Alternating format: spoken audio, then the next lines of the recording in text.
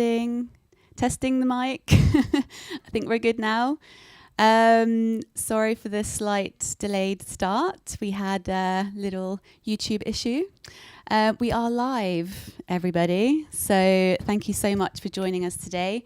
And happy World VFX Day. Please let us know in the chat if we sound okay. As I said, we're live for the next 8 hours, I think. So yeah, things might go wrong. So please let us know. We'll be manning the chat all day. My name is Hayley Miller. I'm the founder of World VFX Day. It is the 8th of December, 2025, and it's our 3rd edition. And I'm really glad that you're here. You get extra points for being here right at the start as well. So thank you very much. We're on the 8th of December, just in case you don't know, in honor of Georges Méliès' birthday, who is considered the father of visual effects. He was a filmmaker from the early 1900s and considered to be the first to use visual effects in movies. So yes, happy birthday, George. And we do have our first talk is dedicated to George, and that is a talk by the Visual Effects Society. So shout out to the VES. Thank you so much. They're an event partner this year. So let's get started. I am very happy to be in the Important Looking Pirates studio today. They are very kindly hosting us all day today. So I would like to welcome Eva Mautino to the sofa. Welcome, Eva. Hello. Thank you so much for allowing us into your VFX home. Well, thanks for letting us host this amazing event. It's amazing to open the doors to the whole community. The team's been amazing, and I'm going to get them in a bit later to say hi, but really just wanted to have a bit of a chat about ILP, seeing as you are our host today. Could you give us a little bit of an intro, please? For sure. So we're sitting in a room called Gamla Stan, which means Old Town, which is actually where ILP was founded in 2007. So yes, we're old enough. We're 18. We can drive now. We think we can. But we're actually sitting in Shoreditch in our London office. It's been open 2 years now, although the actual entity has been open a bit longer than that. And we also have an office in Hamburg, so hi to the German pirates looking. And we have actual pirates spread out all over Europe. And how the story goes is that our founders, Nicholas and Javier, actually used to work in London, and then back in the early 2000s, and then got excited about everything was going on over here and realized that they were missing family and friends and wanted to make sure people in Stockholm as well could work with the amazing Hollywood projects and all the amazing projects that were happening over on this island. So they founded the Important Looking Pirates, and since then things have been going well. We've been growing and proving ourselves. So we are quite a few now, and just released this amazing movie over here, and we have a couple of other exciting things cooking. We have Mando and Grogu coming up next year. He's kind of exciting. He's our mascot today. Right, yes. What else can I tell you? I mean, everything, the important thing for us is really the quality and the community. And again, as we're celebrating today, community in VFX is a big thing. It's a small but big industry, mindful. And it's really about like teamwork and doing things together and thinking about, again, not the quality of the end result, but the quality of all the things that we do in the little details, like even be able to host this. Yes. I'm really pleased that you're hosting it, because Important Looking Pirates are really great, as well as obviously these amazing movies and shows, but also at parties. If you check out their socials, it's just full of parties. So it seems like a great place to work too. Yeah, and really have to thank you, because I know, there will be a party tonight, but you've been working really hard the past few weeks or month to get this together, and it's amazing what you've been doing for the whole VFX community the past few years to just get us all together. It hasn't been easy for the industry, and just the fact that you're pouring your soul and connecting all of us. It's unique, and I hope you get celebrated today as well, because we wouldn't be sitting here if it wasn't for this great idea. Oh, thank you. Yeah, I made sure that I carved out some time this year to enjoy the cocktails afterwards, because last year in Tokyo I didn't get a chance to do that. So yeah, I'm looking forward to that. And we have an important looking pirate showreel to show a little bit later, so keep an eye out for that. But yeah, thank you so much for being here and coming all the way over from Sweden this morning. No, last night, actually. I'm not a morning person, so this was just me. But it's again, it's wonderful to be sharing this couch together, and I'm really looking forward to all the talks today. There are a lot of cool things happening, and I hope people stay tuned. Yes. And swing by Shoreditch later if you're in town. Yeah. Yes, yeah, come on by. And you might pop in a little bit later for a little chat. But yeah, for now, thank you so much. Thank you. And enjoy the day. Thanks. Yeah. And now I'm going to welcome to the sofa. Alfie, are you ready? I am. Come on over. Yes, mic 2. Thank you very much. Hello. This is Alfie Vaughan. Alfie is co-hosting with me today.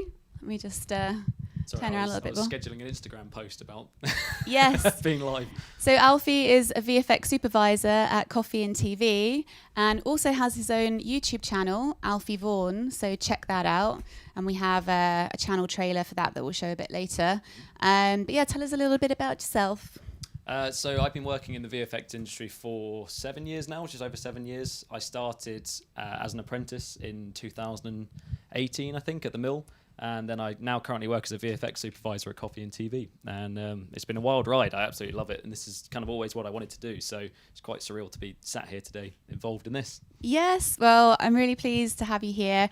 And just wanted to give a quick shout out to Hugo Guerra of Hugo's Desk, who co-hosted with me for the last 2 years. Thank you, Hugo, for all of your great work. And Alfie will be with me all day today. He is manning the power station that is the streaming, and looking at all of your messages and comments, and taking your questions as well for our guests today. So if you have any for our upcoming guests, please get them in, and we'll stick a pin in them and call them out a bit later. So please get involved. We are looking at every single message. So yeah, it's going to be a good day. Hopefully, we had a little bit of a tech problem just now, but you know, it happens. We are live, and yeah, we're really looking forward to sharing the rest of the day with you. So we are in London. We're running till about 3 a.m. When the live in the studio ends, there will still be many talks to watch afterwards. So please stay tuned. And we are so long because so many people want to get involved. And I'm sorry to anyone that couldn't get involved this year, but hopefully next year we can go a little bit longer.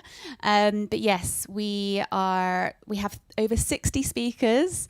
That's over 20 talks and over 15 hours of amazing people and talks and insights and sharing knowledge. So the purpose of today, especially because we've had such a tough couple of years, to say the least, it's really centered around the health of our industry, insights, real-time insights into what studios are using right now, and a little bit of an outlook on the future. So there's plenty coming up, so please stay tuned. And Bobby, I'm going to put you on the spot just to introduce you to more of the team. Bobby, come on over. Let's all shift. Let's shift up. So I'm just going to move the chat there so I can read it. Yeah. How's my crown? The crown is beautiful. Bobby. Hi, I'm Bobby. Bobby helped out last year as well, so I'm really pleased to have you back. With the cameras. Yes, great photographer, but also, yeah, you've been working in the industry for a long time. Tell us a bit about yourself. Yeah, I'm Bobby. I've been working in the industry for like 8 years, mostly doing lighting and comp at the big companies like DNEG and PC, most of the chair of Seagraph in London. So I do a lot of events for our community, so some people might know me from that. And yeah, all around geek, camera nerds. And you're the chair of London SIGGRAPH. Yeah. Which is awesome. Yeah, it's great. Yeah. It's a fantastic Keeps community. Oh yeah, very busy. And that's how we all know each other, make connections and help each other out. and do cool things and get people kind of connected and keeping them, And we'll have more of the team popping in throughout the day, so you get to know a bit about all of the people that are putting together this awesome event just for you. And Someone says, "Hi, Bob." yeah. So we'll just call out a few of the people here. So we've got Nikki's 25. We've got Edit Girls. Oh, that's Kim. That must be Kim. Hi, Kim. We've got Guido. Is that our Guido? Ah, yes. He says everything's perfect. Amazing. We've got Ollie, I think. I need my glasses on. We've got Emma. And we've got Vincent. Hi, Vincent. I can't make out. Oh, yeah, thank you. That's much better. Scroll up a little bit more. We've got Rue Fontes. I'm probably not saying that right. Ekai, I think you joined us last year. I remember your handle. N Stromper, thank you for joining us. Bin U92, no, scroll up.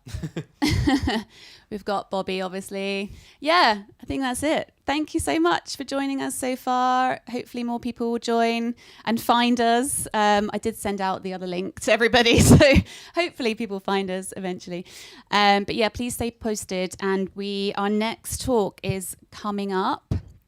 But for now, we will play a little trailer. So see you soon. Which one? Hi, my name is Jan Pinkava, head of the Animation Institute Film Academy Baden-Württemberg in Ludwigsburg, Germany, and conference chair of FMX, Europe's leading animation, visual effects and digital media conference. We're celebrating World VFX Day here in the city of Stuttgart, the home of FMX and a vibrant community of companies and artists creating the digital magic that makes for spectacular storytelling on a screen near you. Hayley Miller and her team are doing a terrific job of bringing global attention to their work. So thank you, Hayley and team, for the love, for the commitment, for the dedication. VFX loves you right back. In this time of change, it's worth remembering that our industry has evolved through transformation after transformation since the coming of talkies 100 years ago. It has always been about moving on, adapting to change, and finding new possibilities. So, in a special 30th edition, FMX 2026 is stepping out on the road ahead and will set the stage for close-up conversations with the artists, the technologists, the producers who are shaping the future with their confidence, resilience, and creativity. As the writer Antoine de Saint-Exupéry once said, our task is not to predict the future, but to make it possible. See you in Stuttgart.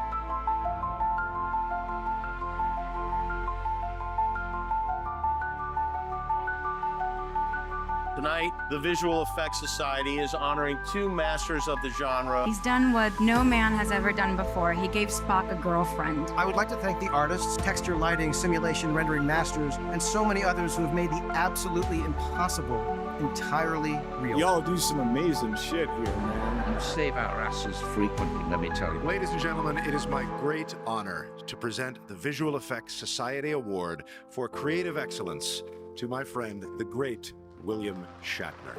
I'm going to pass this off to another guy. It is my honor to present Visual Effects Society Lifetime Achievement Award. Senor Alfonso Juan. I feel a little bit like an imposter. The real visionary here is the amazing team that make this movie happen. This is not about technology. We know that we're all using tools that are pretty similar to one another. It's the people, it's the artists. I just want to tell you how much I value what you do. It's my very great honor and privilege to present this VES Lifetime Achievement Award. It is my honor to present the 2025 VES Creative Excellency Award to Hiroyuki-sama. I cannot do anything without you guys.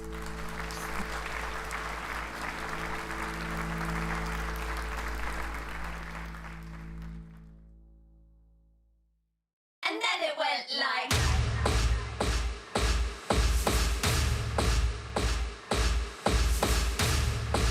A 1, 2, 3, 4. A 1, 2, 3, 4. Well, if it's glass, yeah, you're gonna shatter it. Battle your battles, you gotta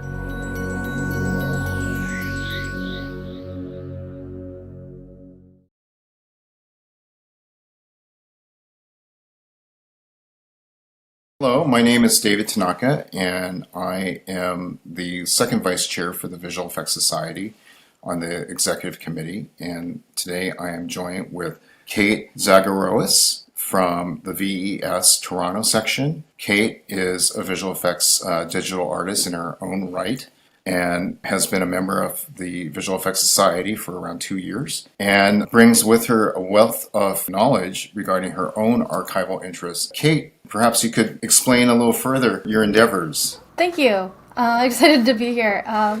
So a little bit about me. I work in Canada as an effects artist, but as David mentioned, my side hustle currently is writing a book on the history of visual effects in Canada and how it sits in context of the entertainment industry today. The book is kind of 3 different distinct sections. One is pure Canadian film history, talking about where our industry kind of started, film distribution in the country, IMAX, the NFB, and then the second half is all about software architecture, so everybody's favorite Softimage, Alias, side effects.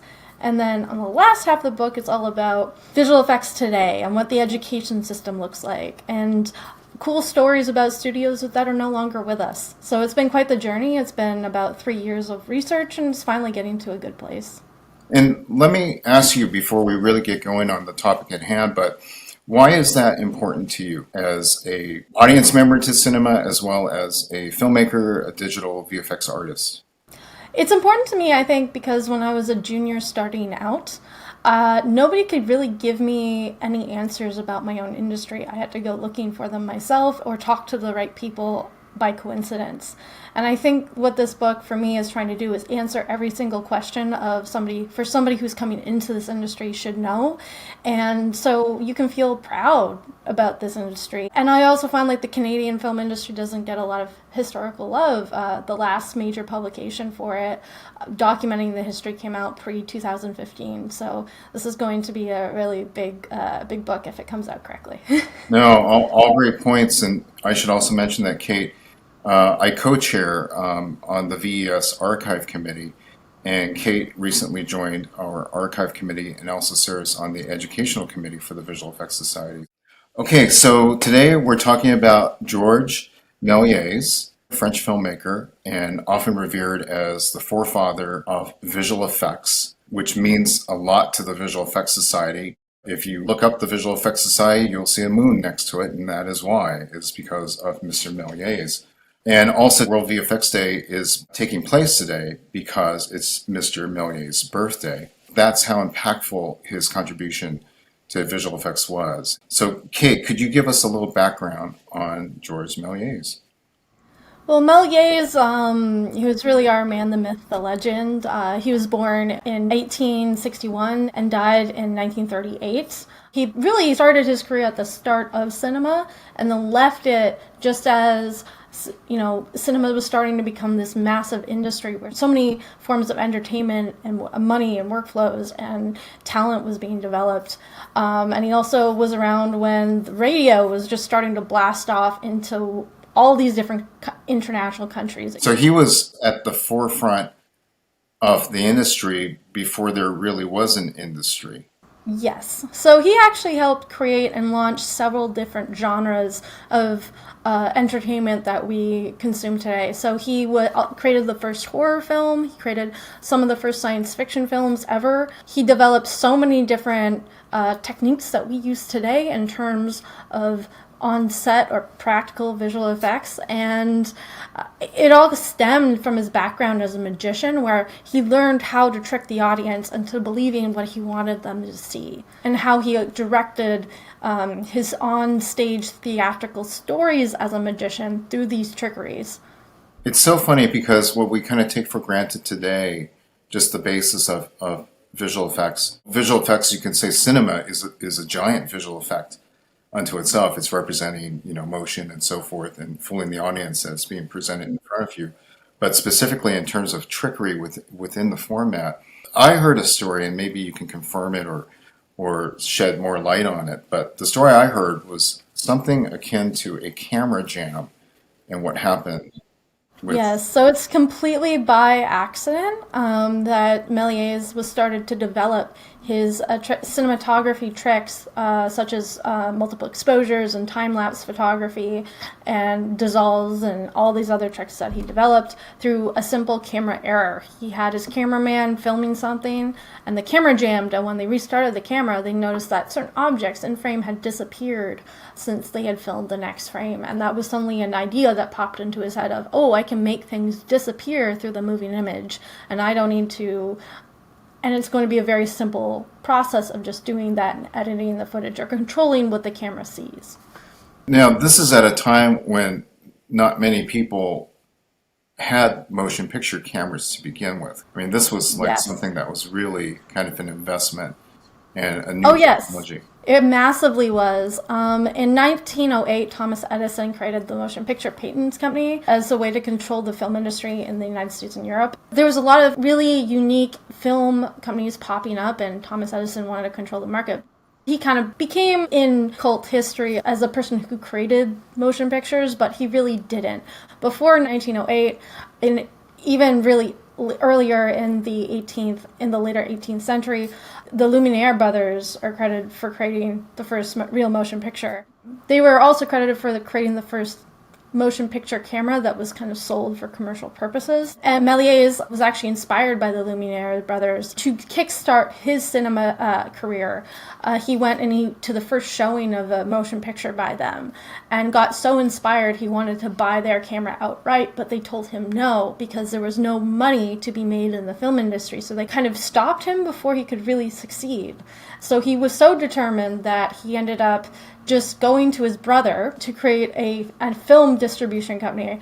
I think it was called Star Films. And they worked together into developing the films that Méliès is famous for. Georges Méliès' first film was actually called Playing Cards. And this is more of a test he was doing with his camera at the time. Because he was really at this point he hadn't really narrowed down the genre of films that he's famous for. And he was just filming things. In fact, Playing Cards was actually a remake of Louis Lumiere's, one of the Lumiere brothers' film, The Messieurs. It basically featured his family, his extended family in this film. It was Georges Méliès himself, his brother Gaston, and Gaston's daughter Georgette, all appearing in the film and playing cards. I just find it hilarious. They're all named with a capital G, as maybe it was a family thing. The film was also long presumed lost, and it was rediscovered after 1981 and included in a home video release in 2008. Interesting. And just to reflect a little on the Lumiere brothers, I mean, you're talking about a time where people were enamored with a train pulling up to the station and people freaking out that it might burst through the screen and crash into the audience. What we would consider a novelty, but for them was a breakthrough. Just to get into the mindset of, at every step of visual effects, we have these moments where the word groundbreaking is aptly used for that particular time period. Because film was about showing ideas back then versus stories, Méliès was sort of a pioneer of his craft where he said, you just don't have to show ideas that exist around the world to people. You can show stories too. And so he kind of was the grandfather of narrative storytelling. So in 1896, Georges Méliès directed his first film where he nailed down his theatrical magic acts in his cinematography. And this film is called The Conjuring. And the film showcases a magic act performed initially by Méliès at the theater Robert Houdin in Paris. And this was his favorite theater. He loved this theater very, very much. It was very much tied to him in his personality and also in his work. And the film really represents his first initial venture into fiction film. And it's basically also the first film that we see substitution splicing techniques happen in his special effects. And was one of his lost films. In 2014, a fragment of this animated film featuring Méliès performing these conjuring tricks were rediscovered by the Cinémathèque Française. And then in 2015, further fragments of this film were rediscovered as well. It's one of those films that we don't have a full take of. It's still just in fragments. Cinderella in 1899. This film is really the first fairy tale adaptation that we see. This is one of his famous trick films that he wanted to really bring a sense of magic to the tale of Cinderella, and we kind of see that here. It's one of his first use of multiple scenes, including 6 distinct sets and 5 distinct scene changes. So he's learning at this point that you can't tell a singular story in a singular place.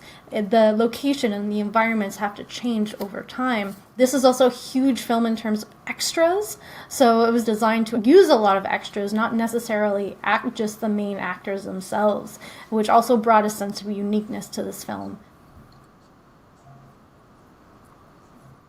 Voyage to the Moon was, at the time, his most complex film he ever made. And it involved multiple camera operators who also doubled as actors. This particular film is inspired by the works of Jules Verne, From Earth to Moon or Around the Moon, and for his film it got edited down to A Trip to the Moon.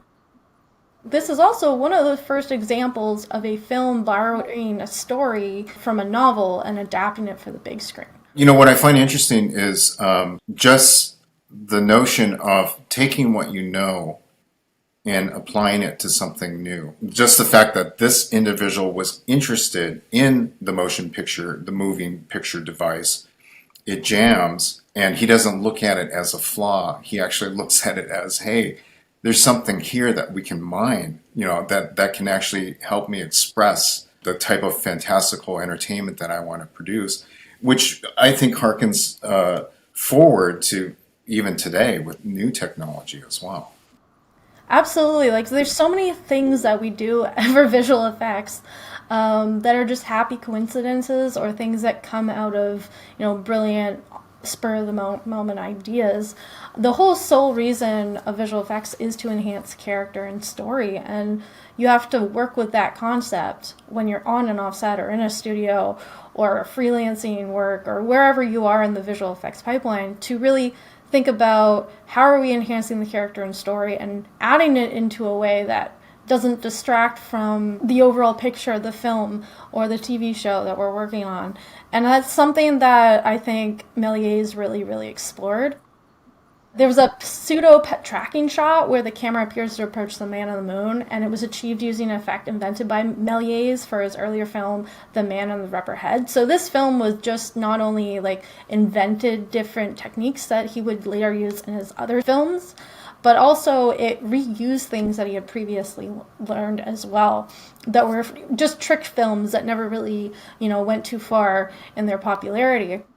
Also, during the moon capsule sequence, just before the kind of capsule crashes into the moon, there's actually a substitution splice that was made to make it look like the capsule was successfully colliding with the eye of the moon. And there's so many of those splices and editing techniques that were developed on Voyage of the Moon that successfully not only translated down into his other films, but other filmmakers adopted as well. What's interesting is it's filmed like a stage production because that's kind of what they knew. And plus, the equipment they had, they didn't have dolly tracks and so forth as elaborate as today.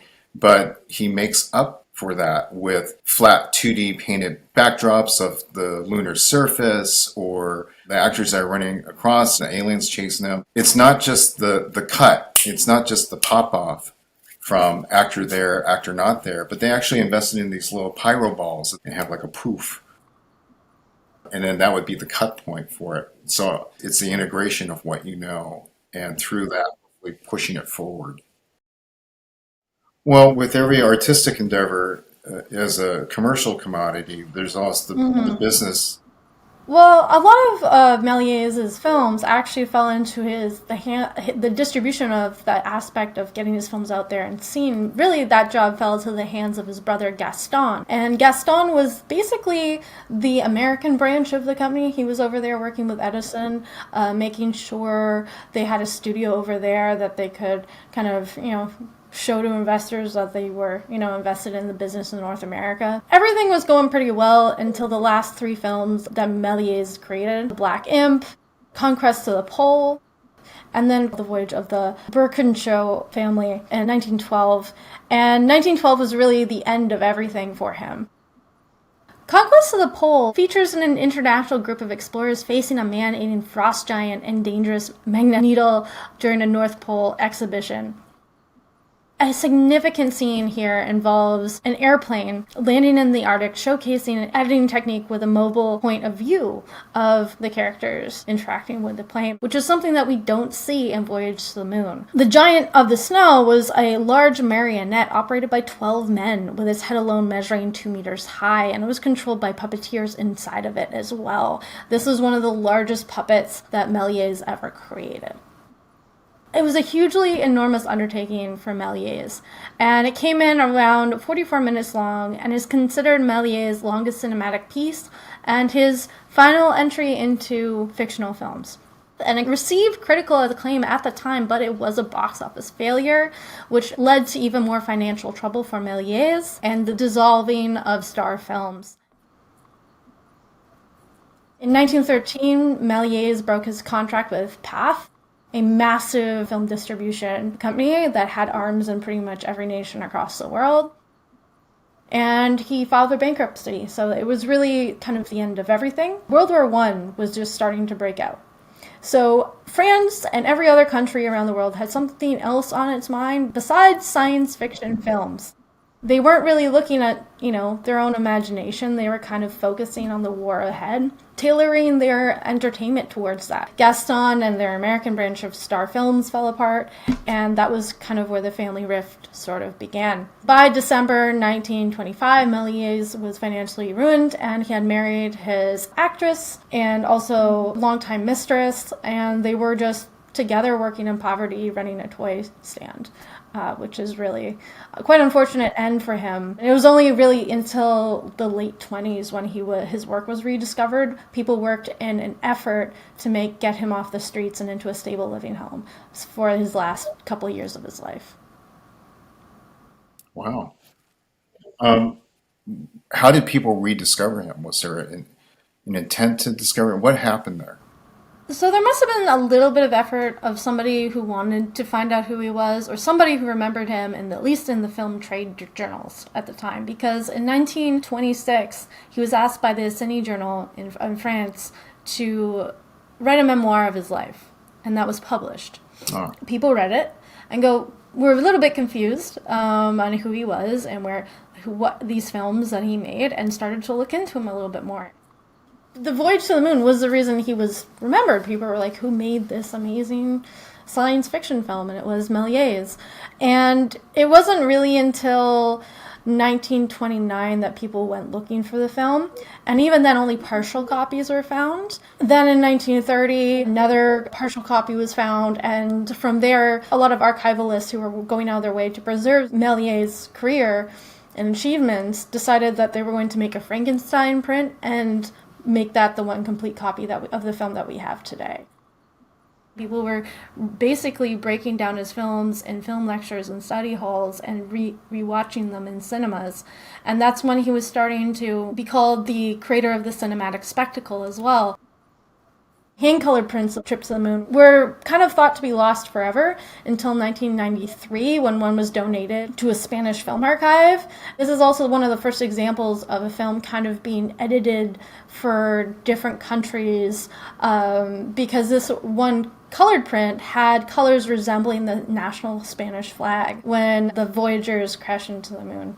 So that's a very interesting little detail. This film was kind of being recolored and adapted to wherever it traveled to. Even though, despite all these accolades, his financial situation did not improve, the film industry, for whatever reason, did not want him back. He really did something that, for me as a Canadian who researches film history, I cannot begin to thank for. A lot of the early film that was brought to Canada in the later 1800s were his films, particularly in Quebec. His films are being shown a lot earlier than Thomas Edison's were. And so, unfortunately, because we're not so great at record keeping, there isn't a really clear record of the first film that was ever shown in Canada. But I've researched this, I've tried my best to find it. There's a recording of the first English film that was shown in Canada. There isn't the first French one, because the papers at the time thought film was a passing fad, so they weren't really going to record it. But looking at the timeline of things, we can say either the first film shown in Canada was one of the Luminaires, because they sent their operators and their projectionists to the province, or it was films that they locally would distribute kind of underneath their similar labels to theirs, and it could have been Méliès. So yeah. I personally would love the idea that one of his films was the first film shown in Canada, but I don't know. We'll find out if those records still exist. Yeah, well, just along the lines of the significance, to go back to the Visual Effects Society and why it is so appropriate. You look at the VES Award, for example, and you look at that history of how do we honor visual effects artists today? And if we are to make an iconic award, what would it be? We've looked at the Méliès and the Lumiere brothers as kind of the two trends that sort of exist to this day. If you think of big effects and invisible effects, they kind of live on now. We all like the idea of that long lineage in history. That's the very beginning of cinema, really, that those two sides were doing what they do. One of her founding members, Dan Curry, who is a visual effects supervisor for many years, he designed the award, which is a resculpturing of the Man in the Moon with the spaceship in the eye. But you turn it around and you see the behind the scenes, the stagehand who's trying to support this giant prop of the moon. It speaks volumes as to what the Visual Effects Society is trying to honor in terms of all the people behind the scenes, but also hearkening back to Mr. Méliès and just his tremendous contribution. It's all full circle. What we needed to do was pay homage to the father of visual effects, George Méliès, and that's where the Man in the Moon came from, and we all felt really comfortable, and I don't think there was a single person on the committee who had any objection to doing that. Every award concept we looked at just felt this is cool, but not right for our organization, and because it was all about being as fair and honest as possible, any other design would have been dishonest based on what the organization is all about. It's a miracle that his legacy has even survived. And, VES has actually done a really great job in helping preserve it, of course, not only through the award, but also through helping a few allies in our organization helped his great-great-granddaughter preserve his grave, which was under horrible disrepair in 2019, and over $40,000 of the general visual effects community across the world donated it and helped restore it, and the crowdfunding efforts were so vast and so much money came in that they've established a reserve fund for the maintenance of the bust and the statuettes and his gravestones for the next foreseeable future. One of the most amazing things to come out of the most recent years is that we're still finding his films. They are getting mislabeled under different names, which is a very common thing to happen in film history because films just get reused under different names or relabeled accidentally by archivists. Do you mean like in a generic sense, like Venice? Yes. So the last film to be found by his, I think, was 2016. Like the Czech National Archive found a mislabeled 1904 print from Méliès. And they thought it was lost forever. And so they found the only surviving copy because it was mislabeled. Can you imagine, like, now in 14K restoration on IMAX? No. I don't know if we could do that. That would be amazing, though. There's also a series of flipbooks that were recently recredited to him. So there's what Méliès would do is he would take frames of his film and turn them into flipbooks. And he partnered with other distributors to do this process. There isn't a lot of details on like if he got profits from it or et cetera, et cetera. But what we do know is that some of the films featured in these flipbooks were misaccredited to different people other than him, and were also found out to be films that were considered lost. And these kind of unique books since 2017 are under restoration, so we can actually fully see these missing clips of these films that are no longer with us.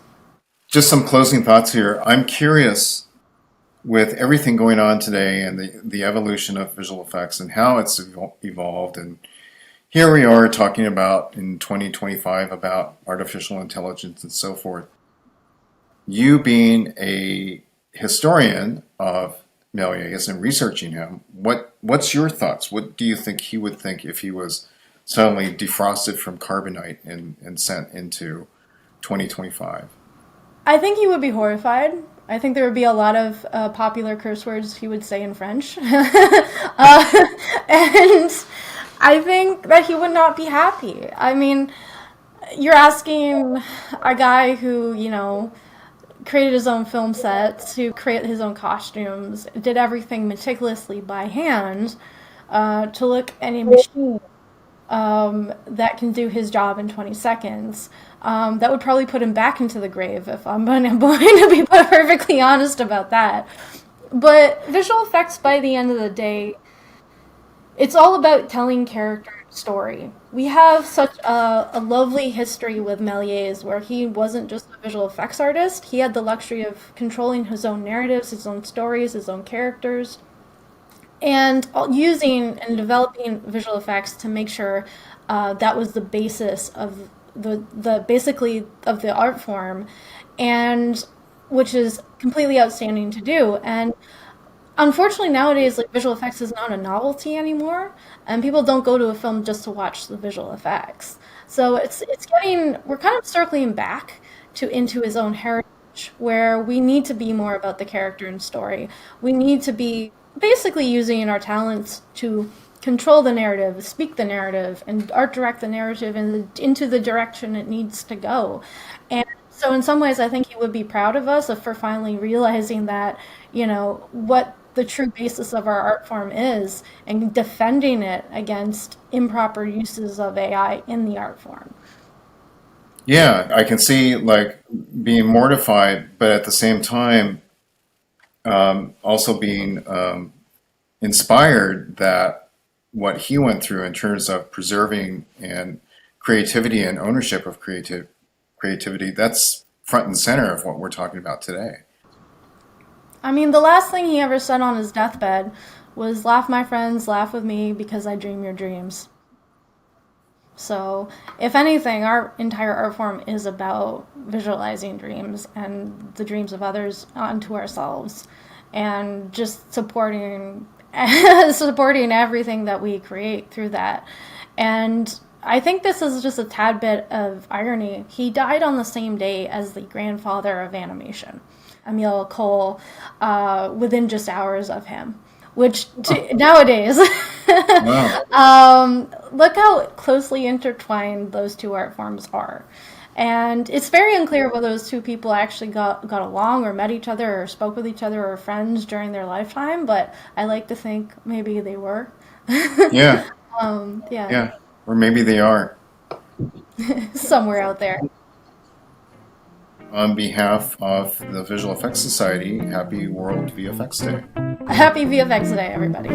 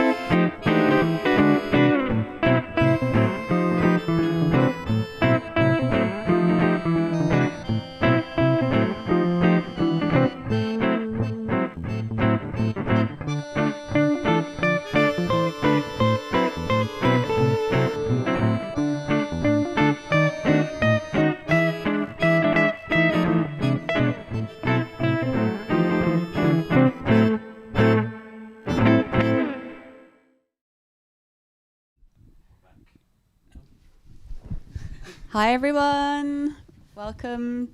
If you've just joined us, welcome to World VFX Day. I'm joined by more people on the sofa. I hope you enjoyed that talk, by the way, George Méliès, and you learnt a lot. As you might know, I mentioned earlier, World VFX Day is on the 8th of December in honour of George Méliès' birthday. So happy birthday, George. We have a new guest. We have Adele here. Hi, Adele. Adele's come all the way down from Scotland just for World VFX Day. So thank you. Adele, you've been in the industry for quite a while. Can you give us a little background? Yeah, so I have been in the industry for about a decade now. I do marketing and PR across animation, VFX, and games. Originally started out as studying animation and digital art, and then just kind of fell into marketing. And now I work for lots of different companies doing marketing and PR, and I'm also on the board of Animation Scotland. So we're an industry body supporting the animation industry in Scotland, promoting, showcasing and representing Scotland around the world. Awesome. Well, very happy to have you here. Thank you.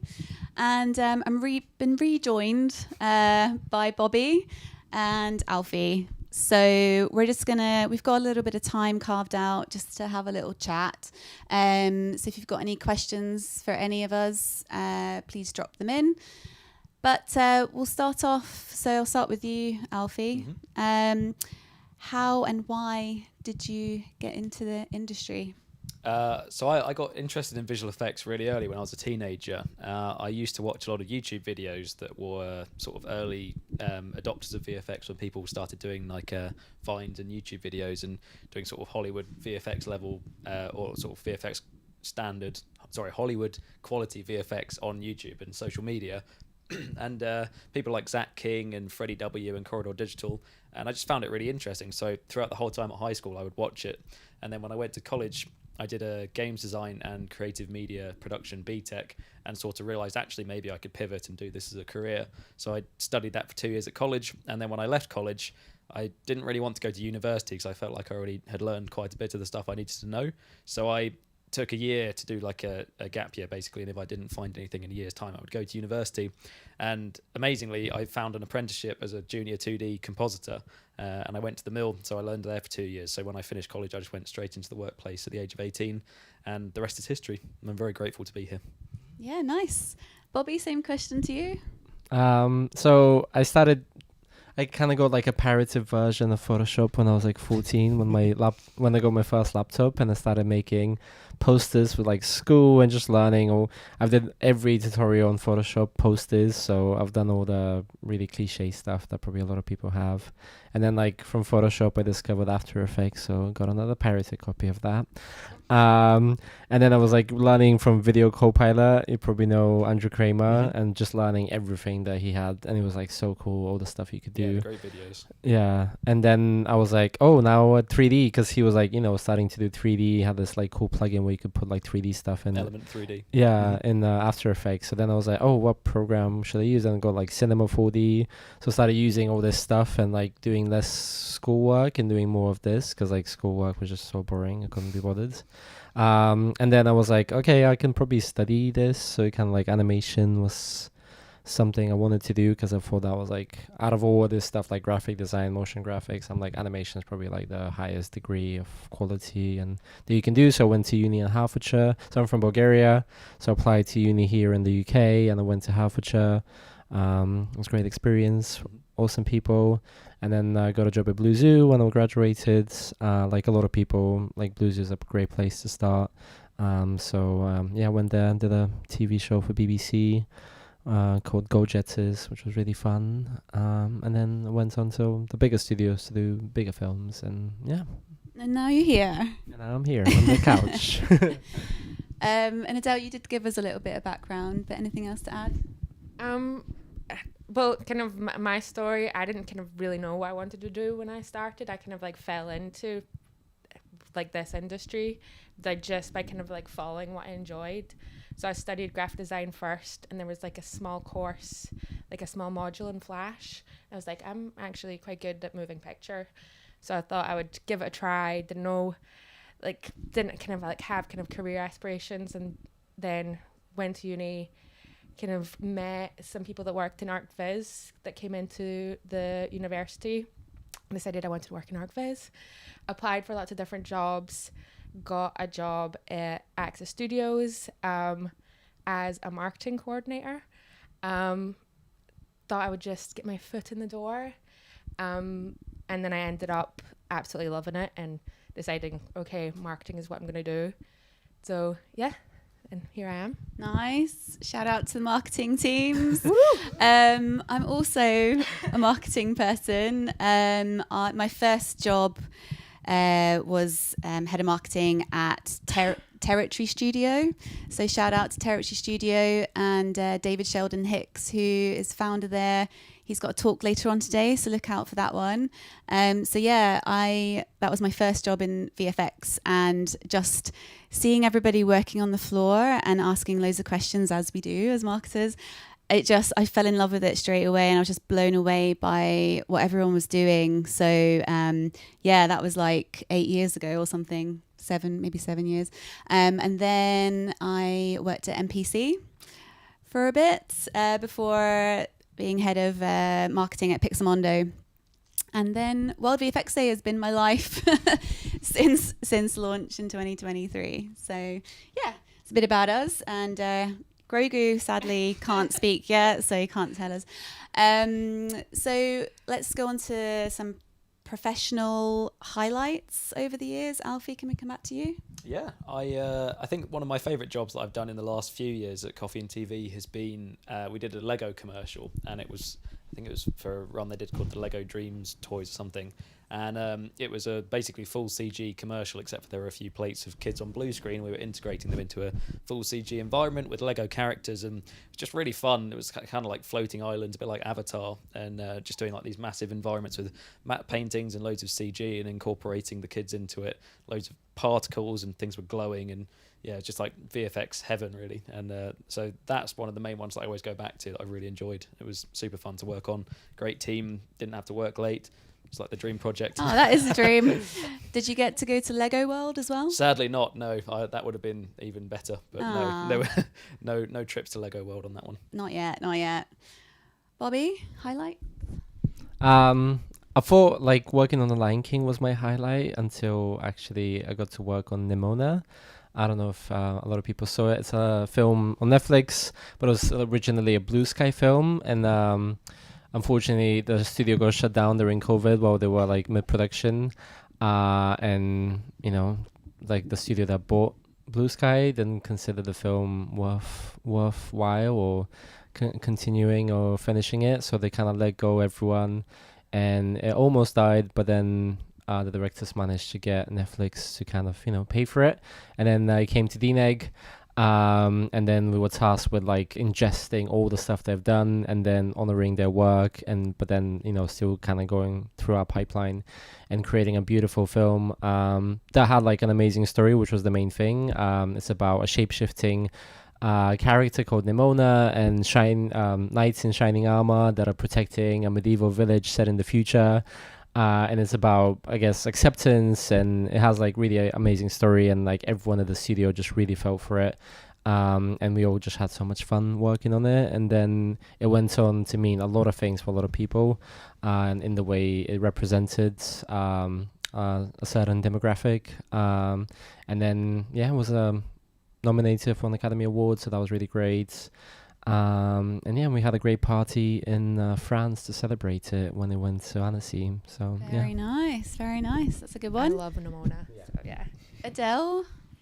I don't think I have like one particular highlight. Like growing up, I always loved watching behind the scenes of like any films or like animated movies that came out, and like I always tell people, like that's kind of like what I get to do now in real life. I get to, like, once a production's kind of like wrapped up, you get to talk to all the team, find out what's kind of like interesting about the project, what the challenges were, how they solved them. You get to kind of like speak to everybody firsthand, and then kind of like find ways to share that with the rest of the world. So it's like behind the scenes in real life. So I love doing that. I love being able to kind of like go to events and hear different speakers tell about like their perspective, what they're doing. I don't think like I love like everything that's kind of going on, like the technology side, the creative side. So yeah, just getting to kind of like chat to people, hear different perspectives, and then kind of find different ways of storytelling with whatever projects or studios I'm working with. So yeah. Yeah, it's awesome to see all the behind the scenes and all the making ofs and breakdowns and everything. We need so many more of those to come out. So it is, to the outside world, it is magic, but obviously we know everything, all the effort and skill that goes into making these projects, and that is partly why World VFX Day exists, so that we can do more of this and share more of our industry with the wider world. And I'm hoping that many of our viewers today will actually be people that really want to learn more about the industry and the skills and talent behind it. So I also think it's like really good for, like, when you've been working on a project for ages, sometimes you forget like the magic they've created, and then being able to kind of like talk about it at events, or kind of like see like behind the scenes, or see how like audiences are responding to it. It kind of like, oh yeah, that was loads of fun and that was great and we are good. So yeah, I've definitely been known to cry a little bit, like you know, when you see the breakdowns and things and see how much work goes into it, but also when you're in the cinema. I've always been one of those people that stays to the end of the credits anyway, even before I was in VFX, but just to see the screen turn into this white, going from sort of small names, and then it goes to hundreds of VFX artists and teams, and it's just like amazing to see. So, the credits that we're allowed to have on there, at least. I think Florence Pugh recently said that she always hangs around at the end. She did a post about saying she stayed. I can't remember what film it was. I think it was one of the Marvel ones. It might have been for Thunderbolts. And she just said she was absolutely staggered at how many VFX artists showed up. Because I think in production you're not really exposed to that. You know, all the people that work on it post-production and what goes on after the shoot finishes. And she said, she was absolutely blown away by the amount of names that were in the VFX studios. Exactly. And, you know, actors and everyone on set, they're interacting with all the different departments because they're physically there. And sometimes, a lot of the time we'll have on set supervisors obviously there. And if it's virtual production, we'll have big teams there as well. So it's helped to kind of break down that barrier, I guess, of understanding, but there's still quite a long way to go in terms of even the wider filmmaking industry understanding what the amazing VFX teams and animation teams do. So yeah. All right, next question. We've obviously been through quite a tumultuous few years, to say the least. I'm hearing, I get to speak to so many studios around the world, which is amazing. So get to kind of hear firsthand what's coming up, what's in the pipeline, to an extent. So yeah, it's nice to hear that there's some more positive stories coming out, and studios getting back to some kind of healthier pipeline for next year, which is fantastic. So hopes for the future of our industry. Big question, but where would you like to see it evolve in the next year or so? I think there's a lot of really cool stuff like Gaussian splats that in terms of technical capabilities that are sort of on the fringe of starting to be able to be used in production. So I don't think we're quite there yet. There's a few kinks and stuff to work out, but I'm really excited to see how those things start to evolve in the same way that things like LiDAR scanning and stuff have become quite prevalent in what we do in our day-to-day jobs on set. There's a lot of sort of cool ways of capturing lighting and things that are really sort of on the cusp of becoming really, really useful. So I'm looking forward to seeing how that evolves. Nice. Bobby? I've been finding recently using coding, like AI for coding. I've been finding that really useful to be able to build your own tools, especially I've been doing a lot of stuff solo now. I'm not working at a particular studio. due to all the crazy stuff that's going on. So I've been building a lot of my own tools, and I find that really like just freeing, that you can actually think of an idea and you want to, you know, just kind of create something for yourself and maybe your clients that kind of makes you see more, like just be more professional, be able to, you know, move away from like clients sending WhatsApp notes about shots and whatever, and that you can put a platform together. And you can have like streaming and things like that, and then you can integrate into like creative tools that you use. So I'm finding a lot of that very like just freeing, that you can kind of go and start coding, and then you start understanding how things work on the back end, such as like websites and platforms and databases and things like that. So that only kind of helps you kind of have a broader knowledge of things. So it's not just being an artist and, you know, like not like thinking you're limited in a way, because you can't have a big base behind you. Like when you're in the studio, you have like a massive tech team that is always like building tools and creating stuff that, and then when you go home, you have like so very little tabs that you can just kind of click a button and a million things can happen like you do in the studio. And then now you kind of actually can do that. So a lot of people are, you know, bashing obviously AI for image generation, but then I would say for people that are non-technical, that, you know, like coding, using any of the platforms, or even using open source models that you can just kind of run on your own computer, or your own server, where you don't like have to connect to anyone or share anything with anyone. That's very cool, and I think people should be more open to that rather than just kind of completely like, you know, closing and shutting off, because I don't think that's the way to go. Yeah, well, our industry is constantly evolving, and even more so it feels in the last year or so. And we do have a lot of talks coming up that cover new technology and AI. It's kind of a golden thread weaving through most of the talks today. So please keep your eyes peeled for that. Adele, hopes for the future? Hopes for the future. I think that, like, I've always worked across animation, VFX, and games, and I've kind of seen in recent years more of a synergy and kind of like crossover between kind of those different marketplaces and kind of like terms of technology or IP. So I think that that feels like sharing knowledge, sharing experience, sharing ideas is always going to be a good thing. So that's really exciting to see. And I just think like, I don't know, like the last couple of events I've been to, it's kind of it's felt more hopeful in terms of, you know, like people adapting to change more.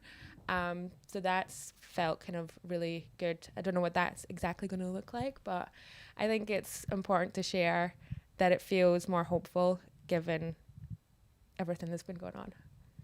Yes, definitely. Yeah, it's a bit of a whirlwind, our industry. There's so much to keep up with, but that's also partly why so many people love it, because it is constantly evolving and changing, and we're at the forefront of innovation in filmmaking as well. So another reason why we need to talk more about what we're doing. So yeah, the Gaussian splats has been another thing that's been mentioned. Someone through just said the in the talks. chat, nice to hear Gaussian splats mentioned. There we go. Yeah, is that Holly? So we can take some questions if there's any. Can you see from three. there? So there's one that just came in that says, hey, in a world where so many shows and films are streamed, often I find it difficult to find comprehensive BTSs. Is there a place one can go that is dedicated to breakdowns and BTSs? Of course, there's befores and afters. Yes, Check yes. that out. Shout out to Ian Fales. So yeah, it's completely dedicated, as the name suggests, to breakdowns. So do check that out. He's got a YouTube channel, website, obviously, and Instagram. So follow all that good stuff. Yeah, beforesandAfters.com. Yep. And he's got his magazine, which is also really good. So Yeah, check that out. yeah. The physical print that you can buy from Amazon, I believe, which has been a nice replacement. Obviously, we wish it was still here. Cinefx was the magazine to go to, but unfortunately that folded a while ago. But yeah, Befores and Afters has taken that spot quite nicely. Anything else? There are a few YouTube channels dedicated to kind of maybe not so much just behind the scenes. I can't remember any off the top of my head, but I'm sure we Corridor Crew. I have to shout out Corridor Crew because they are an official supporter of World VFX Day. So I'm very happy that they support. I didn't know that. The day. That's cool. Yes, They're my heroes. Yeah, I love them too. Shout out to Christian there and the guys. And also, if you know the VFX studio, you can also generally go on their website and find specific breakdowns for things you want to watch. Less so in commercials, but definitely for films. A lot of the big films get dedicated breakdowns released, so you can go onto their websites and find them as well. Yes, and I know who that question came from. Hi. We met a few. Any others that you can see? I need my glasses on. There's another one from Anna Basker, I think. Do you feel that modern VFX is a combination of all main forms of art created, tracking its history from paintings, theatre, photography, cinematography, and that understanding them can inform us? Or maybe, and what understanding them can inform us? Yeah. Do you feel the modern... I'm going to have to read that again just to absorb the question. I think like a big trend that you're kind of like hearing with the kind of rise of AI is the kind of core skills are more important. Yeah. Are really, not that they're more important, but they've always been important. Taste is very important. Yeah, so like cinematography, photography, understanding camera, understanding lighting. So I think like, yeah, those core skills have always been important, if that's what. It's kind of like what in uni we had so much like just art, you know, you have to learn about art to like know objectively what looks good, you know, you have to go to galleries and go just literally experience life and like know what like looks good and like within, you know, society to be even like to create anything with AI, even like an image or something, you have to kind of have an eye that, you know, you have to train. Otherwise you're just kind of creating, that's when like this whole slot machine and everything comes through, because like you can create like good looking stuff. I've had a client where I created a commercial and it was all AI, but you know, I don't think a lot of people like necessarily look at it and say immediately, oh my gosh, that was made with AI, because it was made like in a way that it's like tasteful and tamed and not just like, you know, giraffes turning into trees or something, you know, that's something just ridiculous that doesn't exist in any way. Yeah, exactly. Just because the tools exist doesn't mean that everyone can use them to the best of their abilities. And that is another theme, I guess, that's been running from when I'm speaking to people. It's you still need that basic understanding, that artistic eye. Mm-hmm. So yeah, and that will kind of differ depending on the area of expertise, I guess. So like with animation or like character, like anatomy and movements, like really important. So yeah, I think having that good foundation is always important. Yeah, it is. As a compositor, I do a lot of photography as well, and just as like a hobby rather than doing it professionally. But being able to look at photos and like, for example, I take a lot of photos on shoots, and then when I get back and I'm zooming in, you go like, oh, there's a lot of chromatic aberration in the corner of this photo. And it's through studying those sort of real world artifacts that you actually sort of work out the stuff that you need to do to add to like a CG shot, for example, to replicate those little inconsistencies and imperfections in the image. And it's interesting that they mentioned painting as well, because a lot of the DOPs and directors that I speak to actually look back to almost like Rembrandt and that kind of much older forms of artwork. For a commercial I'm working on at the moment, the DOP was referencing Rembrandt for the grade and saying he wanted to get all those sort of earthy tones into the blacks rather than just having them completely clean. And I just thought it was really interesting that you would look at a completely different art form to sort of inform the way that you wanted the image to look. So lots of inspiration coming from different places. Nice. Any others? I think there's one near the top. What are you... Oh, no, that is it. Sorry, yeah. What are you most excited for the future of VFX industry, and how will gender parity fare within all of the change happening? Interesting. Yeah, I mean, it's always a big topic, and I think it's a big topic for most industries. We have similar challenges in that respect, and diversity as well. I don't think another report's been created since, but in 2021, Animated Women kind of sponsored a report. I can't remember the research company that did it with them, but it found that there was less than 3% of VFX supervisors were women, and I think less than 1% were women of color. So I'm sure not much has changed since then. So there's obviously a lot of work that we need to do in that respect for both diversity and gender. So just I take that opportunity as well to say that World VFX Day, we have a International Women's Day stream every March. International Women's Day is on the 8th of March. 2026, we will be having a live stream on the 6th of March. So, and you can see our previous streams on the YouTube, so check that out. But yeah, I mean, for this event, I've broadly aimed for 50% women on the lineup. We got to about 40-ish%, which, yeah, I'm very happy to say, I think, that we have that percentage and hopefully it'll grow each year. But yeah, I think the future of VFX, we've got so many challenges, haven't we? But it's always something that we have to look at as well. And it's great that we have amazing organizations in place like Animated Women that are covering that very well. Anything to add? Let's shout out some comments. Amazing to see, striving for equal representation. Thank you very much. Let us know what you do as well in the chat, because we can only see your handles. So let us know if you're working for a studio, you work for yourself, and what you do. We really want to know more about our audience. Yeah, I think that might be it for the questions. That's it, yeah, so we might go to a little break before we kick into the next two talks. And we have coming up, let me consult my schedule. Yeah, we have, I'm really pleased to share this next talk on 100 years of supporting film and TV with the Film and TV charity. I got to interview their CEO, Marcus Ryder, MBE, who has been in the film and TV industry for decades and is giving us an insight into the charity and what they do for our industry. And then we have a great talk which is focused on careers and job searching, unlocking your potential. So we've got some fantastic people just giving us some advice on how best to present ourselves and what to do in your next job search. So stay tuned for that, and we will be back shortly. See you in a bit. Bye.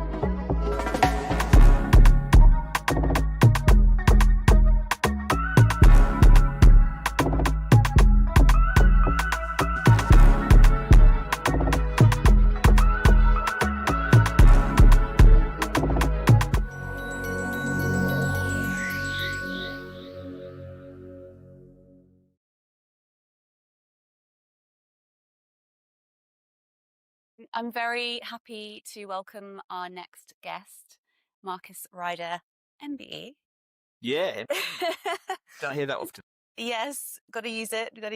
Now, thank you so much for joining us today. I really wanted to chat to you today because you're doing amazing work within our industry, you and your whole team. So thank you so much. Thank you. We really want to know a bit more about you, and World VFX Day is global, of course. But we really want to shed a light on the charities that are out there helping the professionals within our industry. Obviously, we're going through a bit of a tough time at the moment, to say the least. So starting with the charity, it's been around for over 100 years. Yes. Which is amazing. Yes. What has been the mission, vision, and values over the years, and have they changed? Okay, so the mission of the charity is to look after the well-being of people working behind the scenes in film, television, and cinema, and it has focused on those most in need. Right, so that's the vision, that's the mission for, I think it's 101, maybe it's coming up to 102 years. I think it's coming up to 102 years. Yeah. But within that vision, it has changed over the years.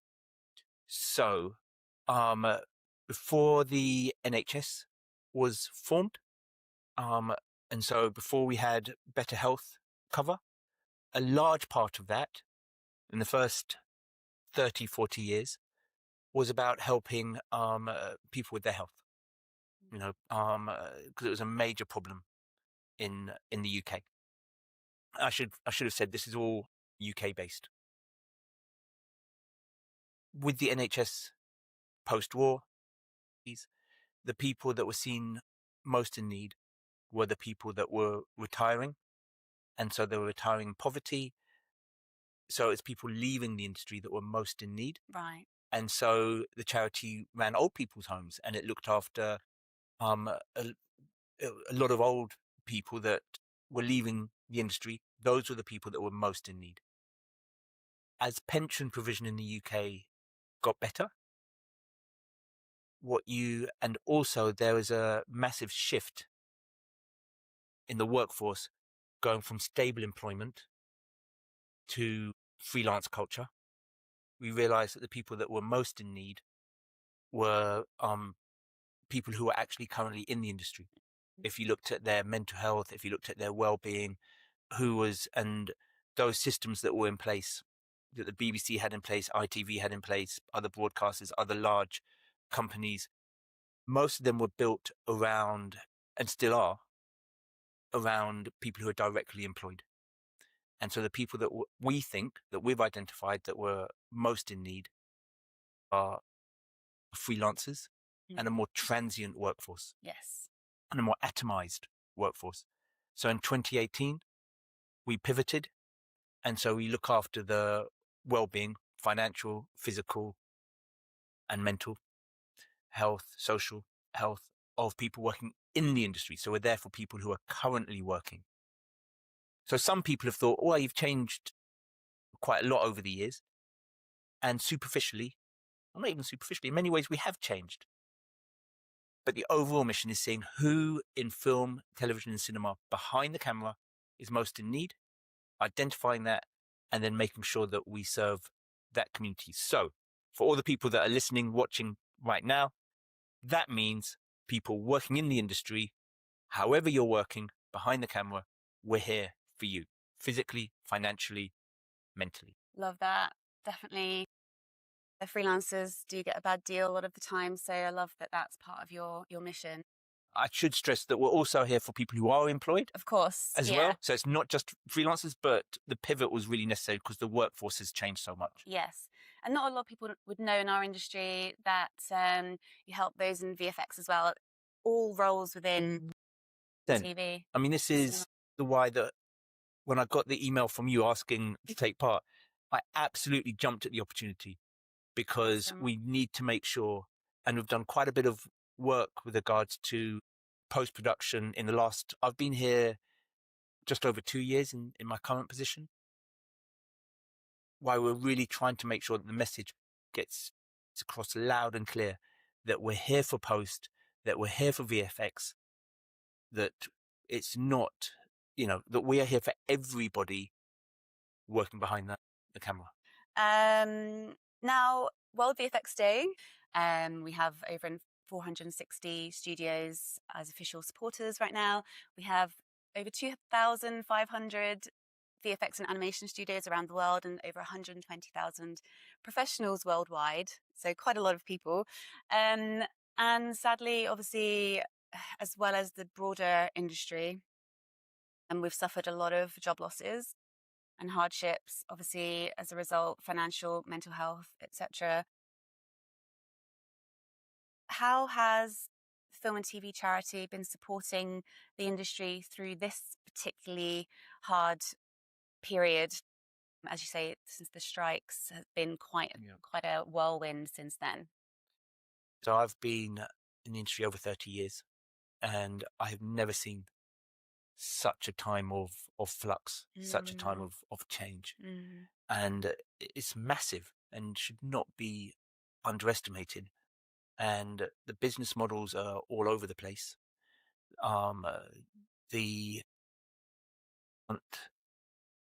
There's not a week that goes by where a major studio doesn't seem to be either making redundancies or being bought by another company, which then makes it really unpredictable so it's a massive time of flux and uncertainty, and that can really have impacts on people.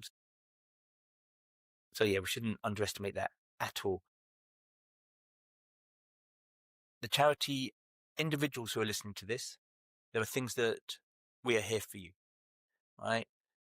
One of the major drivers of poor mental health is loneliness. And so what the charity does is that it works with different community groups to make sure that we can support them so that people can gather and create community. Community is the creating community and creating those networks of friendship is the best way of actually combating the biggest issue of mental health, of poor mental health. And as well as that, we open up our ground floor to free hot desking. Yes, I've used that myself. For anybody working in the industry.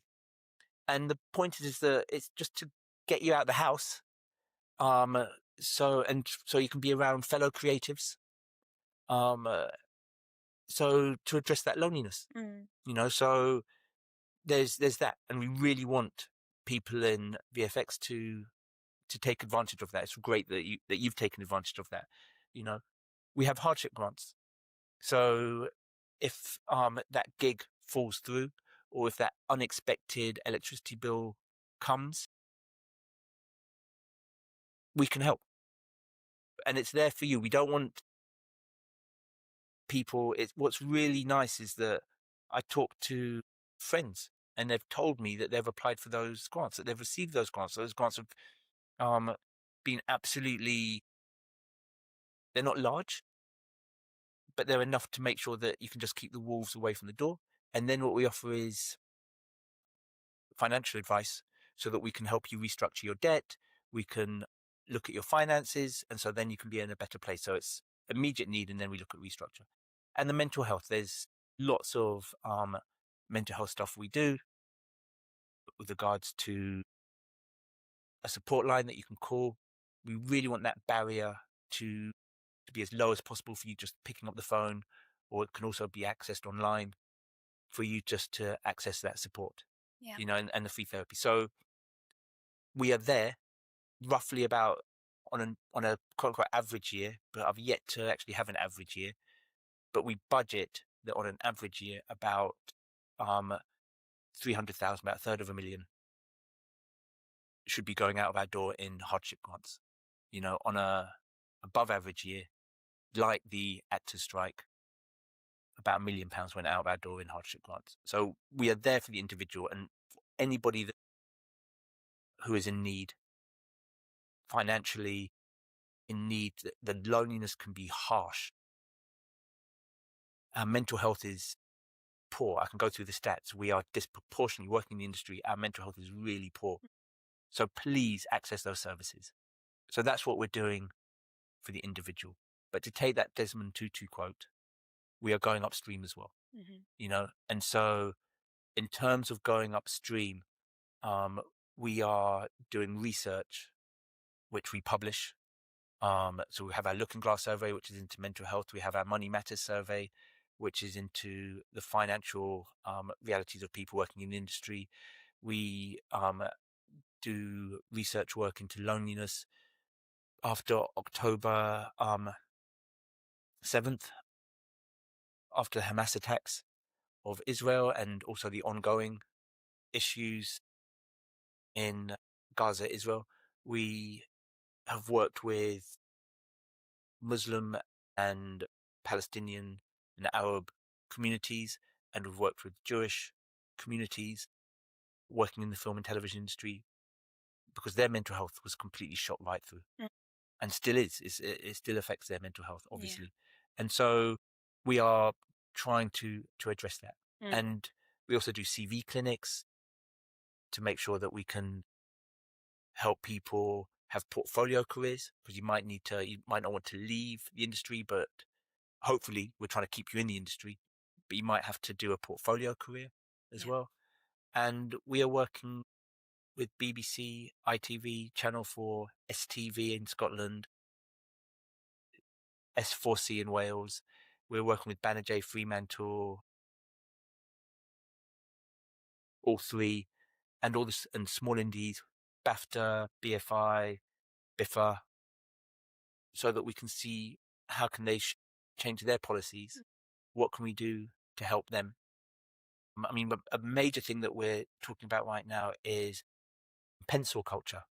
I don't know if you No, not heard of that. heard of that. So it's a term which I've only just heard recently, which is people pencil you. And this is really strong thing with regards to, from what I'm hearing, with regards to VFX and for post, that they pencil you so that you set your work and you set your calendar, but it's only a pencil, and they keep you on that pencil, and then the day before you're cancelled. Oh yes, we know that very well. Yeah. And it affects your mental health. It definitely affects your finances because you can't get another gig in. And so I'm actively working with UK TV, Channel 4 and BBC and Amazon in another group called Action for Freelancers, which is how do we address pencil culture? So it's looking at those specific needs, you know, and trying to address those. Pencil culture is a really big one. Yes, and we suffer that at studio level as well when we have projects booked in and contracts aren't particularly that robust, one would say.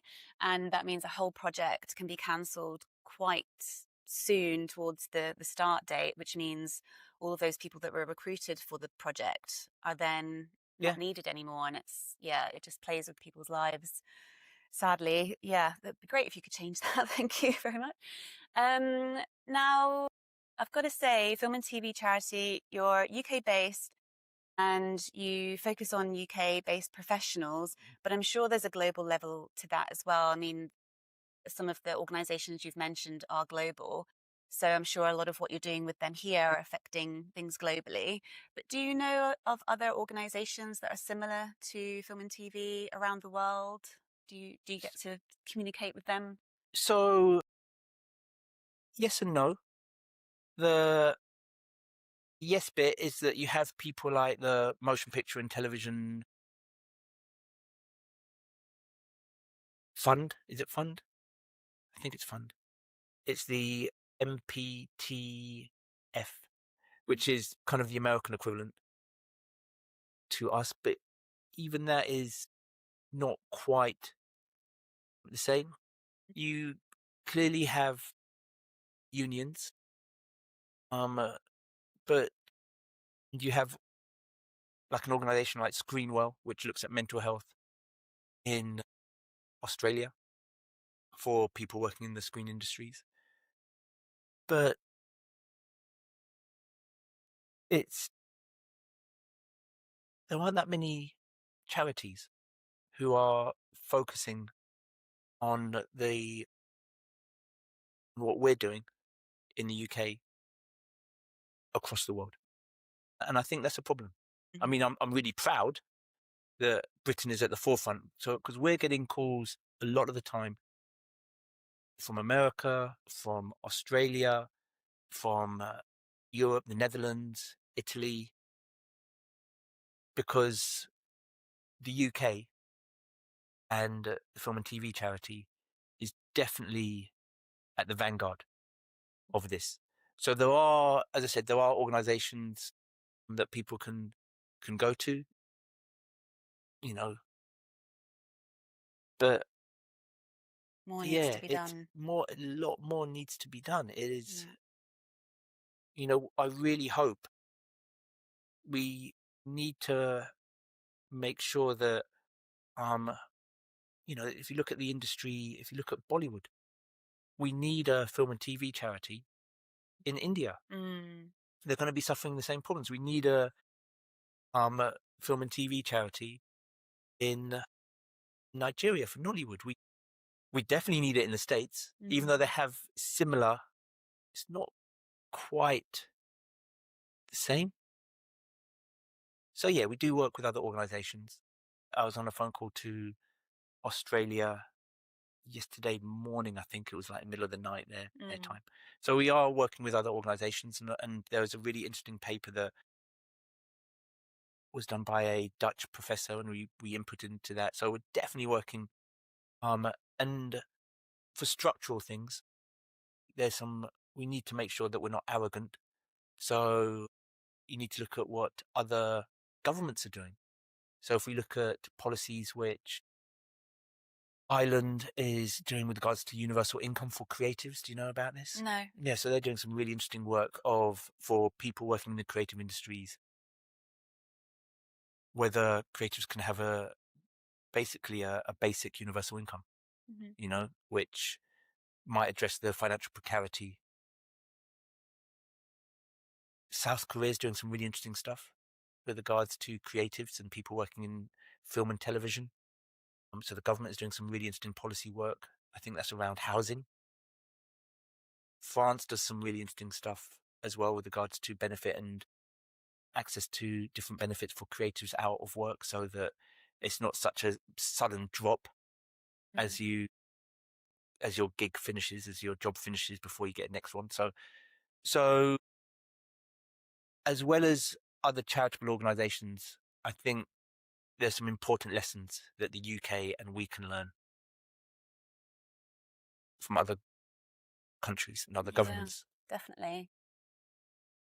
One thing that I would love to see for our industry, but perhaps the wider industry as well, is to have a global trade association or organization. That's my dream. Okay, I like it. And if I can use World VFX Day to kind of instigate that and bring people together, then that would be amazing. It's needed because we are gone are the days when we are just we are a transnational industry. Yes. Yeah. I mean, it's the way that we always get confused when we have Best British Film, and we're like, you know, it's how you define exactly what is a British film, or how do you define what is an American film? You can see, you know, when Trump tried to or talked about introducing tariffs for foreign films, you know, everyone was like, went down we don't well. know. One, it didn't go down well, but two, what was really interesting for me was that everyone was like, well, how on earth do you define that? You know, so if we can't even define, or we can, but the definitions, we get in such a muddle very quickly. Exactly. Like, what is about foreign films and what have you, and what is an American film, and it shows that the need for a transnational organization. I love that. Yeah. Help me. Great. You heard it here first, guys. Now, some positive news, I guess. We have the new UK tax incentives. And I'm sure you know Neil Hatton from UK Screen Alliance and the British Film Commission as well. very positive that we've got some healthy pipeline of work coming into force next year, which is obviously going to help the UK economy, but probably the wider world as well. I mean, our industry, the VFX world, is quite transient. People move country to country to follow work, and it is centered around the tax incentives. But we're really hopeful that next year, I mean, we were hoping this year would have been it, but it feels more hopeful about next year. Is that kind of what you're seeing as well? Yeah. No. So you're definitely seeing, so the tax incentives are for film and high-end TV. Mm-hmm. So what you're seeing is, or what I'm seeing anecdotally, is people in scripted and high-end TV and films. You can see they seem to be more optimistic. You know, what seems to have fallen out, the bottom seems to have fallen out of those mid-range. You know, so the very, very cheap and cheerful, there's still seems to be a market for that. For the high end, the tax incentives definitely help. There definitely seems to be, as I said, a spring in people's step. With that, there seems to be hope. You know, I worry about that middle. You know, having said that, yeah, this time last year, you know, let's not let's celebrate what needs to be celebrated. You know, and this time last year there was not. It didn't seem like there were green shoots. There wasn't much to celebrate. No. And I see people, as I said, the tax incentives in the UK seem to be really good. You know, and that hopefully that will have a real positive outcome. Yes, Yeah. not just on the UK, but other areas as well. Hopefully, as you know, as you said, it's quite a global business that we have. Now, I know we're running out of time, so I just had a couple of questions left. What's next for the film and TV charity? What's coming up? I know you have a winter campaign on at the moment. Yeah. So what I was going to say is that I think we really want to encourage people to recognize. We want the people to recognize that, but for the grace of God go I, with regards to needing the therapy, needing the hardship grants, and we need to support each other. We have a winter appeal. The winter appeal is going really well, and we're going to hit our target. So what's next for the film and TV charity is just making sure that we build those communities. And the other massive thing, God almighty, I'll be really told off if I don't mention this, is that we've been working really hard on pan-industry mental health principles.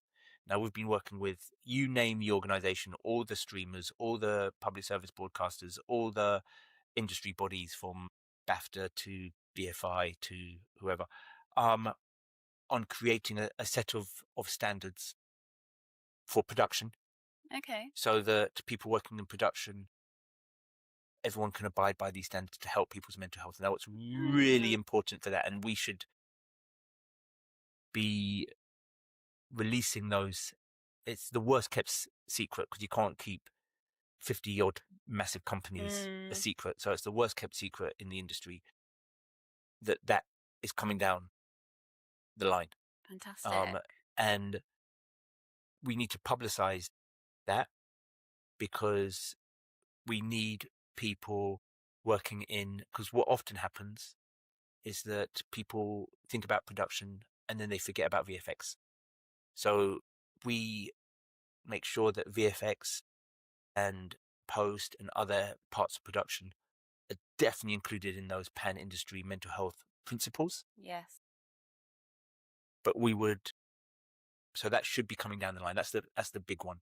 And we've got data to show the production companies that abide by those principles and work to address those issues have better mental health outcomes than organizations that don't. Amazing. So what a huge project. That's a massive project. If I hadn't mentioned that, oh my goodness, I would have definitely been told off by my team. So Yes. yeah, that's the big thing coming up. That's a great project. Very worthwhile. I love that. Thank you. And to finish off, what are your big question? But what are your hopes for the future of our industry? Ooh, okay. So I think. So if your big dream is a trans national company, my big hope is I think that we need to restructure how we think about how we support freelancers. Yes.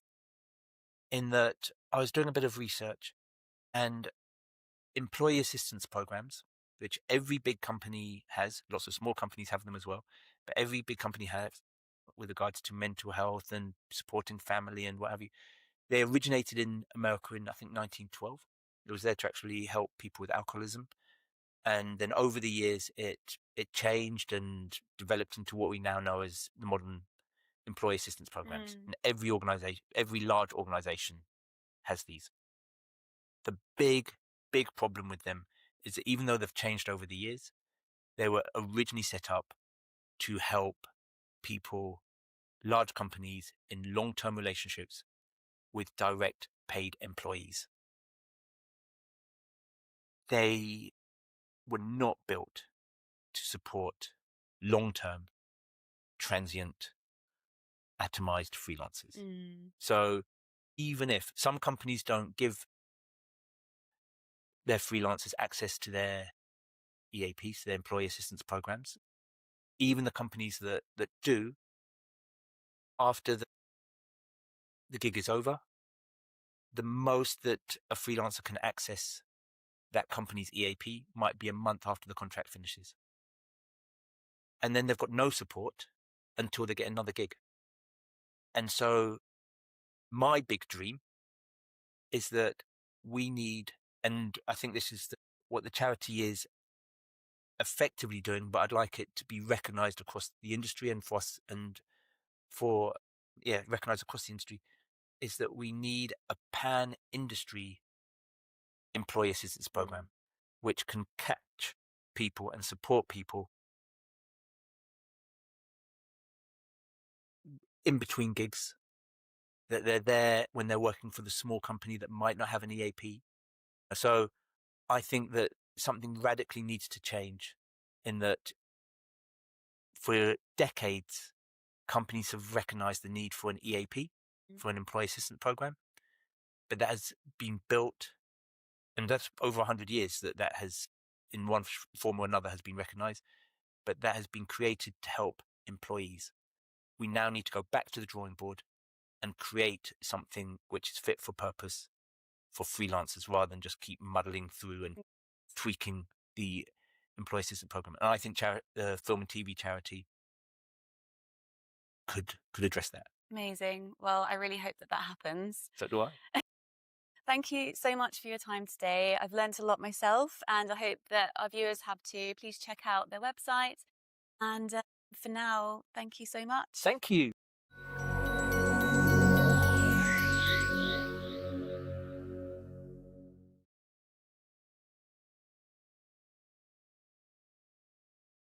Welcome to our careers panel discussion for World VFX Day 2025. Thank you, Hayley, for asking us to be here. We wanted to share with everybody some top tips and insights into growing your VFX career. And I have an illustrious panel gathered. I'm going to ask everyone to introduce yourselves. Jonny, let me come to you first. Everyone, my name is Jonny. I am the Talent Acquisition Manager at DNEG in London, currently looking after all of our different divisions across visual effects and feature animation and technology. Sounds like you might be busy, Jonny. Very much so at the minute, yeah. Okay, great. Great to have you here. Harriet. Good morning. My name is Harriet, and I am the Talent and Recruitment Manager for Union Visual Effects. And I look after all the global talent across our London and Montreal studio. And Simon.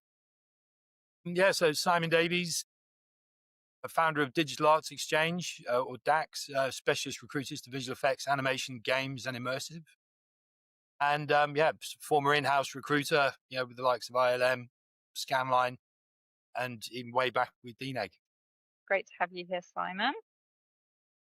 Just to introduce myself, so I'm Debra. I'm the founder of Open Frame Coaching. I provide career and leadership training for creative professionals who are seeking a rewarding career in balance with their personal life. Prior to setting up my business, I've had a many multi-decade career in visual effects as a compositor, including as global head of comp at DNEG. So between us, lots of experience and insights into how to get ahead in your career in visual effects. So to kick things off, I think it's helpful to get our fingers on the pulse. I think it's safe to say that no 1 year in VFX is ever the same as the last. So I'd be interested in what you're noticing in terms of current trends in the industry when we think about careers. So for example, regions that are hiring, key roles that are in demand, possible growth areas. Simon, let me come to you first. Thanks. Yeah. So, it's no secret. It's been a tough sort of 18 months, 2 years. I think a lot of places have been sort of kind of up and down with the hiring. We are seeing and hearing about new opportunities definitely opening up as we head into 2026. Don't think it's going to be a rocket ship taking off, but we're probably going to be looking at quite a steady kind of graph heading upwards.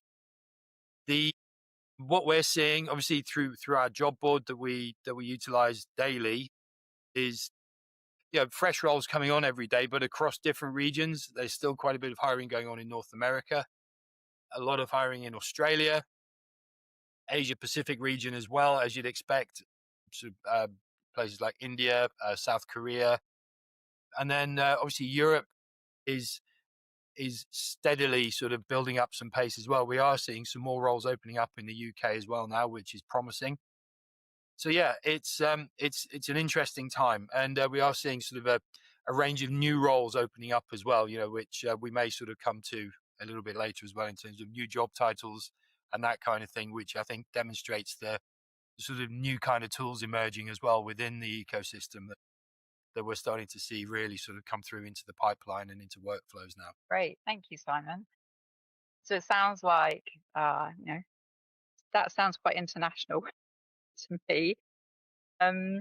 Yeah, which is fantastic to hear. Harriet, interested to hear how what trends you're noticing from your perspective at Union. Yeah, I think I completely agree with you saying, it's been a bit of an up and down year and no year is the same. And I've definitely seen over the last couple of years things really shifting around, and it is hard to keep on top of things. And so I really kind of sympathize with people kind of knowing where to apply and how to approach the whole job application process. We're seeing a lot of changes around kind of the Unreal roles, kind of more happening with that, a lot of more technical innovation coming through. And as a smaller studio, we don't have teams that are at the forefront of that and kind of pushing it forward. So it's more of a learning as we go and seeing kind of how the trends are changing and things. One of the biggest changes I've seen is, sadly, with studios like MPC closing, who are very well known for their creature work.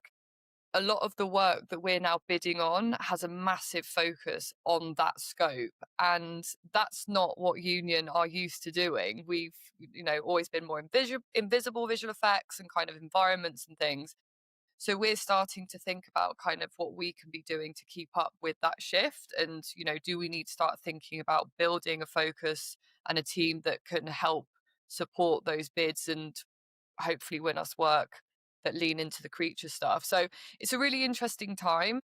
I think we're taking it each day as it comes, because it's hard to keep on top of. But yeah, that's kind of the direction we're seeing things going, from new business and the work that's starting to come through to the smaller studios like us. Yeah, really interesting, Harriet. Thank you. Yeah, I found it interesting what you're saying about with larger companies like MPC closing.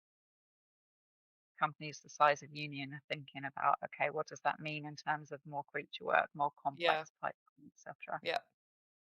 Yeah, and great, interesting to hear about the Unreal side of things too. Thank you. Jonny, how's the picture looking at DNEG? What are you noticing there? I think I can kind of echo what both Simon and Harriet have said there. We're definitely seeing things pick up.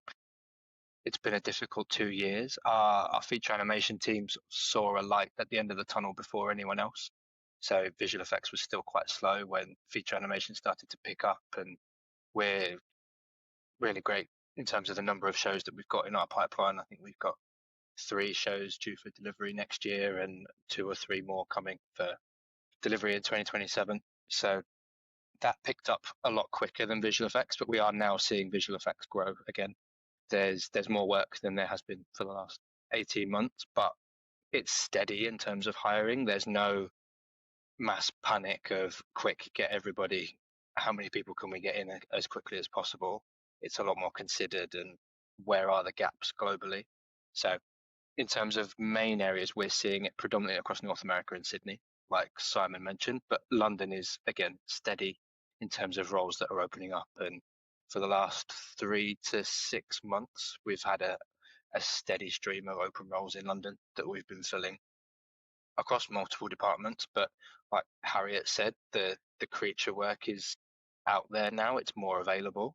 So we've had an established creature pipeline in DNEG for a long time, but to really focus on trying to win that type of work as opposed to what DNEG would do with big effects and environment things. A creature is an area that's really exciting, and although unfortunate with the collapse of NPC, it's really exciting to see that kind of work go into different studios and for us to be a part of jumping onto those kind of projects. Yeah, thank you, Jonny. And yeah, I mean, as you say, DNEG always had a strong creature pipeline, but yeah, and I think it's really interesting everything that's been happening in feature animation as well. Yeah, okay, fantastic, thanks. So it sounds like, things are picking up globally. That's what everyone's noticing. I'd say that with a note of caution, at a slow and steady rather than a, gold rush. But good to hear it's moving in the right direction. That's what everyone's noticing. So I think something that isn't discussed often is how to get ahead in your career. So once you've got your foot in the door, so I'd love for us to share some insight here. I have plenty of thoughts on this from my own experiences, but Harriet, perhaps I'll come to you first. Yeah, of course. So obviously getting your foot in the door is the first step, but I think people forget how important step 2, which is climbing the ladder and making that role then work, is almost just as important. I think the biggest factor is people, and it depends on what level you're coming in at, but you immediately want to be making a good impression. Do not come in and fit into that culture that's already been created. And, studios like Union work incredibly hard to make sure we have a culture that people are going to thrive in and enjoy being in. So yeah, it's making that a good impression, getting along with people. I think for kind of that more junior end of the scale, it's making sure that you approach your progression in the right way. So don't get ahead of yourself. Like I've seen so many times where juniors think, look, if I get through this work the quickest I can possibly get through, then I'll fly through the ranks and I'll work my way up out of a junior role, etc. Sure, but you also want to make sure that you're getting through that work efficiently. So it's not about speed, it's also about getting it right. So, you don't want to get through it really quickly but have 10 rounds of notes. It's about doing it in an efficient way and making sure that you're not jeopardizing one side to get, just be quick. I think it's also important that you make sure you excel in multiple areas of your job. You can't pick and choose the bits that you just enjoy doing the most and do really well at them and then kind of idle through the rest. Like, it's about being consistent across every part of your role. And being a team player, there is no, I hate to say it, but there is no I in team.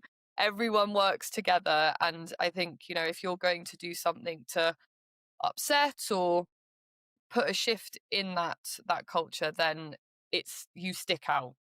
That's when you become noticed, and it's not necessarily in a good way.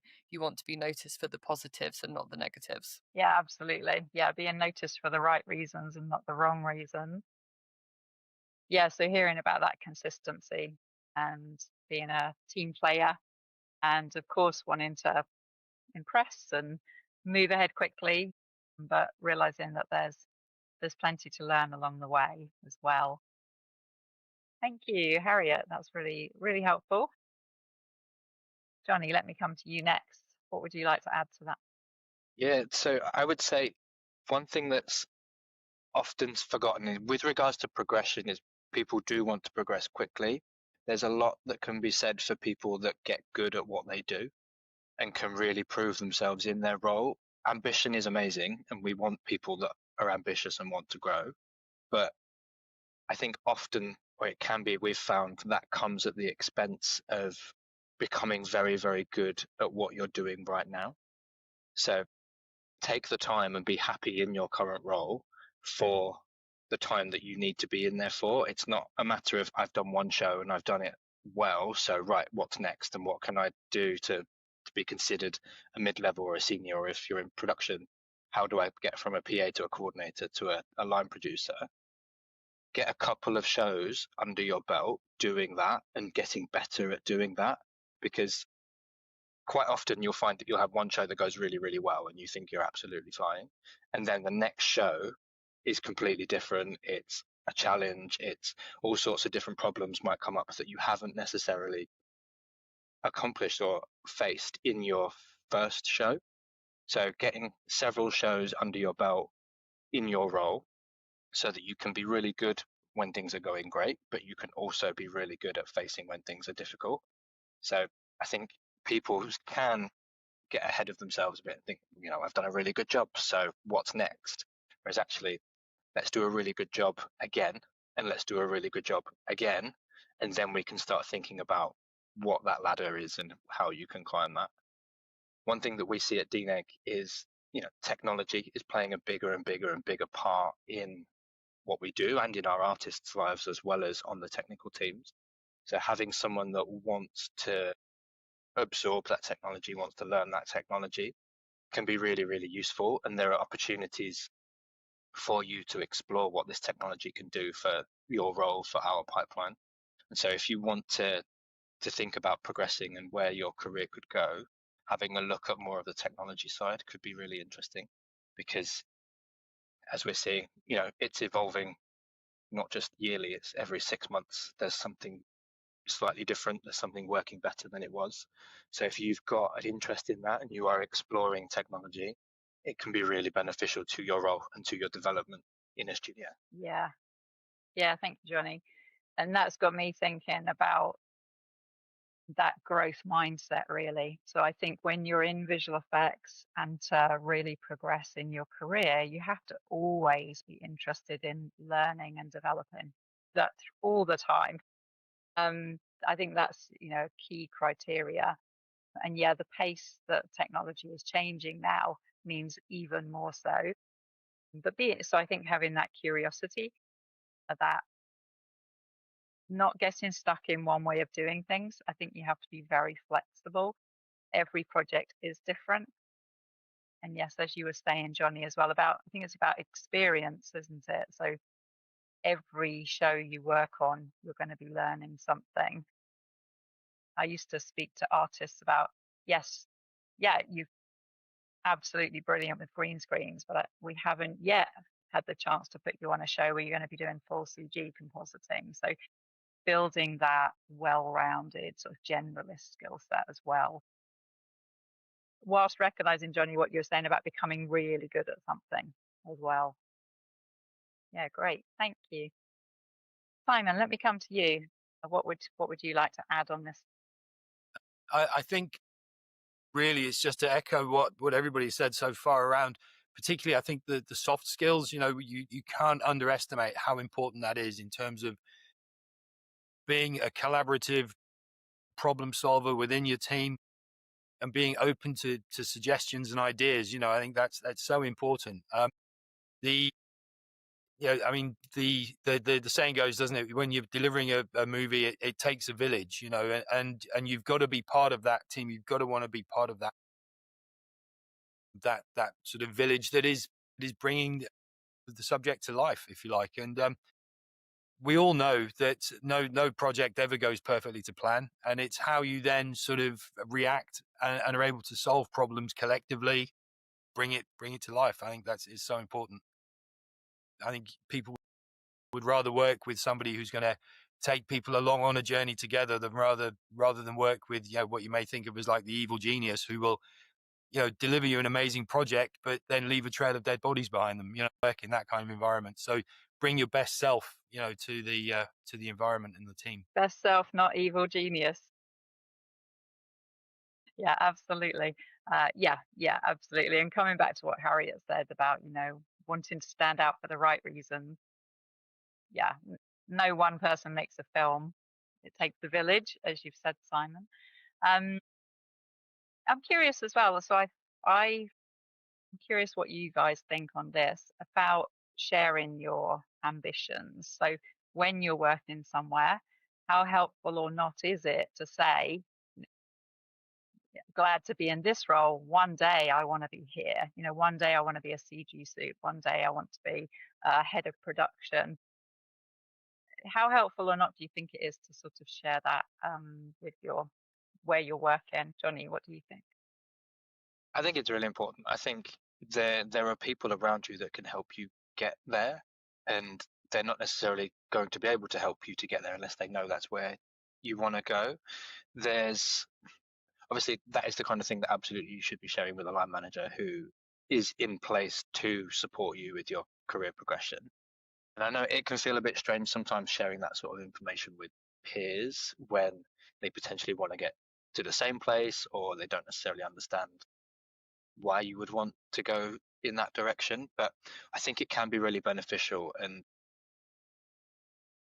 the more people are aware of what you want to do, the more they're in a position to support you with that. So if you are easy to work with and you are someone that is happy to take on odd jobs, responsibilities that a CG soup or your VFX soup can go, I know Jack or Jill wants to do this will actually really help them. They're willing to do that, so this is going to help them on that path. So similar to what both Simon and Harriet said there about collaboration and being as part of the team, when the people around you know that you're easy to work with and that you're willing to take things on, they're going to be more willing to give you those things, and those things are the sorts of projects or the sorts of responsibilities that will help you get to where you want to be. So I think it's important. It can feel strange sharing it with certain people that it might not necessarily feel like it's their business to know that sort of thing, but having people around you that can support you. And one thing I found with this industry is it's incredibly supportive across within studios and online and in other networks. Everyone seems to want to help everyone. So there is a real network internally and externally of people that can support you with getting where you want to go. Yeah, fantastic. Thank you. Yeah, and I think lots of nodding there. Such a supportive industry. Absolutely. I think when I'm coaching people, I think, well, no one's a mind reader. If you haven't shared where you would like to get to, then how are people going to help you along the way? And so, of course, being mindful of who you're sharing that with and not being annoying about it. But I do think it's important to share and help look out for those opportunities for you as well. Anyone want to add anything further on that? I think just one thing to say on that is it's as Jonny said, it's great to have ambition and to have a good idea of where you want to go, but it's also important to be able to read the environment you're in and really what the possibilities are for that progression to take place and how quickly it could potentially happen.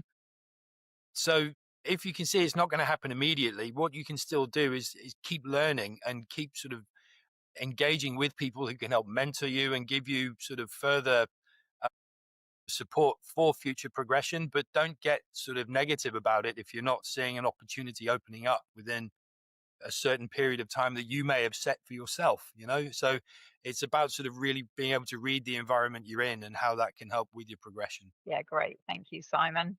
A very good point as well. I've got another quick question on this, which is thinking about intentionally building your professional network. I find this is something that comes up a lot in my coaching. I'm so curious to get your thoughts on that. So if we're talking about career progression, you know, you've got your foot in the door, you're working somewhere. I think it can be helpful for people to actually be thinking about, you know, making sure you're making good contacts and you're kind of nurturing those contacts, because it is such a small industry, people move around. And Harriet, anything you might like to share on that point? Yeah, I think, you know, there's lots of opportunities within visual effects for networking, you know, events that are run and set up, whether that be studio owned or something like Access VFX or World VFX Day coming together and putting things on. Like there's so many things available. Many are free, some aren't, but are still incredibly beneficial. You know, it's worth the money. And I think quite often people who are in roles already are worried about, you know, being at an event and DNEG stand is there and union stand is there. It's like, oh, I can't be seen standing talking.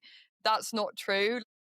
That's not how it goes. Like, you might be talking about advice on something complete, you know, yes, visual effects related, but it's not about getting a job. It is about building those networks, because we aren't, you know, we can't see into the future. We don't have a crystal ball. You never know what is round the corner. And so being scarily being prepared for the worst and having, you know, what recruiters work where, what kind of roles are they going to be looking for?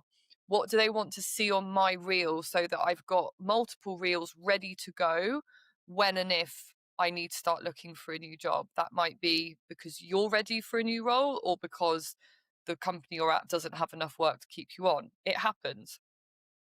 So, you know, I think there are many platforms. LinkedIn is one that obviously gets used so much, but making your LinkedIn profile stand out as much as possible, having a current show reel embedded into your page. So when a recruiter like me comes across, I don't even have to ask you for it. It's there. I can see it. And I'm like, yep, this is the type of work we want to see. You can embed your CVs. Like, you can put so much on there, but it's also a really good way of doing that networking side of things. So, okay, I really want to work at Union. I want to be in effects. Who works in effects? Have a look, reach out. Can you give me any top tips on what Union would be looking for in an application? And sometimes that way you slip into an unofficial mentoring scheme and you build a relationship. You meet at the pub after work, and who knows, that could be what eventually gets you a job at a studio, because we talk about it internally. You know, we ask for recommendations. And so if someone can put a name forward, that's already bumping you up to the top of the pile.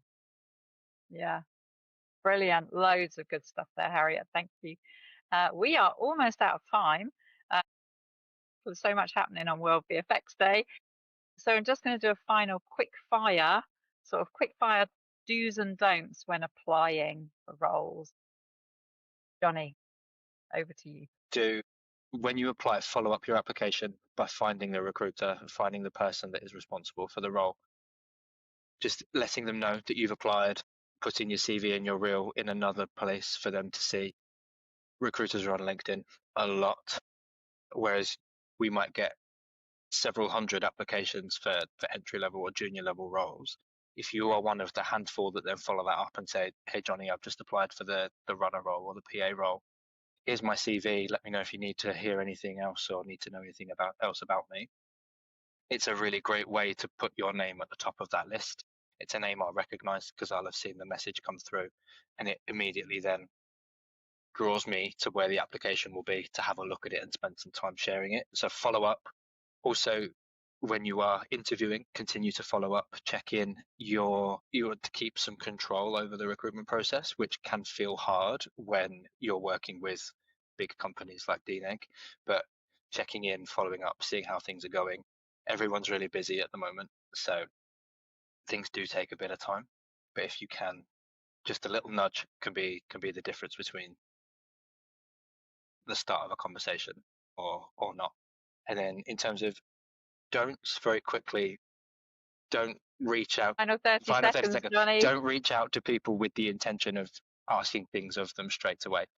So reach out with the intention of building a connection rather than seeking favors, and that will play out in your advantage. Brilliant. Thank you. Love it. Simon, one quick do or don't. Take your time with each application. Don't just send multiple applications in one sort of hit. Tailor each application and really make sure that it's detailed and is really sort of viable for the role you're applying for.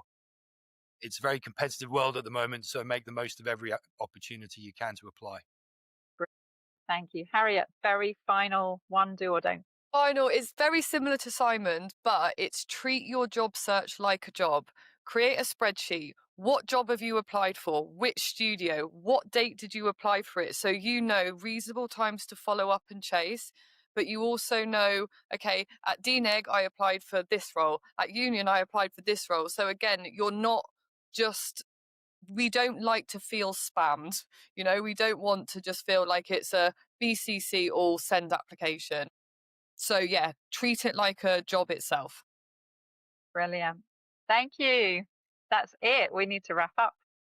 Thank you all so much for sharing your brilliant insights, and I hope everyone has found that helpful. Bye.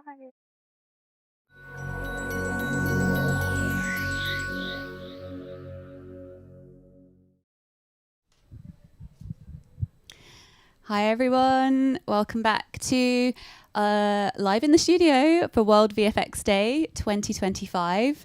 If you just joined us, I'm the founder of World VFX Day. I'm Hayley Miller. Nice to meet you. Thank you for coming. And I'm very happy to welcome our next guests. So starting on my far right, we have Lawrence Ehrmann from the Yard VFX. Welcome. Thanks a lot. Hello everyone. You've come over from Montpellier? I came from Montpellier yesterday night. Yeah, nice, thank you.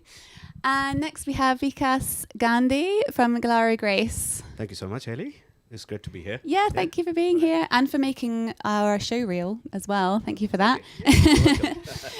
And we have Lucy Cooper from Union VFX. Sorry, Lucy. Hi, everybody. Nice to be here. We only have 4 mics, so to share. And last but not least, we have Brian Carbin from Stone Dogs. Hi, thanks for having me. Nice to meet you all. Actually, first time meeting you, so nice to meet you, very nice to meet someone new. So we've got a lovely panel lined up who are all from independent studios and just really want to get an inside look into what's happening in your worlds. So I thought it'd be good to just have know a little bit more about your studios. So Brian, can we start with you first this time? Hi, I'm from Stone Dogs. We started in 2017 after Rush's post-production. It was a big, well-known post facility in Soho. Shut down, and off the back of that, we're 2 VFX ops. Guess we're I'm just doing the math, 8th year now, so pretty successful, I think. And I'm the outlier of the group here. We're short form and advertising, so mostly TV commercials, mostly working with advertisers and direct to brand. But yeah, that's where we are. Awesome, thanks. Cool. And Lucy? Pass the mic game. Hi, I'm Lucy. I'm Managing Director of Union. We are an independent visual effects company based in London, but we also have an office in Montreal. We are 17, just turned 17 in October. And there's about 100 of us, I suppose, at the moment, but we sort of ebb and flow around that depending on what's going on. And we do mainly feature film and episodic work. A lot of it's sole vendor, but also we work as one of many. So that's us. Hi. Thank you. Hi, I'm Vikas. I'm from Gelaro Grace. I'm the VFX producer and MD, and we are very young. It's just 12 years in 2025. So, yeah, we're an independent VFX house. We are based predominantly in Delhi, and now the offices are in Mumbai, and I'm handling the London studio. We've been in industry working on long form and commercials. Thank you. Thank you. Hi everyone, so I'm Lawrence Ehrmann. I'm the founder and creative director at The Yard, a company launched in 2014 now, so almost 12 years. We were 160 this summer. We are now close to 90, and we are mainly on feature film, episodics, and yeah, really happy to be here. Awesome. Well, yeah, very happy to have you here. Gonna get my paper. I feel like a newsreader when I'm getting this out. So obviously we have been in a pretty tough economy, it's fair to say, for the last few years especially. How do you, especially as an independent studio, create a business strategy to the best of your ability and your knowledge without anyone having a crystal ball? How do you kind of go about that? Do you have people to consult with, or is it based on your own experience of the studio? Brian, can we come to you again? Passing the mic. Thanks, Lucy. Yeah, I should say you guys are from much bigger studios. We're 10 at the moment, and we expand and contract with a core group of freelancers that we trust. And I think that's kept us out of the woods.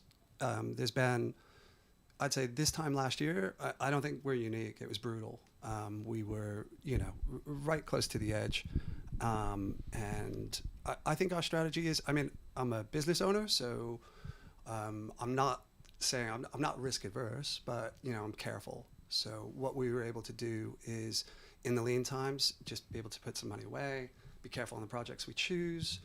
We did some long form just to kind of dip our toe in, and for a studio my size, a long form project that goes wrong could just take us down. So we're just at the moment just treading along, being careful, kind of optimistic, but just cautious. So that's where we're at. Sounds like a good strategy to me.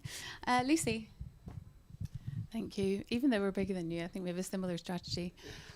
Ultimately it's about keeping a really good core team of people, and we are also quite cautious in terms of, it's been important to be we're sort of bootstrapped, financed, and obviously independent, hence we're sitting on this panel. So for us, it's important to kind of not be stupid with any money that we make, and that has seen us through some of the hard times.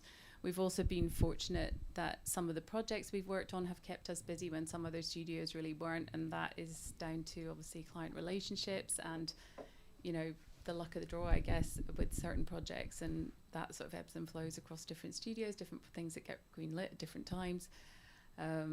It's very hard to be strategic, and lots of it's just trying to keep as much information as you can possibly get, and keeping talking to each other and our clients, and trying to make the most sort of sensible decisions we can, and while trying to do some nice work. Yeah, nice. Vikas? I think I'll add to that point. We all are living at the edge of it, and I would like to put it in a VFX and film form. The way they show in a car chase scene, or when you're drifting on the edge of the cliff, that's where we are. Okay. That's where we are. So we are gathering all the facts and just staying upright, and at the same time also keeping the artists busy and nurturing them and keeping them going in what they're doing, and not just what they were doing. So encouraging any junior artist to go into in a more senior form and learn new softwares, new techniques to get going, and not just stick to what you're doing. So I think that's one thing that has kept us going, and also choosing projects and keeping sticking to the budget. If there's something which is not applicable and not doable, just you had to say no, and that's a hard thing. So, but I know Lawrence is very good at saying no to things that don't suit your studio. So it's a strategy in itself, isn't it? Knowing when to say no to things. And it's been tough. Yeah, thank you. Well, on our side, the strategy is coming from many years, and I want to talk about the strategy from the beginning. For me, the strategy was to first try to attract international project in France because we are based in France, and because we also have best school in France. So back in the days, 80% of the students were going abroad in UK, in Montreal, in Australia. So the strategy was to attract projects, to be able to keep these students in France, to keep this pool of talents in France.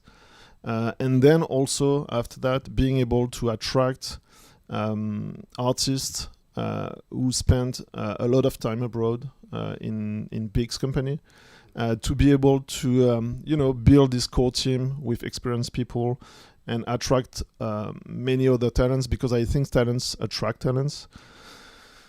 And on top of that, building the relation with the clients, also with the studio, but also with the VFX supervisor and the producer, and project after project, being able to build this culture around the company, increase the quality. And you need 10 years to get a small reputation. You need one project to ruin everything. So we need to be really focused on every single project and to be able to deliver the same quality each time we have a wonderful project. Thank you.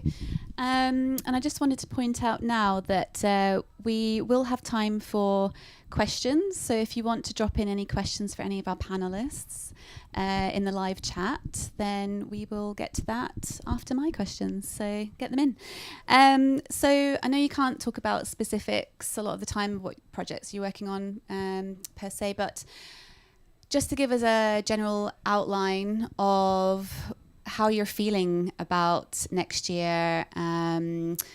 Obviously, this year has been especially tough, and there was that motto going around, survive to 25, and it has been quite a dire year for many studios and individuals. But how is the outlook looking now from your conversations with clients and project pipelines? And Lawrence, can we come back to you to start? Yep. 25 was not so bad finally in terms of project, and we scale up massively to 160 people, as I said. It's a bit slow actually. Everything is in the green light room waiting for the next position. What I see is actually there is a lot of discussion. We don't know when it's going to start or if it's going to start. But I think 26 will be a good year, or I would say a good half year, because I think everything will start in half 2. Half 1 should be a bit slow. But I'm pretty confident. There is a lot of discussion. They need to deliver projects. What is maybe a bit tough is the budget reduction. So we'll see, but no, I'm pretty confident. We have to be positive. We have to, so I have to hang on to that positivity. Thank you. There's as Lawrence rightly mentioned, I think there's a lot of abundance of work coming in the first quarter. That's what we've been getting the feelings. We are in discussion with a couple of clients, and there is a potential of a short film leaning towards more like it's like a proof of concept and leaning towards more of a feature. So the first quarter is looking definitely better than 2025. Yes, we had some work, and it was up and down going. It's not the ideal year, which we all know, but we sustained. That's how I would like to put it. Yeah. Thank you. Lucy?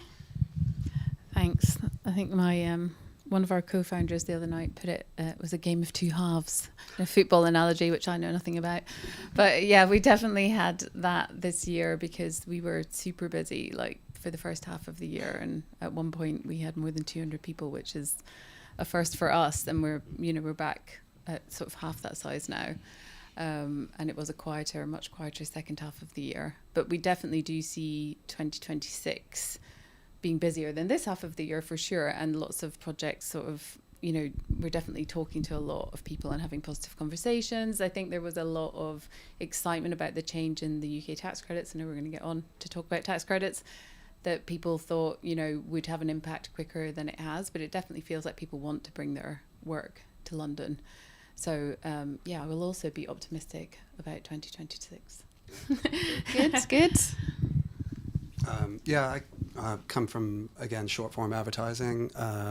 Christmas last year, going into January, felt very different to this year.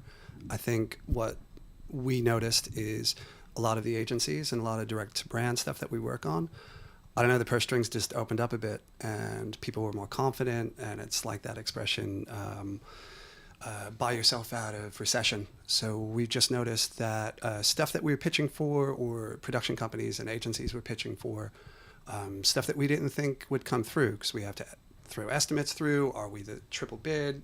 Go and play in the whole game.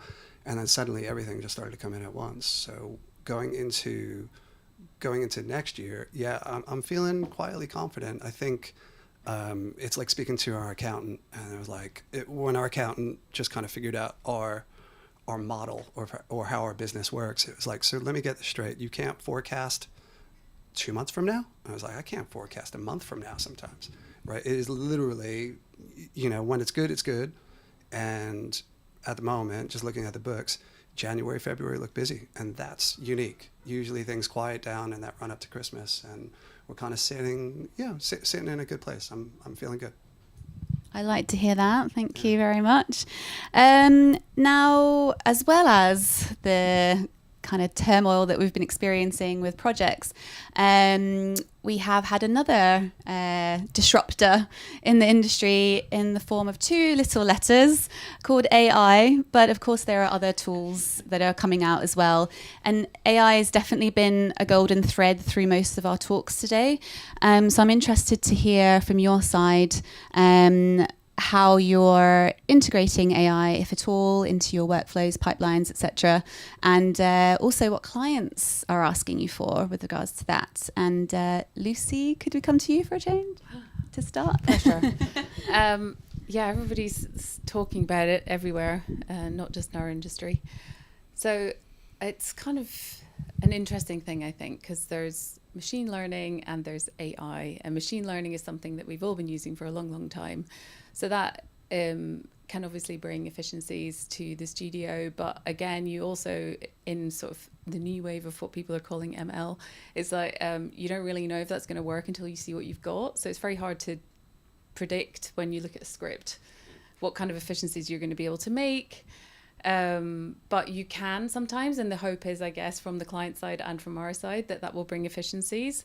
And sometimes, you can definitely see that. We're obviously exploring that. As you mentioned, there's lots of other technology, not just AI, ML. There's always new stuff happening. I mean, I'm old, so I have seen a lot happen in the visual effects industry. Like when I first started... Define old. 51. Wow, amazing. So, when I first started in this industry, what is now my phone would have cost you about 30 grand and take up that whole desk in the corner. So it's not like we haven't seen evolution and change in the industry, and I actually think we're really good at adapting to it, and we have the right mindset and skill set in our crew to be able to do very clever things with the technology that is coming out on what seems like a daily basis. But there's also a lot of emperor's new clothes, and from what we can see, no matter what the approach, there's a hybrid quality to everything, and there's definitely visual effects artistry remaining throughout anything that we're looking at. From your question around what are the clients asking you for, lots of them are asking for efficiencies. Some people are saying, can't you just AI that? Which is a very interesting one. From the generative AI side of things, obviously that's much more challenging from a legal perspective, and obviously lots and lots of sort of working out to be done at a studio level for lots of the things that can be done there. So that's the area where, of course, we have people in-house exploring lots of new tools in safe environments, but that is the one that I think will take a bit more time for people to push the boundaries and for people to figure out the whole IP nature of that side of it. But it's fascinating, and I think we just have to, you know, embrace it, figure out what's actually useful and workable and helpful, and you know, work together with our clients to see how that all kind of evolves, and not to be scared or hide in a hole. Yes, very good. I think I would like to add a point. Please do, yeah. It's we've had a client saying, okay, can we do this completely in AI? So in the cost, we had a line item called AI, but can we do it? How much time is going to take? Was a big question, because there was a lot of integration of AI and VFX, and how we approach that was a challenge. We had to explain, because sometimes you have to go out and about and explain what are the challenges with any tech that you use today. So that was one thing that we faced in saying, okay, can we really do it in AI? Can the physics add up? Was another question. So eventually, that was one project we had to say no to it, because when going back to traditional VFX, we could have achieved a lot better than what AI could have done it. So yes, there's a balance. Yes, AI has been in the pipeline, in the workflow for over a decade, but that's streamlining the process. But creating VFX and creating an output is a challenge in itself. So yeah, those are my views. Yeah, that makes sense. Lawrence? Well, everything has been said, but you know, I always say with the AI, you can get 80% of the result in a quick way, in a fast way, cheaper than VFX. But to get the final result, to get this 20% more, you need to pay 100% of the price, because you have to rebuild everything. So AI is really good to brainstorm, to find new ideas, to do some wedges for your clients, and to bring some options to go straight forward to the final decision. But at the end of the day, we need to rebuild everything the old way. And finally, there is this generative, creative side of the AI, but there is also this efficiency part, and it's more about, like you said, machine learning, deep learning, all the things we have done for the last 20 years. So AI are the new two letters, but there is no intelligence on that. I mean, we need to embrace it, obviously, but we don't have to fear it. And I want to focus on the efficiency more on the creative side. And at the end of the day, we'll see. For sure, it's a game changer, because a lot of things will change, and especially I think for the short form project, and especially commercials, because this project could be done in another way and for another budget, and because they are not supposed to be online or for a long time. Maybe it's going to be this kind of project which will be affected by the AI, but everything changed so fast. Let's ask Brian then. Yeah, I mean, I'm going to riff on what you just said about 80%. When we first started seeing generative AI, we'd kind of look at it and say, we could get that 85%. We could get it really good, but it's still, it is what it is, and you could only get it so far. Then you got to go back and look at it from a traditional VFX point of view. We did a Coldplay video, Yellow, that I worked on 20 years ago. Love that. And they, thank you. With collaboration of Coldplay and Idol's track Grace, we had Chris Martin sing the new track, walking down the beach, all one scene. And it was pretty exciting. And we went into it thinking we could get it really close, and it's a bit of fun. And Chris Martin and the team saw it, and they were like, it's not good enough. It doesn't look like me. Go on like a month, 2 months. Finally got Chris Martin in to actually shoot it, because we were using the director for, try not to say deep fake, because it has a dirty connotation, face swap. But that's it. It's still, man, it was not 100%, but it was better. But man, we just had to throw traditional VFX on top of it. And I think that's where we're at. I think we're getting more and more inquiries to say, can we just do it all in AI? Can we do it cheaper? Is it good enough? And you look at some of the commercials, a famous red soda commercial, done all in AI, yet that one. From Flame Up or from a VFX point of view, I don't think that's good enough. I think it's interesting. My mother-in-law thinks it's great, but it's just not there yet. And I think my question is, does that brand think it's good enough? Because if we were working on shot by shots, if we sent the truck back with the wrong amount of wheels, they would throw that back out and say start over. So. But it will depend on the audiences. Yeah, of course. If the audience accept to have so quality, AI will win. Suffice. Yeah, for sure. But if you, for me, it's like for the furniture, for example, you have IKEA, and you have handmade table and handmade sofa and everything, and you can accept to have AKA because it's cheaper and you can change it every time you want, and on top of that you still want to have a good quality handmade, and it's a matter of choice. And I think for the AI, I mean the commercials or maybe the short film or maybe the long form, it will depend on the audience, and if the audience accept to have this quality, okay, fine.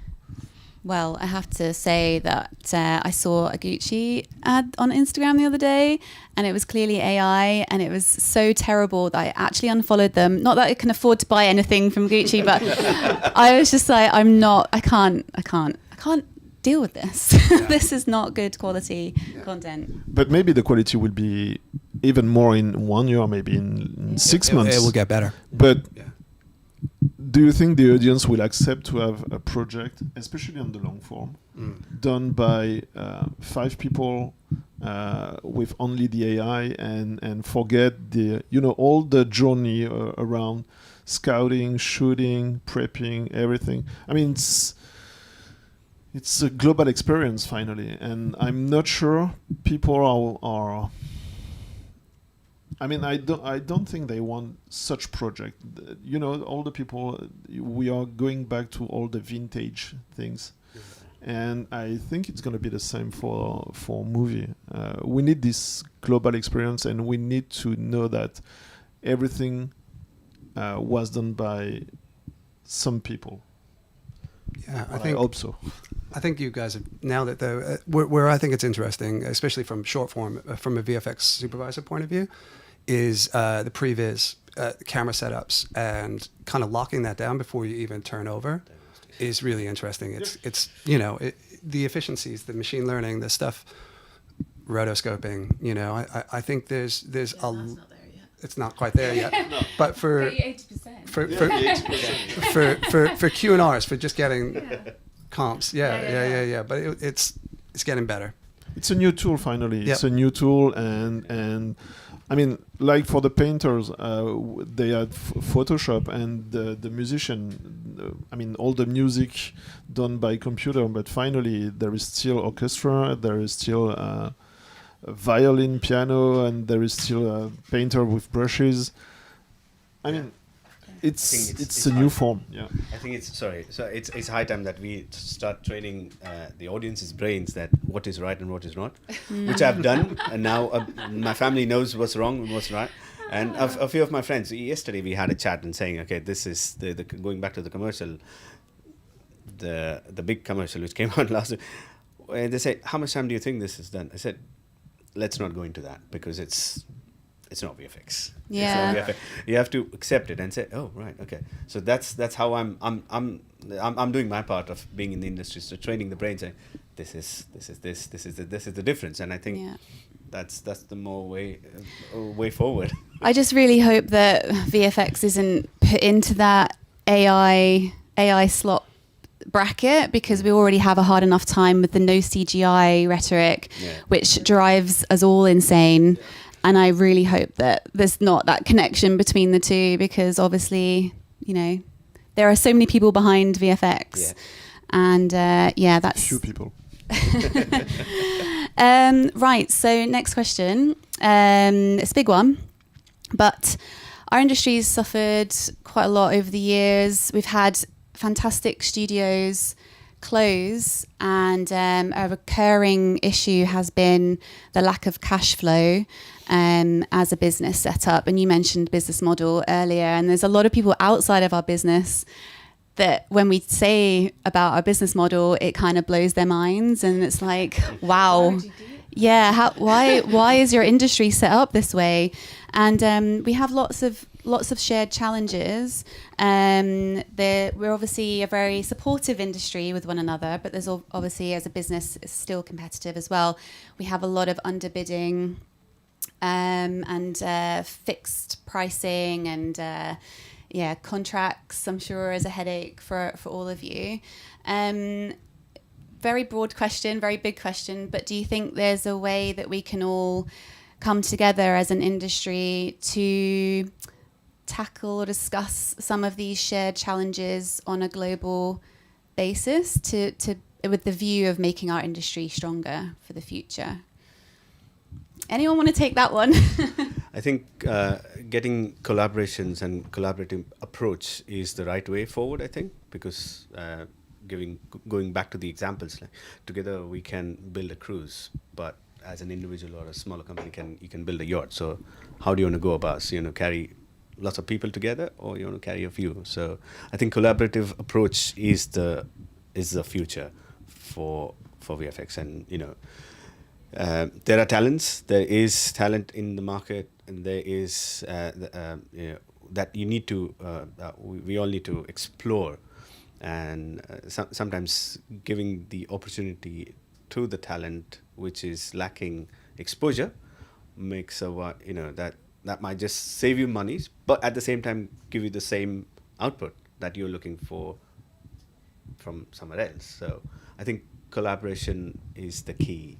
Yeah, so we're all seeing each other at different events, and there's a lot of amazing talks happening, but it's that next step, it's the putting it into action. Could there be an avenue for that, having a sort of solid foundation? Like, how do we collaborate more throughout the year than just at different events? Yeah, I mean, I think from a VFX point of view, I think it is one of the industries that still has, is comparable to being an electrician or a plumber. It has like an apprenticeship. I don't think VFX artists learn and get good on their own. So in that way, we are really sharing and collaborative. But from a business point of view, I'm a little bit cynical. I don't think there's going to be a way to cut underbidding. I think it's a business. I think the bigger studios that would normally be sitting doing the $100,000 plus jobs are also taking the 15, 20 grand jobs. The stuff that would be in my realm, as bread and butter stuff. It's great to get those $100,000 jobs, but I think the thought is probably that they'll take that work abroad or do it somewhere else if they can't do it. So they'll accept it. So it's tricky. I think it's tricky. Lucy? It's a difficult question to answer. Most of us know each other or have worked with each other at various points in time. It's quite an insular industry, really. Like, especially, when I started, and obviously it was very small, so people that are kind of over a certain age generally know each other.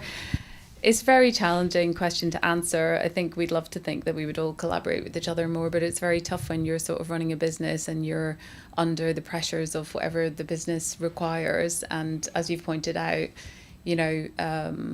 some of the larger we're a sort of medium-sized company, I guess, and some of the work that we would normally be like in the frame for goes to bigger studios when there's less work. And, everybody's got to pay their bills. So I think it's a very challenging situation. It doesn't mean it's impossible. It's, we've obviously collaborated with other studios in the past, but it's not always down to the visual effects company how that happens. The client obviously has a big say in that. And some of that's down to geography and all sorts of different things. So I think I think I'm probably with you. Yeah, I'm trying to. Yeah, and just to be clear, I'm not talking about sharing prices or bid information, because that would be illegal. But it's kind of like trying to work together. Yeah. And I think that's a really, it is a nice idea, and sometimes that works, and it's good to know each other, because when the opportunity arises, it's like there are sometimes opportunities to kind of go, oh, well, actually, like, you know, we don't have a specialty in that thing. Like, we could work with those people, or, you know, and those things do happen. Yeah. But yeah, it's tricky. Yeah. Lawrence? Yeah, it's a tricky question.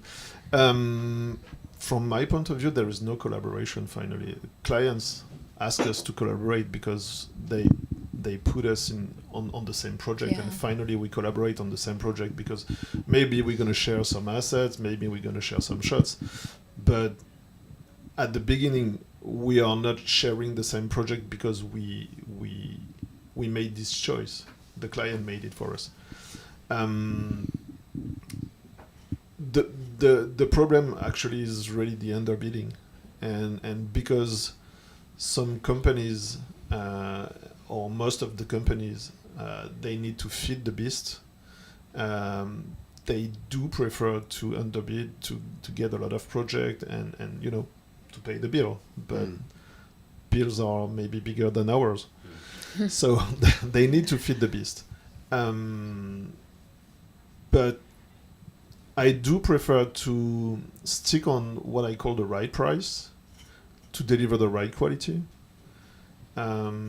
Because when we are a medium-sized company like us trying to underbid, you are putting yourself in a bad position, because at the end of the day you don't have the resources to deliver the right quality, and if you are not delivering the right quality, finally you put you on a bad place.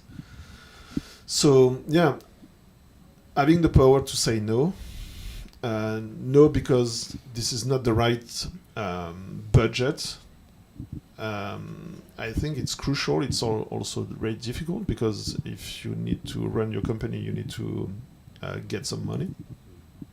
But it's a thin balance between the right amount of project, the right budget.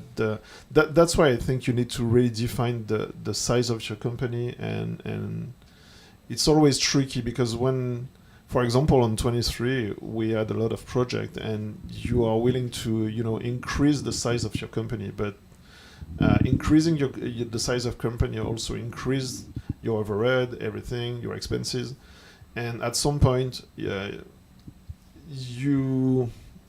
are going to face many issues.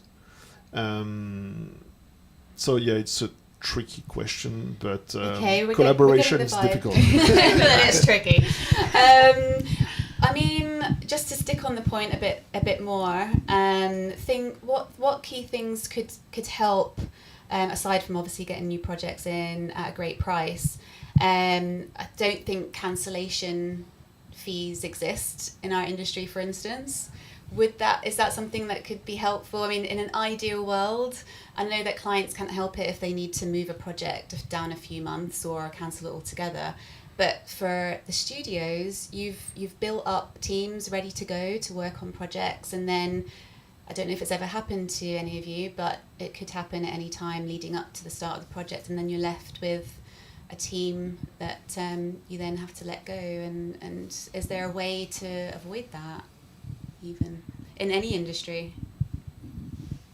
I'll take this one because I'll be quick because it's short form.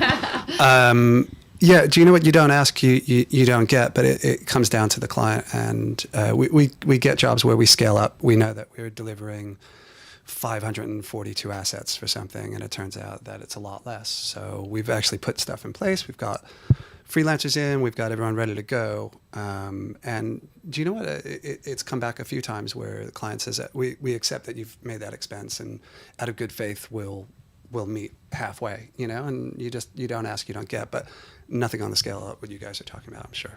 And do you have anything in your contract to try and help? No, nothing. No. We tried to put things in our contracts to, it's obviously, it can be a very tough thing to do, but sometimes the studios will meet you somewhere in terms of at least compensating you in, as you say, in good faith for actual costs incurred, for example. It can be tricky, depends on the client.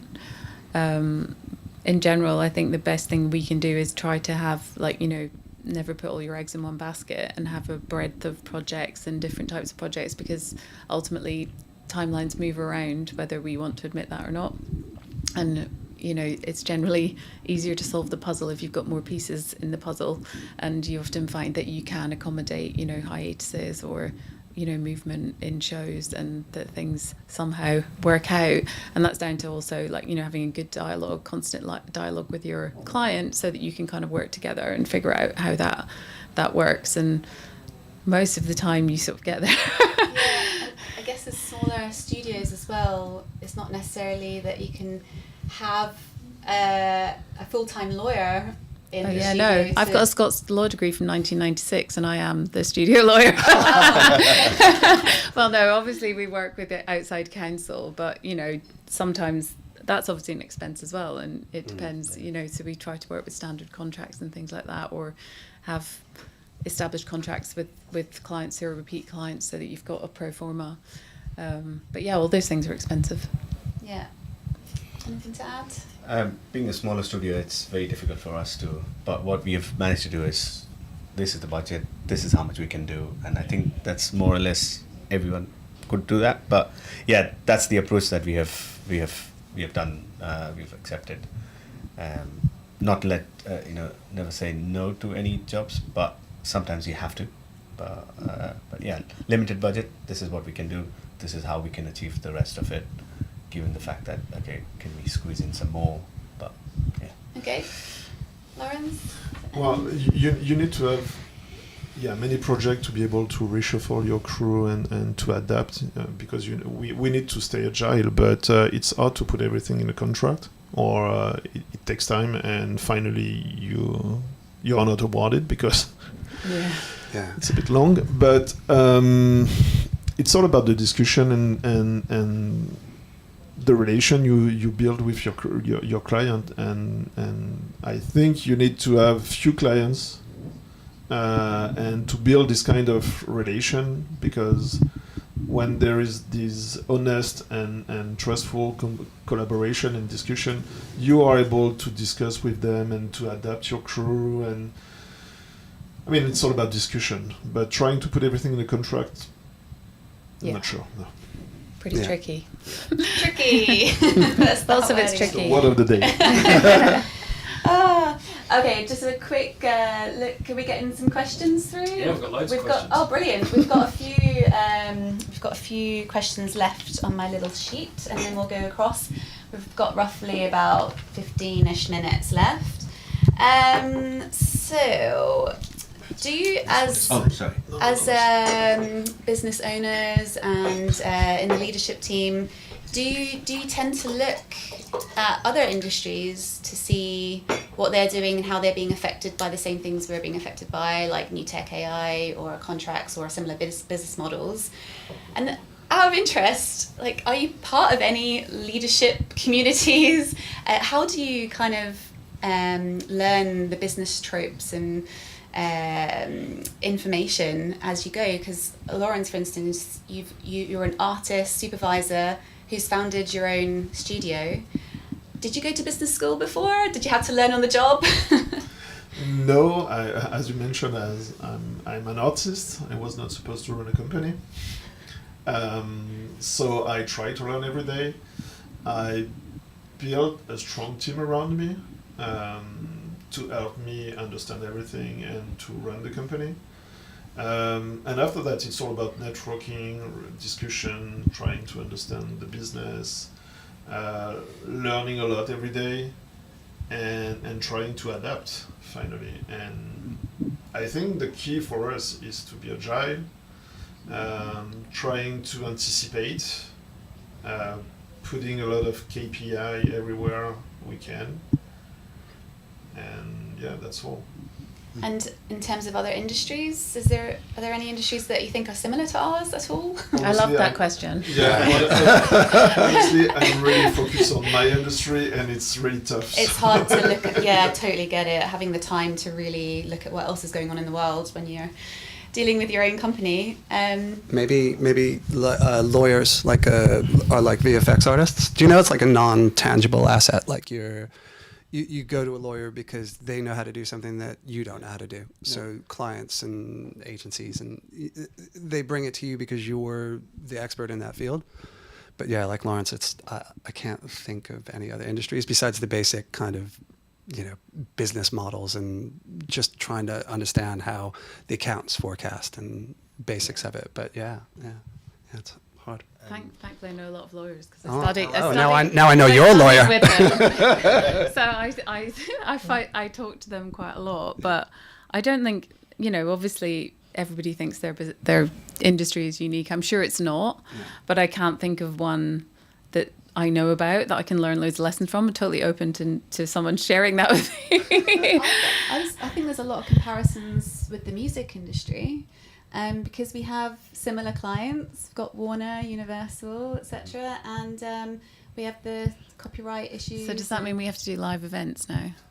We've got to do tours because that's how they make their money now. So we've all got to go on tour. That's true. Yeah, VFX Tour 2026 coming your way.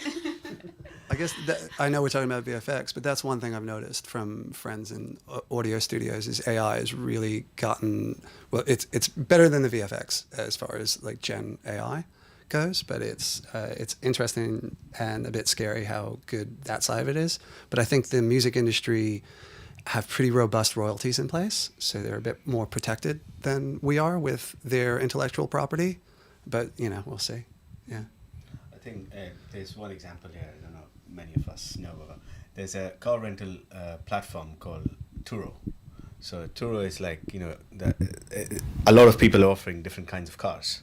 So now you take, for example, if you want to hire a BMW 7 Series, which is a luxurious car, or you want to hire a Corsa, which is will do the job of taking you from London to Edinburgh, for example.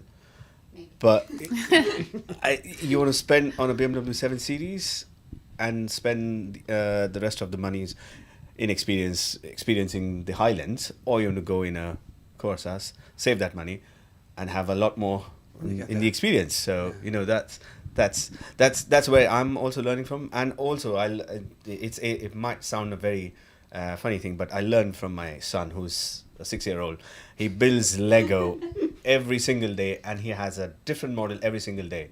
So I'm learning how he is capable of doing it, and how I can achieve that. Learn from those small aspects of it. Inspiration, yeah. And I always give that example to my daughter. Try it. She's 13, and she'll be like, he's 6. What do you want me to learn from him? I'm learning from him. You have to. There are things, and she does some things, and she'll come to me and say, okay, this is what, this is the experience that I had in school, and then she's talking about it. I'm picking up words. I would say I'm not that great at speaking. This is my first time, so I'm picking up the words that she uses, and I'm like, you're 13, I'm 43. You have given me abundance of a dictionary that I'm learning. So that you can learn from. Smallest of the things. I think so we can learn from a lot of different industries, and it would be great if we had a global connection that can do that for us. Like maybe there's a lawyer that we can all kind of tap in, a fractional lawyer, a fractional CTO, that sort of thing, where smaller studios, not necessarily, you might not be able to have a full-time lawyer, but maybe there's someone that understands the business that can work on your behalf.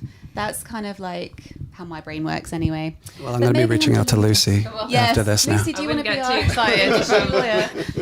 I have to pay someone when it gets serious. I really want to get to some viewer questions, but I have to ask this question first. Maybe we can just really dance through it because it is a big question, but part of the reason why we're doing World VFX Day from the UK this year is because we have the new tax incentives, and I thought it'd be quite interesting to see.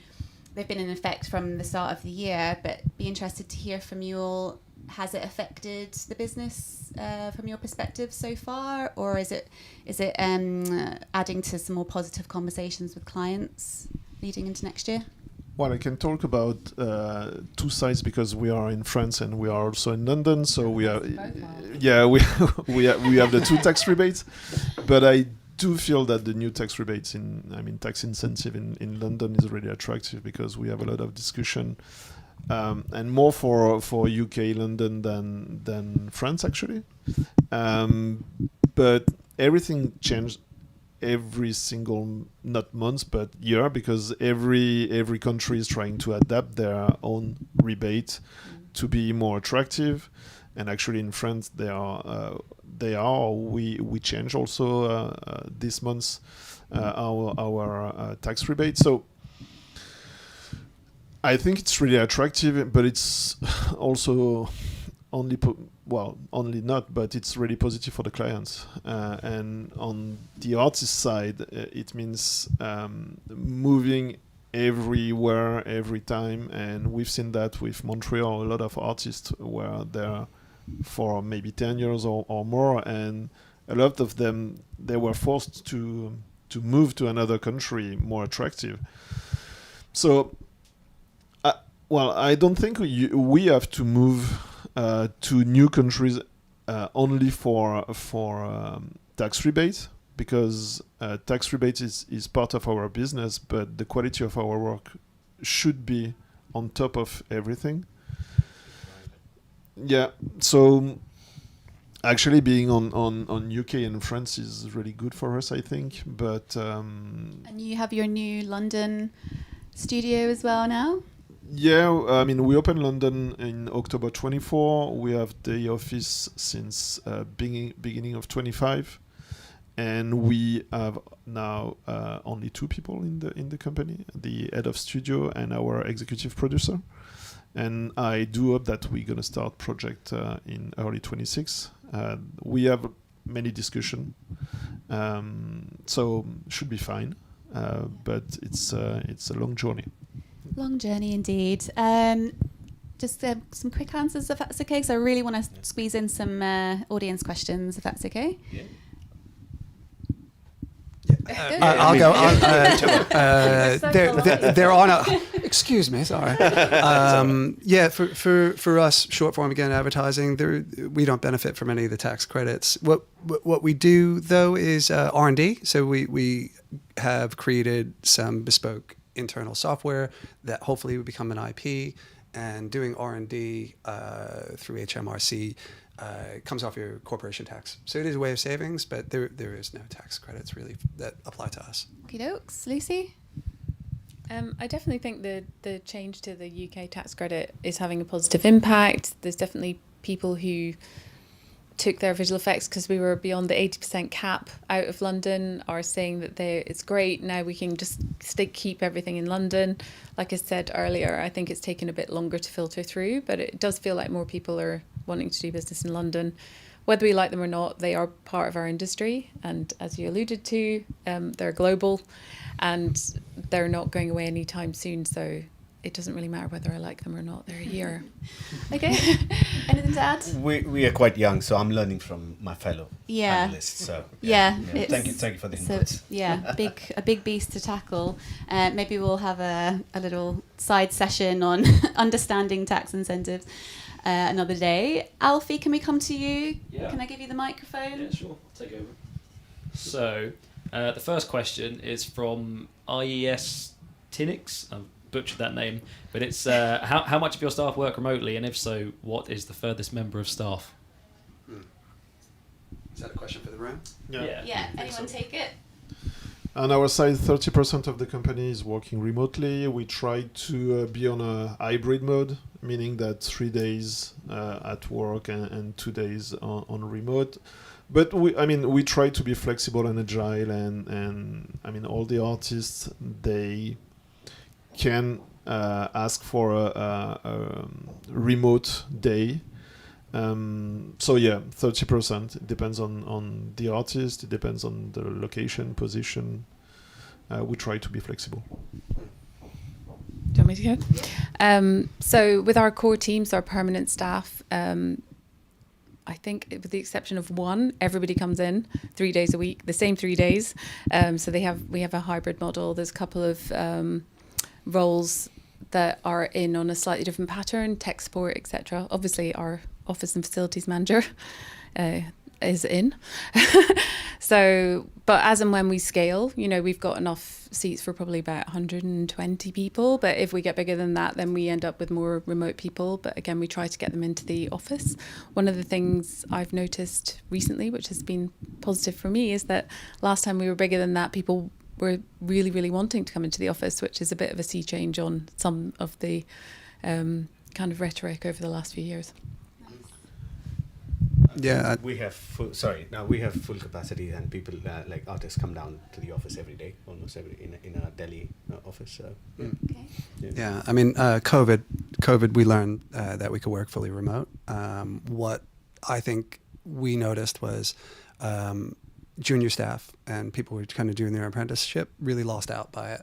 So we're totally flexible. You could remote, you could work in the office, out of the office, but we just tend to find it all gels a bit better with everyone in. And like Lucy, I think people like being in.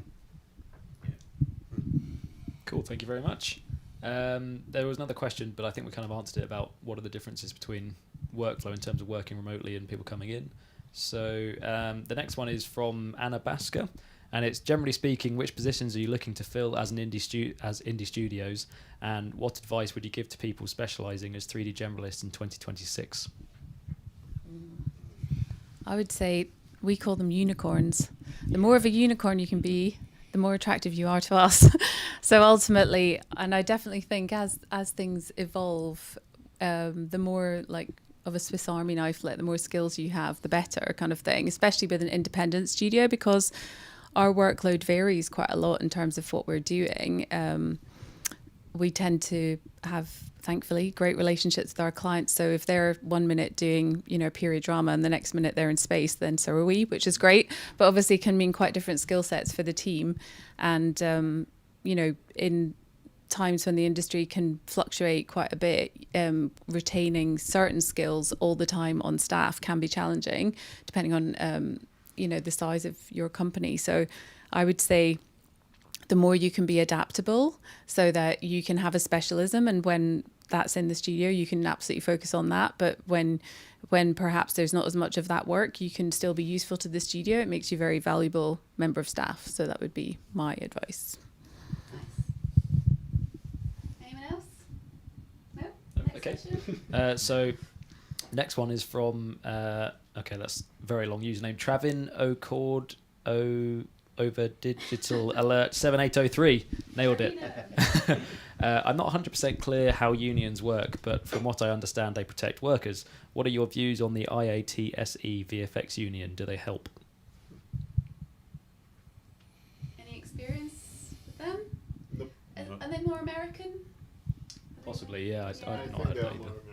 Yeah, might be a question for our American guests later. Yeah, in the UK there's the APA, which is similar, and they do look out. Yeah, it's definitely worth being part of the APA. And Beck too, I think. Beck too, true. Yeah. Yeah, I don't hear much from them these days, but I imagine they're still going. Any other questions? There's one here that says the streaming war seems like a financial race to the bottom for the industry. Might consolidation in the streaming space provide the outstanding clients with more money to invest in projects and VFX? So I guess that's probably a reference to the Warner Brothers situation.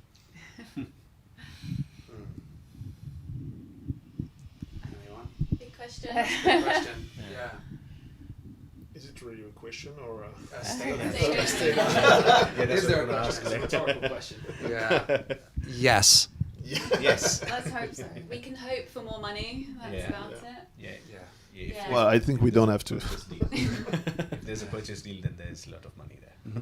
Any others? I think that was it. There were a couple others about remote working, but they were kind of similar to the first ones. Okay, thanks, Alfie. We've got 1 minute left for this section, so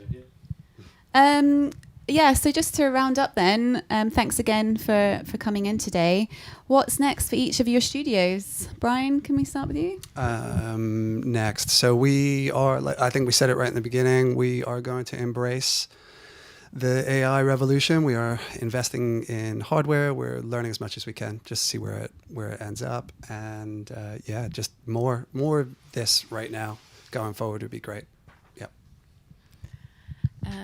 I think what would be next for the industry, I'd love it if people stopped saying no CGI and kind of had a bit more love for the visual effects industry and the millions of credits that come up at the end of the credits, and that I didn't have to fight to get all my staff on the credits.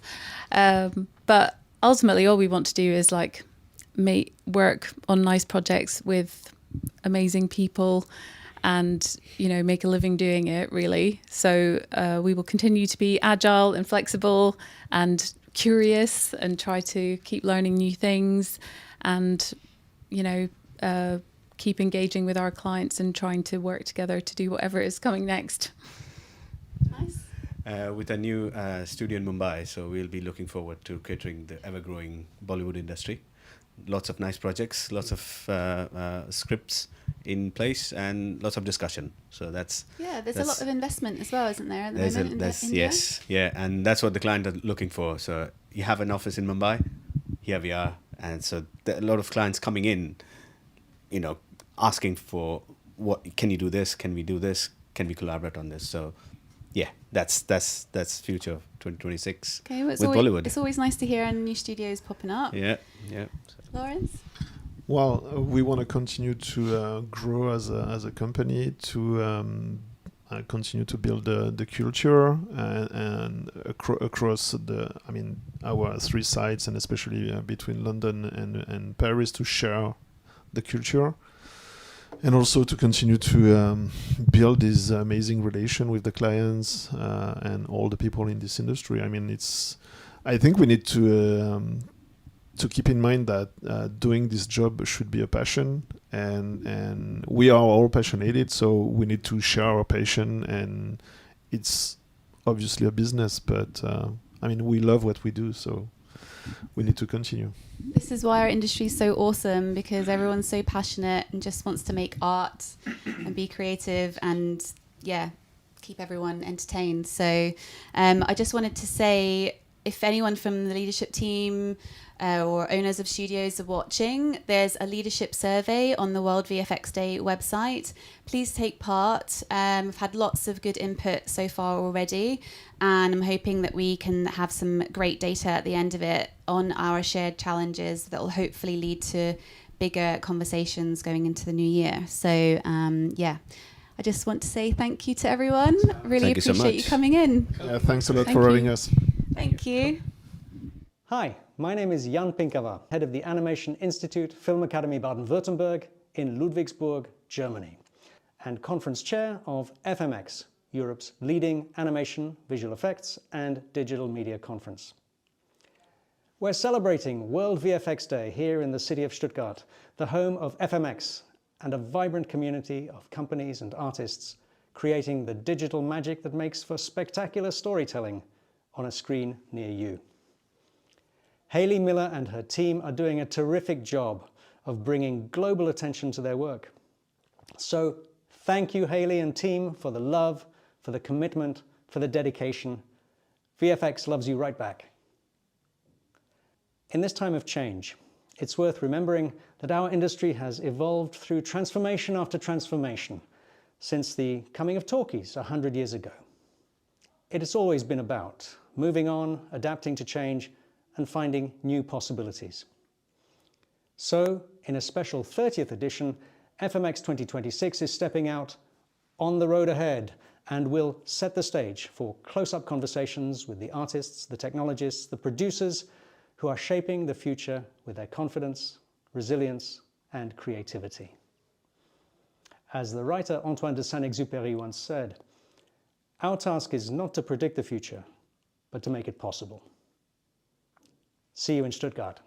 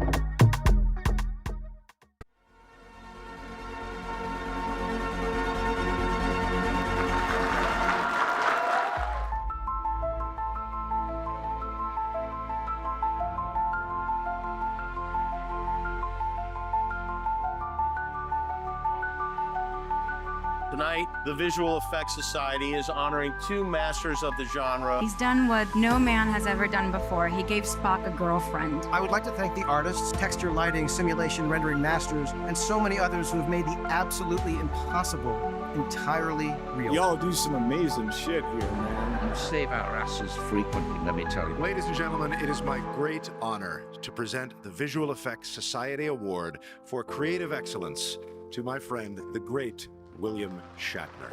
I'm going to pass this off to another guy.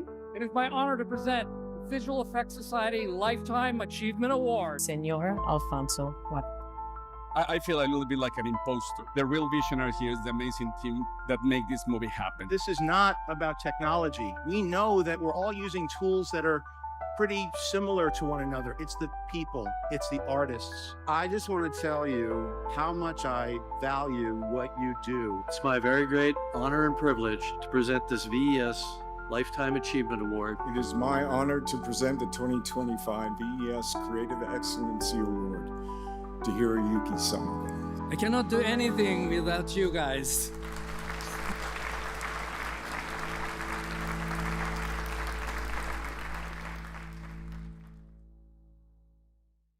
And then it went like.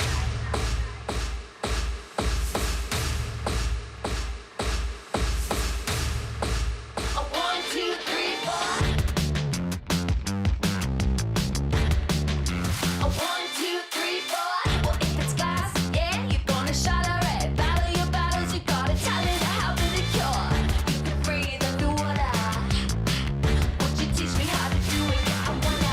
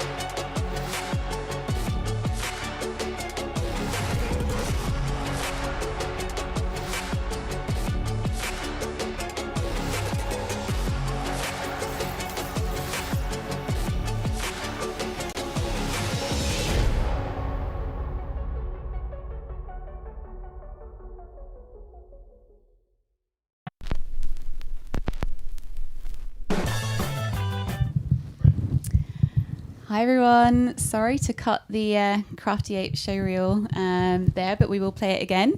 Just really wanted to continue with our talks, and welcome if you've just joined us. I'm Hayley Miller, the founder of World VFX Day, and we've been going for a few hours now, and we have plenty more hours to come as well. So you can check out the full schedule on our website. So please check that out and stay with us the whole day and get involved in the live chat. So you'll see that I'm joined by a new guest, Javier Romero. Welcome. Thank you very much. It's a pleasure being here. So glad to have you here.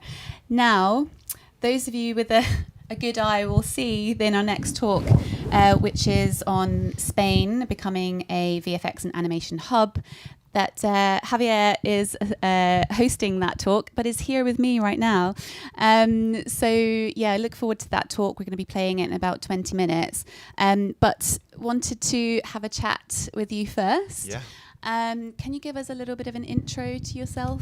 Oh, well, okay. I've been working since 1999 on the industry, mostly in computer animation. I was VFX supervisor at Skydance Animation, and prior to that, I was VFX sup at Alien. Worked for Paramount back in the moment, and then shows for Skydance for Apple and Netflix. But prior to that, I was living here in London on MPC back in the day. So, yeah, I mean, I'm been more specialized in computer graphics and programming for effects, but then I eventually moved into visual effects supervision. So that's pretty much me in a glimpse. And now you are founder of Starframe Filmworks. Absolutely. I just created my company. Great timing, some say. But yeah, after spending like 18 years on a studio and living the life of studio and working with amazing crews, I think it's a great moment to be more agile. And rethinking the pipelines that we're going through and the way how we produce. And I think by creating Starframe Filmworks in Madrid, I can be more, not fast, but more easily to be testing different workflows.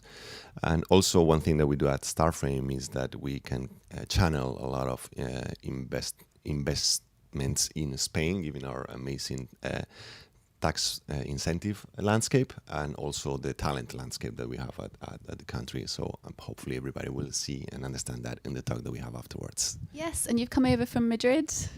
Yeah. Just for World VFX Day, right? Yeah, absolutely. I just got here, and London is always a great idea. And it's quite close, actually. I mean, with the time difference, it's only 1 hour away. So here I am. Yeah, and I have some questions for you. But if anyone in the watching now would like to drop us some questions in the chat, we'll get to those as well. But first, can we play Javier's showreel, please?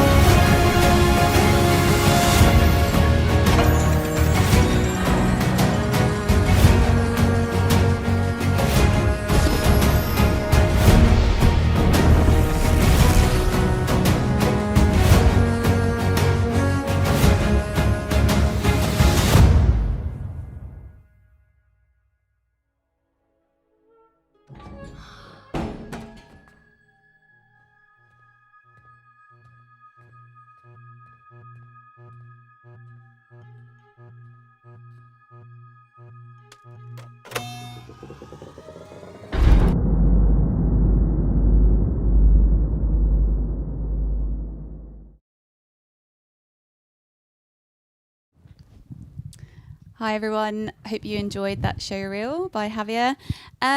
Yes, we are going to ask some questions, but if you have any, please get them into the live chat before we head over to our double bill of talks. One is on the Spain becoming a VFX and animation hub, and then we have Animated Women UK giving us a talk.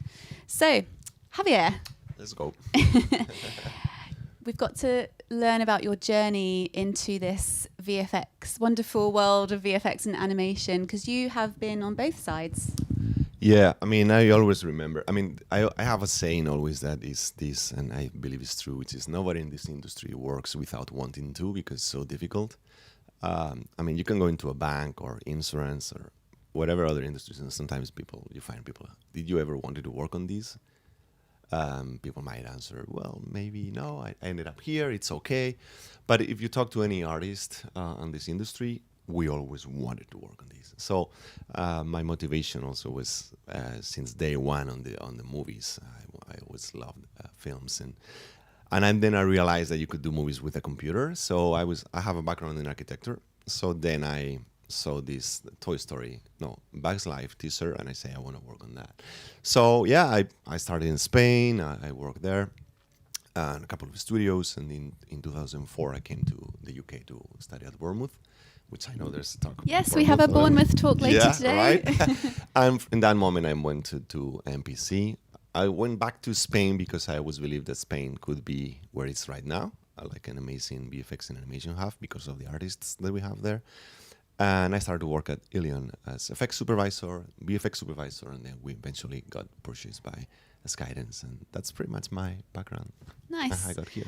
And as we've just seen in your amazing show reel, you've worked on some great... It's a lot of work from a lot of talented people. Yeah, of course. There's always more than one person on these things. But can you choose one project that's really stood out to you over these years? And why? I mean... Luck is in my heart because it's a movie that I had the chance to work with the people that I always looked at, John Lasseter at Skydance and many other talented people at Skydance in terms of leadership. But there's one project that I think it created a big leap for me and for the company, which was Wonder Park for Paramount Animation. And it was like 2014, and we were approached. We did Planet 51, we did a domestic show, and we were looking for projects. And then we were approached by Paramount, like, hey, do you want to bid and do a pitch for this show? And we found out it was ILM as well, ILM Animation, after Rango. And there was another couple of companies. And the studio, we were like, we're going to win this movie. And we made it, and we eventually got it, and we delivered ahead of time on the pitch, and we even deliver another version. And that was the show where I started to be the actual visual effects supervisor of the studio, because until that moment, the client-vendor relationship we used to have at Ilion was a bit different. But with Paramount being a studio, it became like more. So that made me grow, made the company grow, made the artists grow a lot, and that eventually also called the attention of Skydance Media. So I guess Wonder Park, it's in my heart because of that. Lovely. Right, so as I said before, your career spans both VFX and animation. How has one side helped you with the other and vice versa? Oh, it's so funny because in animation you work on economy of scale with long-term projects. You create assets for a lot of shots. An average shot count for animation is like 1,500 to 1,200. In visual effects, if you're in a vendor, I mean, you can have all those shots overall, but if you're in a vendor, you might be working on a smaller amount of shots. And that's one big difference because you're planning ahead a lot for 3 years. So maybe the life is a bit easier. Visual effects is more, I don't want to call it stressful, but the pace is faster, which I was missing sometimes as well. But also, in visual effects, sometimes you just work for the shot. In animation, you work for the asset and for the sequence. So the development time in pre-production for assets, you need to test them for all different conditions that you're going to have on sequences, different lighting conditions, etc. So And then, of course, the different stages in animation. You have stages that you don't have in visual effects and vice versa. You don't have tracking in animation. But in animation, for example, we've been doing art vis and previs for a long time because we need to be evaluating the show. Another thing that I like from the visual effects world and we brought into the animation is the context reviewing. So when you go into dailies and I remember back in the day in MPC, every morning we were sitting in the room, hey, let's see the shots together and progressively refine those shots. So I like to implement that into the animation workflow. So I think they communicate well. Yeah, nice. Okay, so you founded Starframe Filmworks just in October earlier this year. Yeah, this is like a baby Grogu thing right now.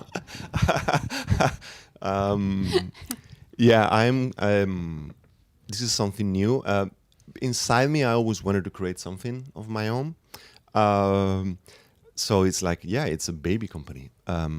And now the question is, because I'm being approached by a lot of studios to do tests with new pipelines, so doing pipelines for compositing or all this new term, which is the virtual production, but for me it's about the pre-production and planning the shooting and things like that. So using new technologies. So right now, the biggest conversation is like, okay, we can make filmmaking faster and make decisions earlier and save a lot of money. So is this a technological company? Is this a content creation company? So right now, I want to be elastic on this and adapt to the requirements of potential clients. There's also another interesting point here is the idea is that we can create what I call phygital studio, which is a combination between on-prem but also on cloud, because I want to access certain talent abroad, but I like the on-prem culture. So the idea is that we can grow and shrink based on projects. So this can be leveraged by big studios where I don't want to create all this structure for this type of show because this technology, you can use it, so I can grow and shrink and be very cost effective as well. So, and the third one would be the access to the Spanish amazing tax incentives, ecosystems and talent that we have in Spain. Yes, and as you've mentioned that, my next question, we have your panel talk coming up on Spain as a hub, and I just wondered, did you learn anything from it yourself? What was your best part? I learned. I mean, you always learn, and I really encourage everybody to look at the talk because there's founders, there's also a lot of government support, there's sales on the conversation, and I think it's very important. Absolutely, this is the place to be right now because of the access of these different incentives in different locations. There's a lot of shooting going on in Spain also right now, which I learned that a lot because there's way more shooting than digital production, and I think digital production will eventually catch up with that. But there's Skydance, there's Flying Bark, there's ILP. There's a lot of companies setting up their offices in Spain, and this is only going to grow. Yes, definitely. I love going over to Spain, and quick shout out to the team at Mundos Digitales. Really enjoyed Manuel being there. And Alba. Yes, enjoyed that event earlier this year. So yeah, you'll see the talk for yourselves very shortly. Alfie, do we have any questions for Javier? Not currently, just lots of people saying amazing work. Thank you. Oh, that's nice. All right, I'll continue with my questions then. So yeah, running your own business. We just had a panel of indie studios join us, and we have a lot of studios that go from being an artist to then becoming a founder and a business owner, and there isn't a particular school to go to for that. No, How it's do you not. learn? Yeah, I mean, well, of course, after all my time at Skydance and Ilion, I took some time off, and what do I want to do next? And I say, well, I mean, you need to learn finances, right? So I took some education on business schools about finance direction and venture capitalist as well. So for me, it's like a completely, I call myself like this is like a junior CEO or something like that. The idea for me is we read a lot about companies going out of business. And the challenge here is when you're trying to get projects and underbid a project to gain it because you need to continue on operations. And there's a lot of companies I think also have very high operation expenditures as well. So it's very hard to be lean on budgets. So what I'm trying to do is like, okay, now I know that in advance, I don't want to go into crazy CapEx. I want to keep OpEx low. Is this like renting? Sometimes we hear cloud is it's better, but in the long term, cloud can be very expensive as well because there are hidden hurdles around there. So I am trying to understand, depending on the project, what would be most financially would make more sense. So yeah, it's a very big learning experience. But I also bring a lot of studio culture in terms of developing talent and helping people grow and make people enjoy their work, because that's when you see the best work. So I think I have something that I already know because of my years, but others are completely new for me. So it's fun. And what are your sort of hopes for Starframe Filmworks in terms of projects coming in and that sort of thing? I always enjoyed technology development behind the creative goals. So I want the creativity to drive the technology.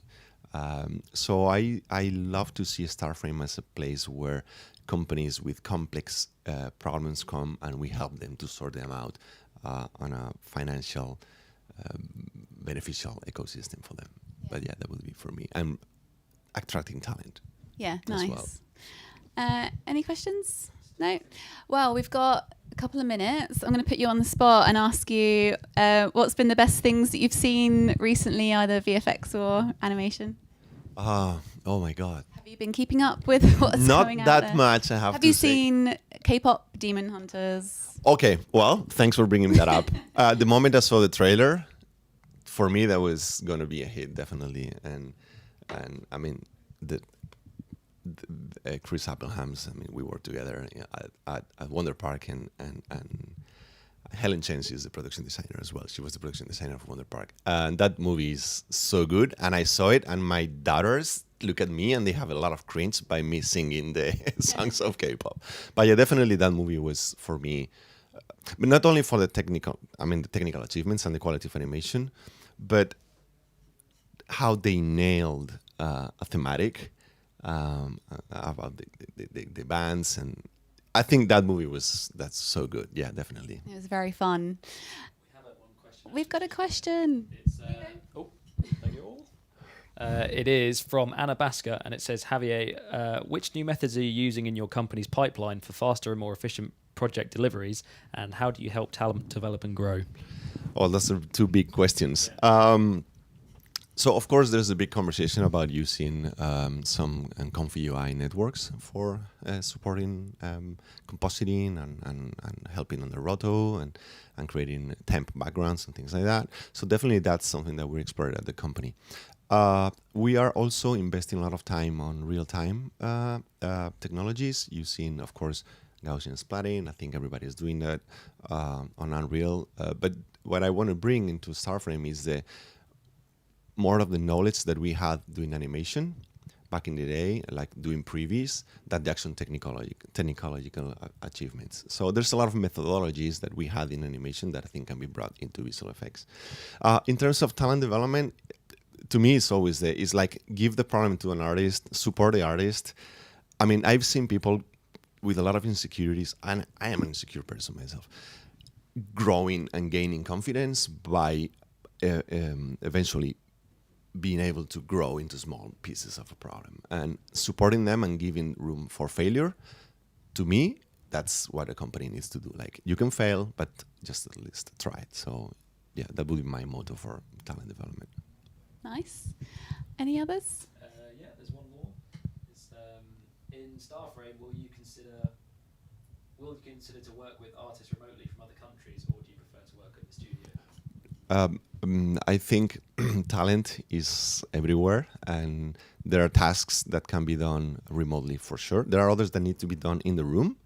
I always tell the same joke about Apollo 13 in the movie, where there's this they have a problem on the rocket, and they need to sort it out.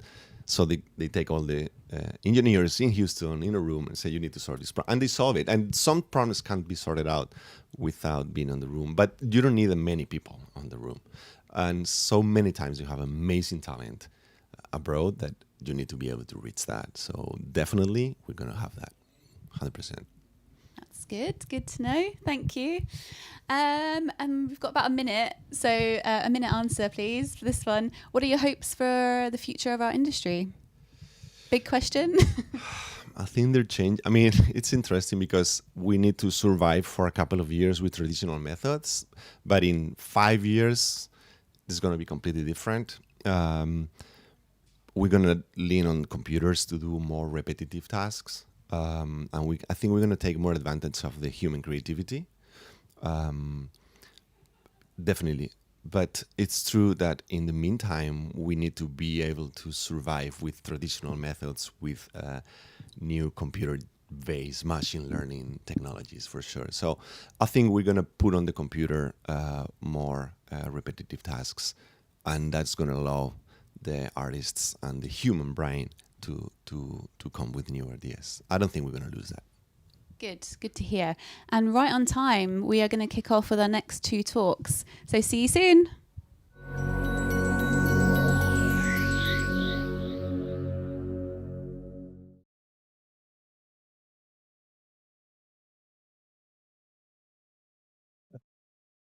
Well, hello everybody.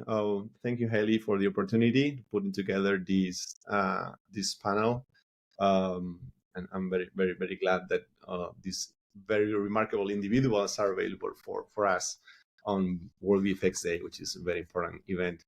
So I'm Javier Romero. I'm visual effects supervisor and founder of a company in Madrid that we do animation and visual effects called Starframe Filmworks. And what we have here is a panel where the idea would be to expose to the industry and the community the great moment that the visual effects and animation industry is going through Spain. I'm sure everybody has heard about the tax breaks and the talent. So I'm going to go and introduce some of the individuals that we have in the room that are coming from the institutional support, but also company owners and very extensive experience in the past. I'd like only to throw out there some important remarkable moments in the animation industry in Spain, for example, where we had 2 Academy Awards nominations in the later years. It was Bad Robots, and previous that was Klaus, which won the BAFTA Award in 2020. And also there was an Academy Award for Best Short with Windshield Piper. So that would be an example of the great moment that the quality, I think, is important, is going through in Spain. But also in visual effects as well. There's a company called Ranchito that has won several VES awards, Game of Thrones and other shows.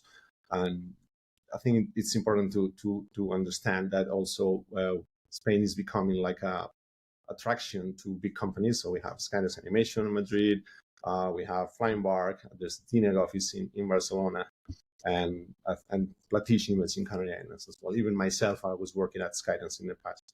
So I think this is a very important moment for the industry. So I'd like to introduce Elena Moreno. So maybe you can introduce yourself and discuss this beautiful moment we're going through.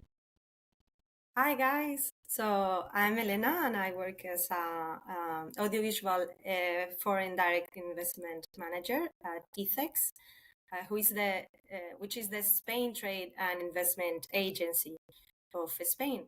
And what we do is like we attract international productions and investment in the creative industries through the brand Shooting in Spain and Invest in Spain. Well, I have worked across several industries, audiovisual industries, and our mission, my main mission right now, is to make Spain a place where global stories can come to life. So that's awesome. Yeah. And you can see Elena in a lot of different fairs, from MIPCOM to NSC to different ones. So let's go with the round of introductions. So Ignacio from on my top left. So go ahead. Hi everyone, I'm Ignacio Caicoya from Flaming Frames, a VFX supervisor, and I built this company 2 years ago. And we built another one called Little Pictures 5 years ago when I started working for El Ranchito, a great company that Gonzalo is here with us to talk about. I was so lucky to be part of that team. Before that, I was running and jumping between several different companies around the globe, like DNEG, ILM, or some others. And now I'm so happy to be in the Canary Island, where I'm so lucky to build a team, to have the opportunity to be working on different projects of companies that are coming to shoot here from different parts of the world. And things are going great in a time that not many companies and areas of the globe can say the same. So we are extremely lucky for that. Great work from Flaming Frames. So Gonzalo, Thank you. it's your Hi guys, so I'm Gonzalo Escudero. Yes, and Ignacio, you may not know this, but I'm not a ranchero anymore. I know. Which is I was kind of surprised by interesting it. because I was the face of a ranchero for a long time. Yeah. I was with them for 14 years, a long time. But as everything, sometimes it's time for a change. So we made that change, and after a few months of debating what I was going to do with my life, I got a call from Niklas Jacobson from ILP, Important Looking Pirates. And he told me about the possibility of opening an office in Spain. And we're opening a new studio. It's actually officially on now. It's called Metropolis VFX. We're going to be working in close collaboration with them. And it's just the beginning of a new adventure. And I'm very excited about it. And yeah, there's a lot coming down the pipe. So it's a very exciting moment for us. So I'm super excited by your new venture, Gonzalo. So Thank you. Raul, Yeah. let's go back to the Canary Islands. Canary Islands. So thank you, Javier, for the invitation, first of all. So I'm Raul Carbo. I'm one of the 3 co-founders of Atlantis Animation here in Tenerife, in the Canary Islands. And I'm also in charge of the business development and also part of the technology and everything. We used to be a French animation studio based in South France, and we arrived in the Canary Islands 6 years ago when we had the chance to start producing series for Disney. Since then, we've been going into a premium project. So the idea is to give as much quality as we can to the projects we do. And we always say we came here for the money and stayed for the sun. So now we have the feeling of working here and being super lucky. It's kind of doing animation from paradise. So again, yes, very lucky to be here. And the idea of being in Spain right now, we're going to discuss about it. But we feel very lucky to be to have settled into this territory where very interesting things happen concerning animation right now. Yeah, you're doing a lot of beautiful, nice stuff as well. Okay, so let's go into the business. Elena, there's a lot of support from the institutional support, and from the government as well. Why is this? Well, it began in 2021 when the government of Spain decided to make the audiovisual sector strategic for the economy. We put 1.6 billion of euros into a plan that is called Spain Audiovisual Hub of Europe, with a whole mission of developing the industry in Spain. And we have achieved the goal of increasing production. Our products abroad, they are becoming very successful. Spain has become an international hub for production, not only film but TV, VFX, animation, video games, you name it. And right now, it's like when people used to think of Spain, they pictured sunny beaches, flamenco dance, like food. But let me tell you, Spain is becoming a serious player in the global VFX and animation and game. And that is why is this? No, because Spain offers a very attractive legal and fiscal framework. And we have the institutional support. We have production aids for the development of the film or the series. We have improved our visas to attract more talent to the country, not only the Spanish talent that were abroad, like you, Javier, or Ignacio, or even Raul, Gonzalo, but only to attract international students and professionals to come.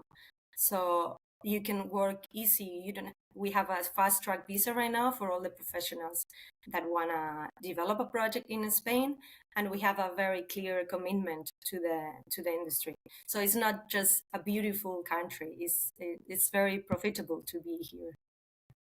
Absolutely. I mean, there's a lot of conversations always about the tax incentives, but it's not only that, right? It's the talent and the lifestyle and the cost of living, right, as well.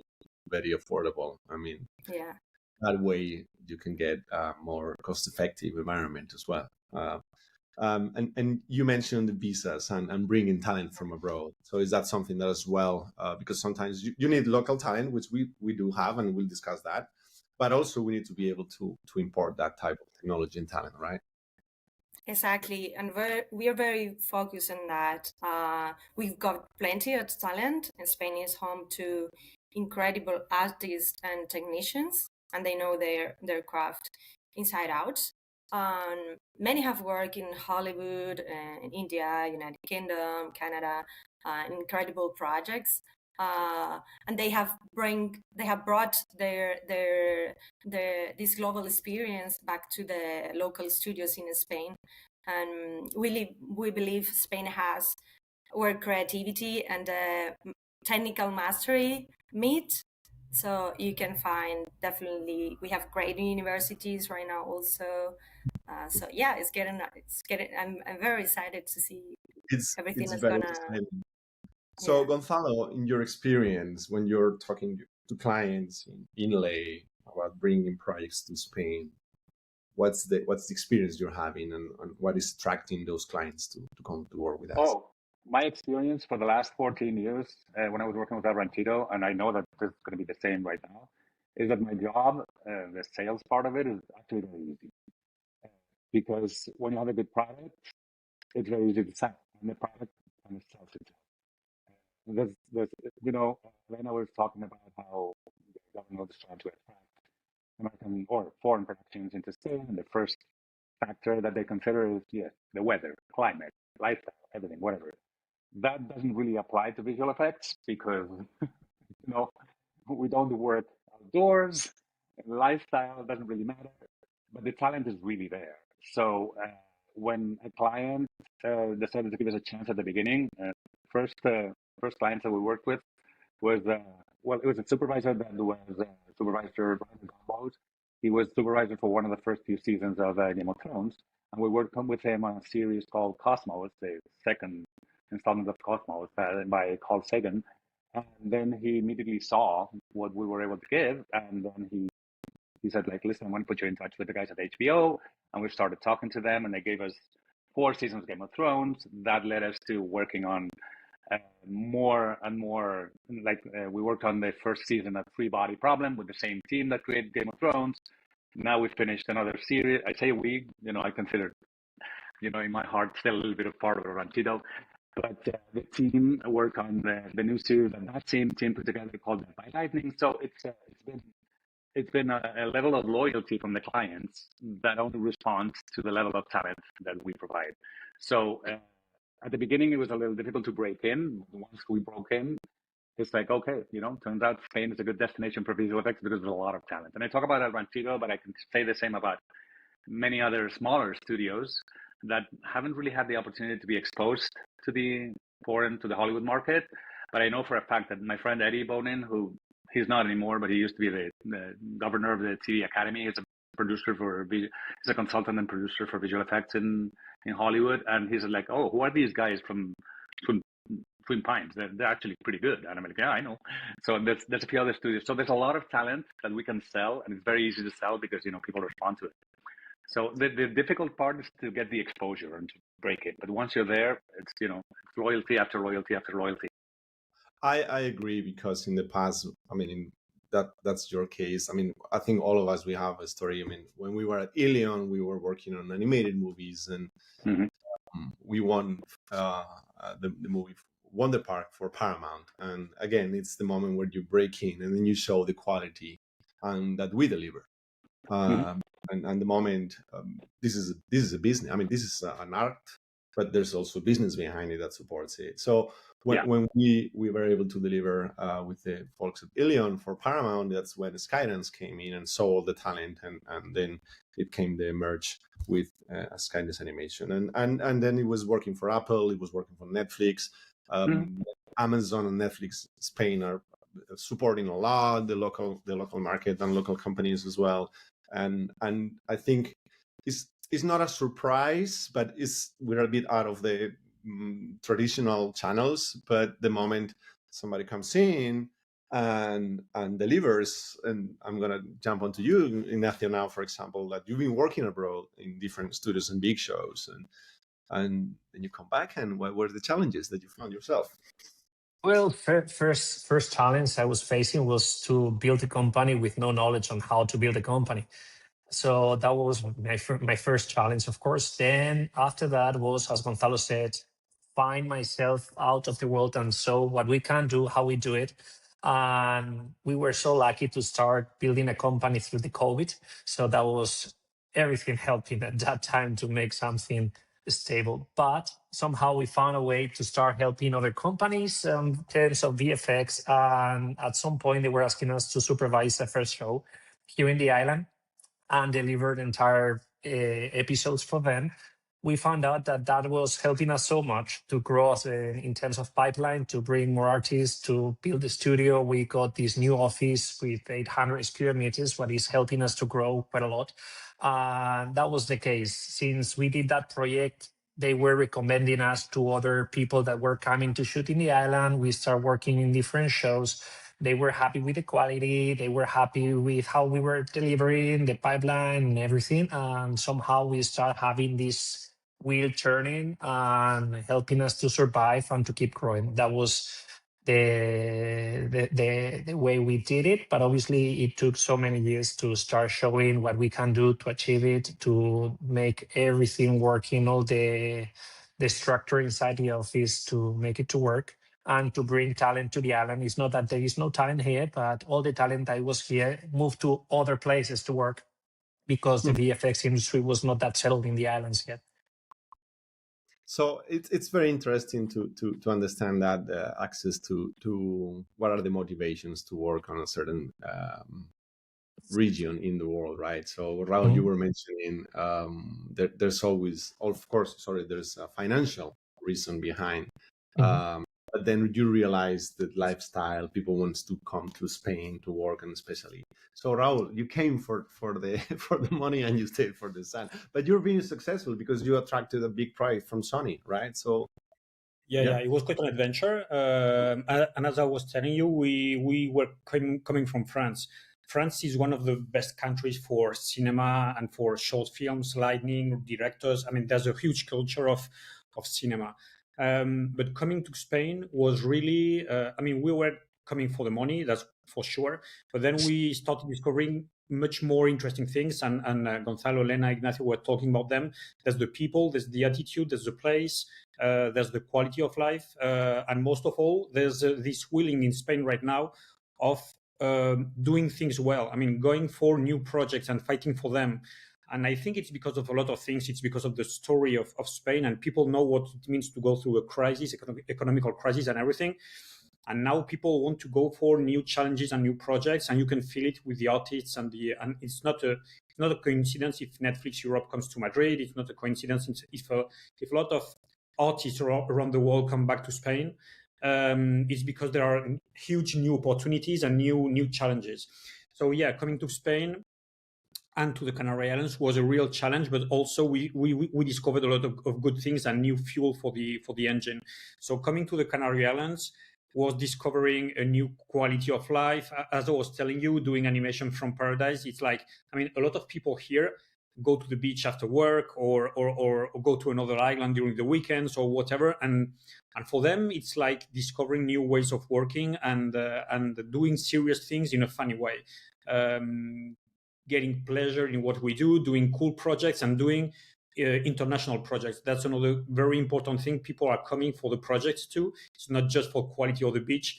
It's also because we are pushing to do some very important projects. The projects we've been through. We did Tara Duncan and Miraculous Ladybug season 5 for Disney, and right now we're on a very important project for Sony Pictures Television Kids and Sony Music Vision and Disney, and the football player Leo Messi. So it's going to be a very, very important project, and people here are super glad to come to the islands.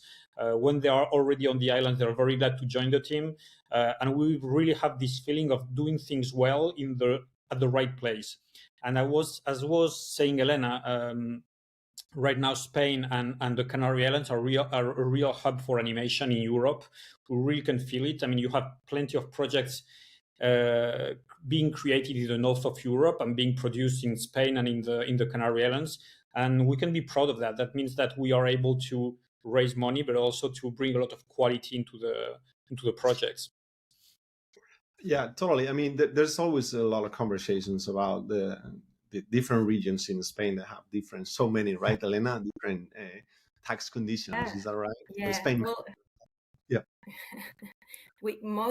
We have a decentralized country, but we have a national regime for tax incentives. It's a tax rebate, and it's a 30% from 1 million euros spent locally.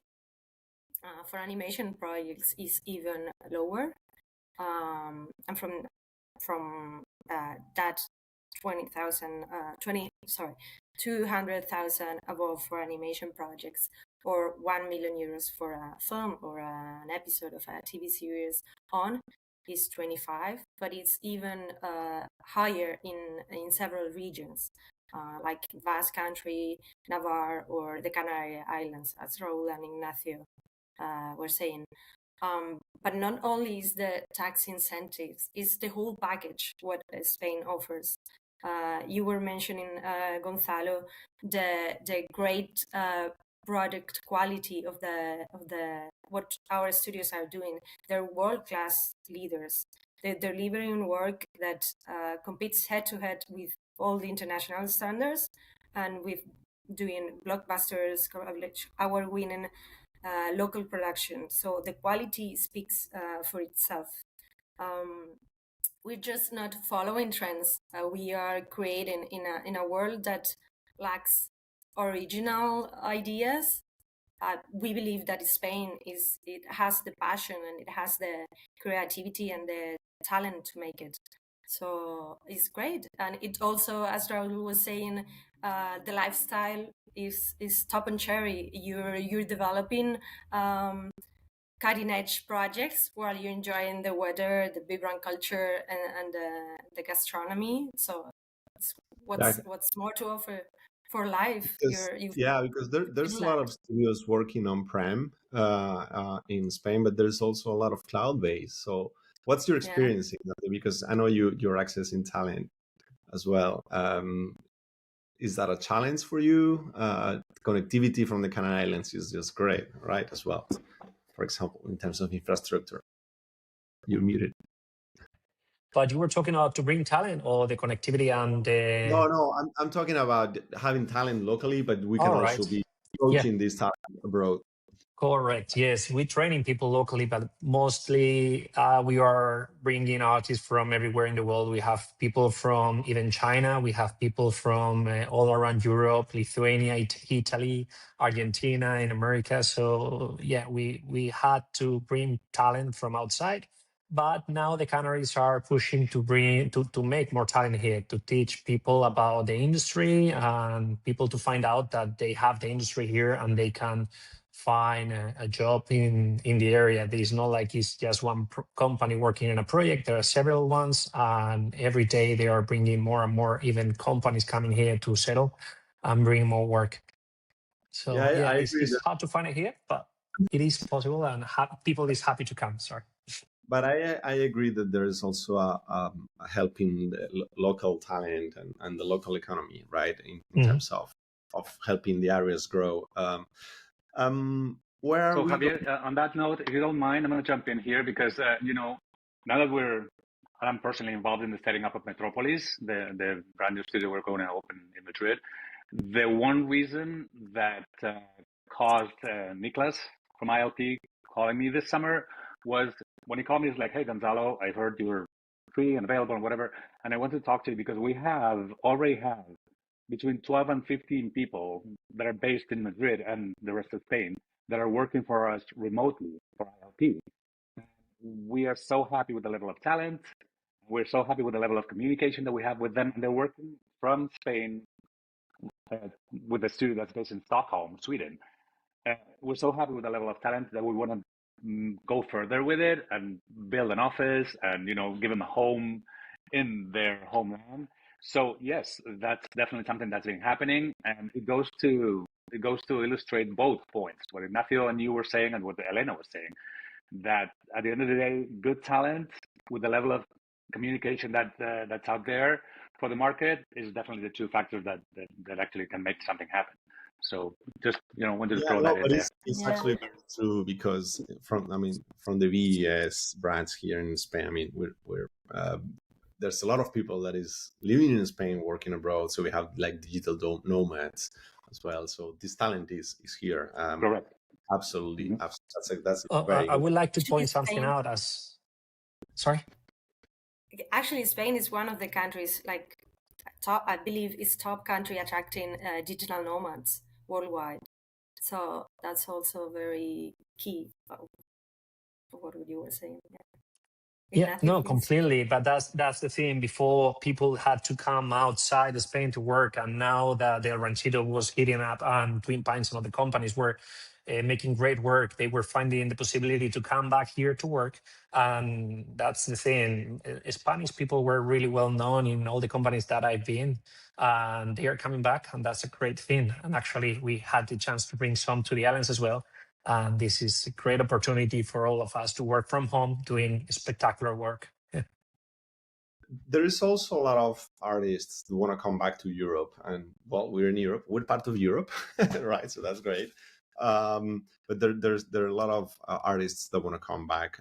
And there's big studios. I mean, I'm thinking about the Illusorium Studios now that did this amazing work for Amazon Secret Level, where they were awarded one short, and then they say, hey, can you do two more? And it's amazing. So, and I really like Francis also coming role. Definitely. I want to throw a question to the room now. Where are we going? Where's Spain going in this field?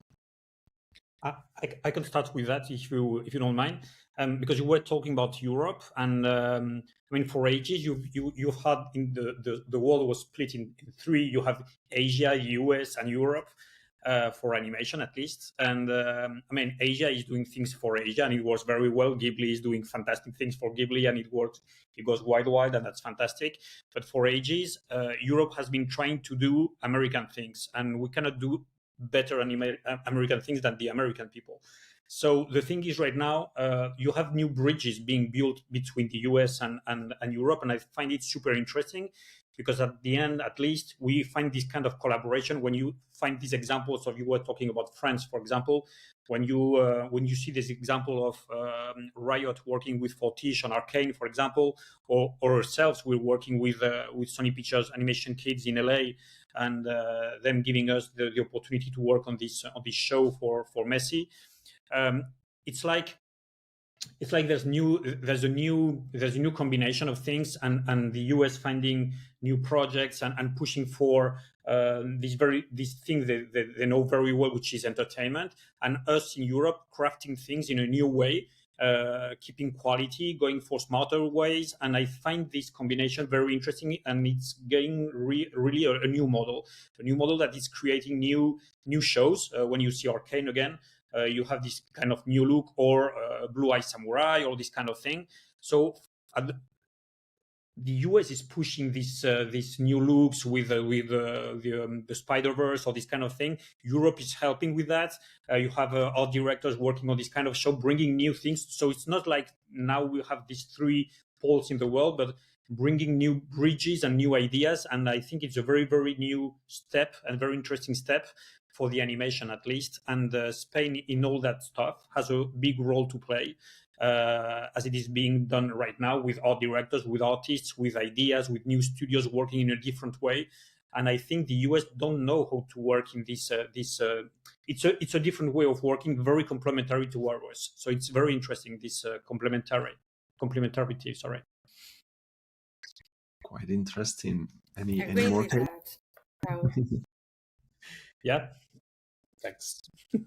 Any more ideas or insights, or where you think Spain is going to be in some years? I mean, I think it's only moving forward for us. You mentioned before Illusorium, the animation studio that's very up and coming in Madrid, and I had a relationship with Raul and Jorge, and they just happened to be here in Los Angeles for the last 2 weeks, and we said like, oh, we need to get together. It was almost impossible to see them because they had so many meetings with studios, and their work was so well received that I encourage every company. I know that Ignacio and Raul, you're doing it already, so this is. But for whoever's watching us right now, I say reach out, and don't be intimidated by Hollywood because your work's going to be well received. I mean, these guys that were here and they're like, oh, man, sorry, we can't meet with you tomorrow because we're at Netflix and in the morning, and then we're seeing Sony in the afternoon, and we're seeing DreamWorks the following day, and it's like, and the result of all of the meetings were absolutely fantastic. So, and the same happened when I started out with Ranchito. They're like, oh my God, who are these guys? Or the same is going to happen with us at Metropolis. You know, I mean, now we're a little better known because they know me and they know the people that are going to be forming the team. But it's like, just guys, reach out and open up, and don't be intimidated by the fact that Hollywood is Hollywood or the foreign market is the foreign market, because the talent's there, the level of work is there, and you know, Raul and Ignacio, you attest to the fact that this that I'm saying is completely true. The work is very well received, so it's just a matter of getting out there and telling the world that we're ready to do it. What you say, Gonzalo, is very important because I really feel that in Spain for several years, people were proud to be Spanish and we're not proud of the Spanish work we were doing.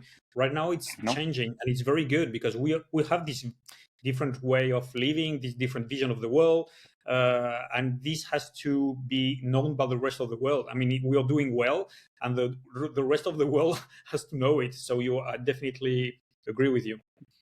Absolutely, you have no idea. I mean, easy for me to say. I've been living here in the States for 20. I'm dating myself. I don't want to say the number of years. A long time. But the first few years when I was working with El Ranchito, my main task was to convince them that they didn't have to be intimidated, that the clients were looking forward to working with the people in Spain because, first of all, they needed us. Second, they liked us, and they saw it as partners as opposed to being someone oppressive that was going to judge you. So that's a mentality that we have in Spain. It comes from many cultural background issues that we have. Probably, I don't want to get into that. Yeah. But it's about considering ourselves equals. So, yeah. Sorry, Ignacio, you have to jump. You have a shooting. Maybe you want to say something before you have to jump. Something really quick, but I was thinking that this is the era of the collaborations where there is more platforms than ever.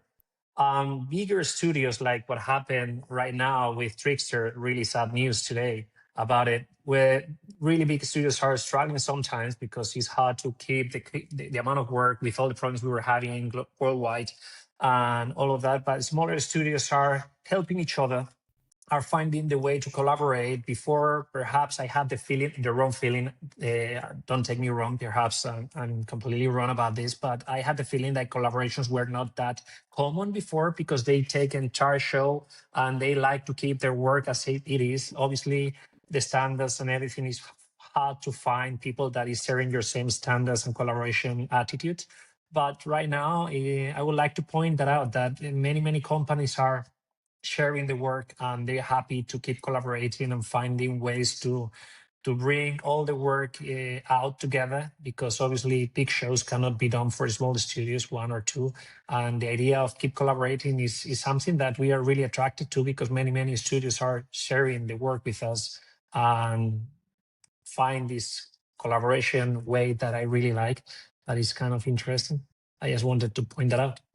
This is something that hopefully keep changing. So, Elena, what's your insight? That's key, Ignacio. I agree with that. And actually, I've heard so many times Raul said about the collaborative environment that is happening in Spain. When you come to Spain and you, like Gonzalo is doing right now, like bringing a foreign company and come to life in Spain and hiring talent and so on. Like you can feel like all of the rest of the studios, professional, they're working together in a collaborative environment. So I think that's definitely a really cool thing of the industry, and that is going to push forward better products and films. I absolutely agree. I just want to add that you are absolutely right, and in fact, you have the feeling that we have the feeling that studios who are doing well and pushing for quality and pushing for cool projects, we are all friends. I mean, Ignacio, we are very good friends, and we are all friends, and Raúl from Illusorium, we're very good friends, because this is the idea. It's about sharing things and pushing together instead of fighting or whatever. But this is very, very interesting, and you can feel it very well also in the Canary Islands, where there's this ecosystem of studios helping each other. And I'll never forget that when we arrived here 6 years ago, and we had to start working on our projects, doing storyboards, designs, and everything, and at the same time creating the company, and at the same time finding tables, chairs, and computers, and finding a place to work. One of the studios already settled here through Doubles, let us some tables and chairs and computers to start working. So we were not being considered as competition. We were just one more studio bringing more talent and projects on the island, and that's the spirit of Spain right now.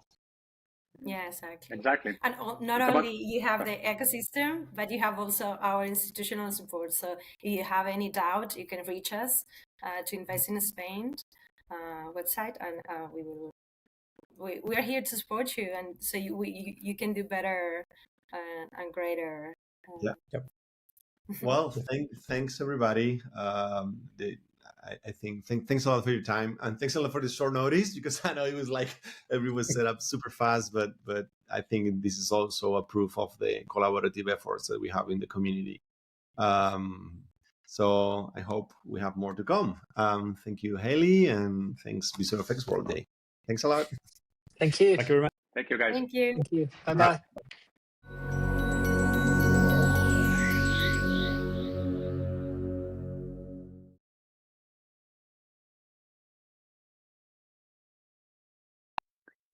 A huge hello from us on World VFX Day.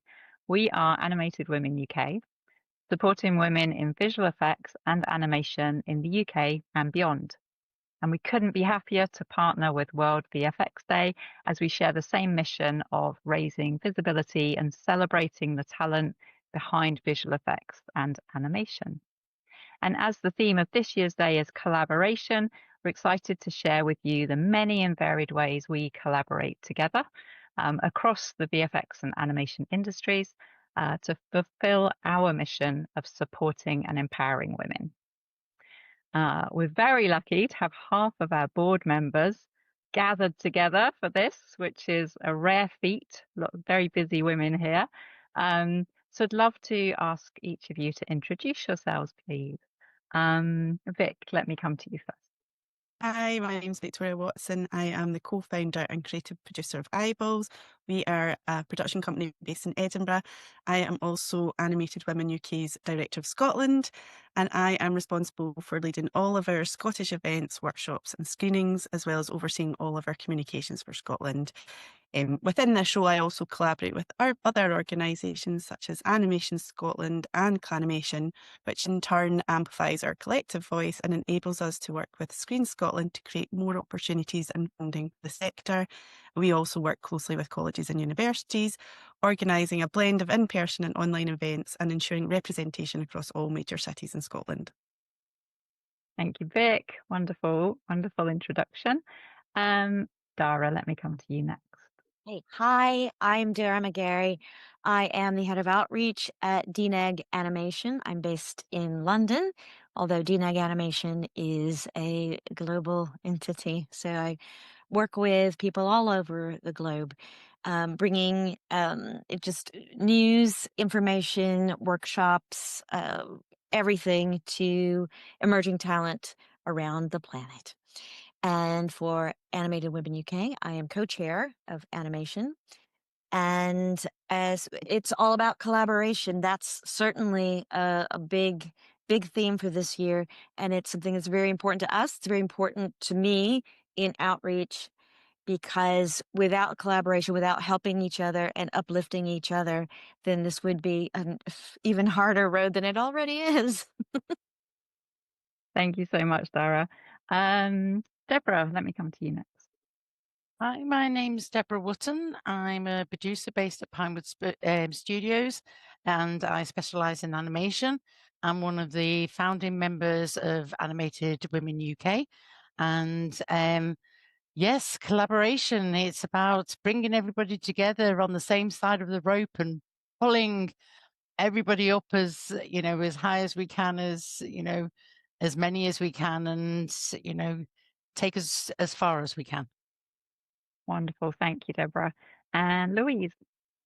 Hello, everyone. I'm Louise Hussey. I am the Director of Production for the Industrial Light and Magic London studio. So my job involves looking after the shows that come through our London studio, our lovely, wonderful production teams, and also collaborating with my colleagues across the globe. Then for Animated Women, I'm also one of the founders, and I am the VFX co-chair along with Dara. So the thing I love about the organisation, the collaboration, is just the joy it brings me in terms of the amount of work that this group of phenomenally busy women can actually get through without any pay or any thanks, to be fair. So anyway, that's me. Thank you. Great, thank you. And just to introduce myself, so I'm Debra, or Debbie Coleman. I'm a career and leadership coach for visual effects and creative professionals who are seeking a fulfilling career in balance with their personal life. I come from a compositing background, so I represent the visual effects side of things at Animated Women UK with Louise. And my role at AW UK is finding people to speak at events so that we all get to see and hear from more women at industry events, which is something I'm very passionate about, having been in that position myself previously. So that's us. We are half of the board. Hopefully you'll get to hear from other members throughout next year, but that's a point for later. I'd love, really, I think it'd be helpful for us to just say a little bit about why we exist. You know, why is there a need for our organisation? How are we helping women in the industry? Louise, if you would be happy to introduce us on that point, thanks. I would be very happy. In sort of preparation for this chat, I actually uncovered an original business plan that we put together. So Debra Wotton would have been one of the original people putting that together. And the date on it is, I'm just checking my notes, February 2014. So that was Lindsay Watson had put together a group of women at an animation studios called Candy Mines over in Shoreditch, and a few of us turned up and had a glass of wine and chatted about what was going on in the industry. I was incredibly interested in being part of it because I found myself often the only woman in a room full of men, and while they were all very lovely men, there's still something different about that dynamic. And so we then went on to have an industry roundtable and a survey that really did throw up the fact that we were not doing particularly well in being representative across our two industries, visual effects and animation, as far as women in the roles in the different industries went. So we put together a fantastic survey. It really threw up a lot. Out of that, we decided there really was a need for an organisation that would help support individuals, that would give some training and development opportunities, but also to help companies understand and perhaps recognise some of the challenges that women may have within their organisations. So that was really where it all started.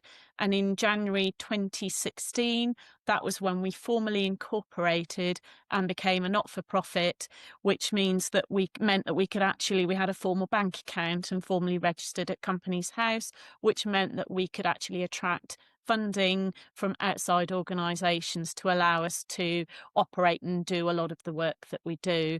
So that was really leading up to kind of 10 years ago was where we got to our formal organisation. That was when the first board was formed. And here we are 10 years on. So that was the genesis of it. But it was very lovely finding the thing from February 2014. I thought, crikey, I think we've come a bit of a way since then. Maybe not as far as we'd like, but we've come some of the way.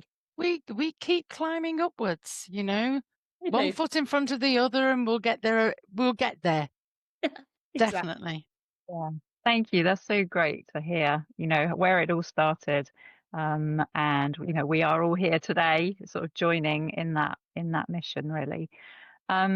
So what I thought it'd be great to talk about is a few topics, such as the power of connecting, how we're raising visibility of women, and how we're upskilling women. So first of those, the power of connecting and thinking about our in-person presence in particular. Dara, that's got to be your specialist subject. I'd love to hear a bit about that from you.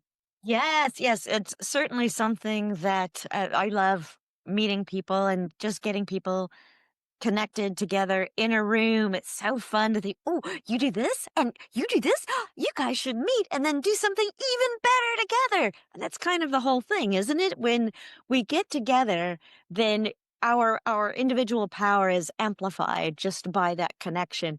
And you feel that when you're in a room with people who are like-minded or people who are also creative, have the same energies. So when we have been able to have our events partnering with other places, such as our Halloween party, where we partnered with Fitzrovia Post, or in the summer, we had a lovely picnic and we were with WIA. We've also have had some connections with Access VFX, just being able to get other organizations together and share our passions and our directives, what we want to do, and realizing that we can do it better together.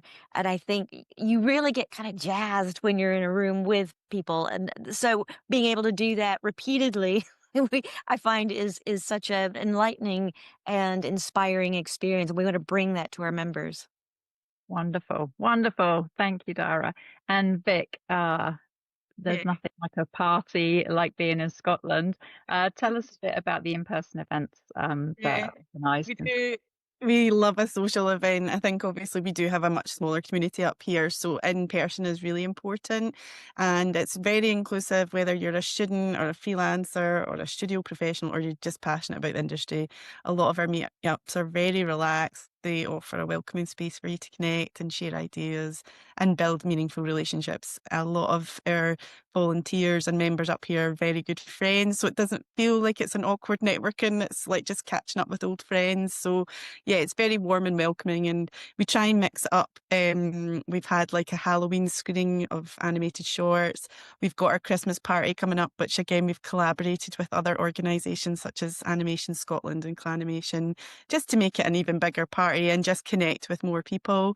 We do things like drawing workshops and drink and draw. So obviously sometimes it's alcohol based and sometimes it's not.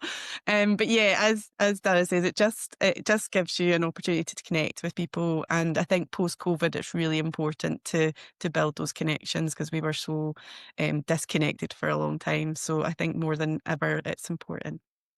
Yeah, absolutely. Absolutely. I've always enjoyed an in-person event, and judging by how popular they are, our members do too. Having said that, we're always mindful of being inclusive and trying to make events, you know, have as broad a reach as possible. So we also put a lot of thought into how we can connect with people online.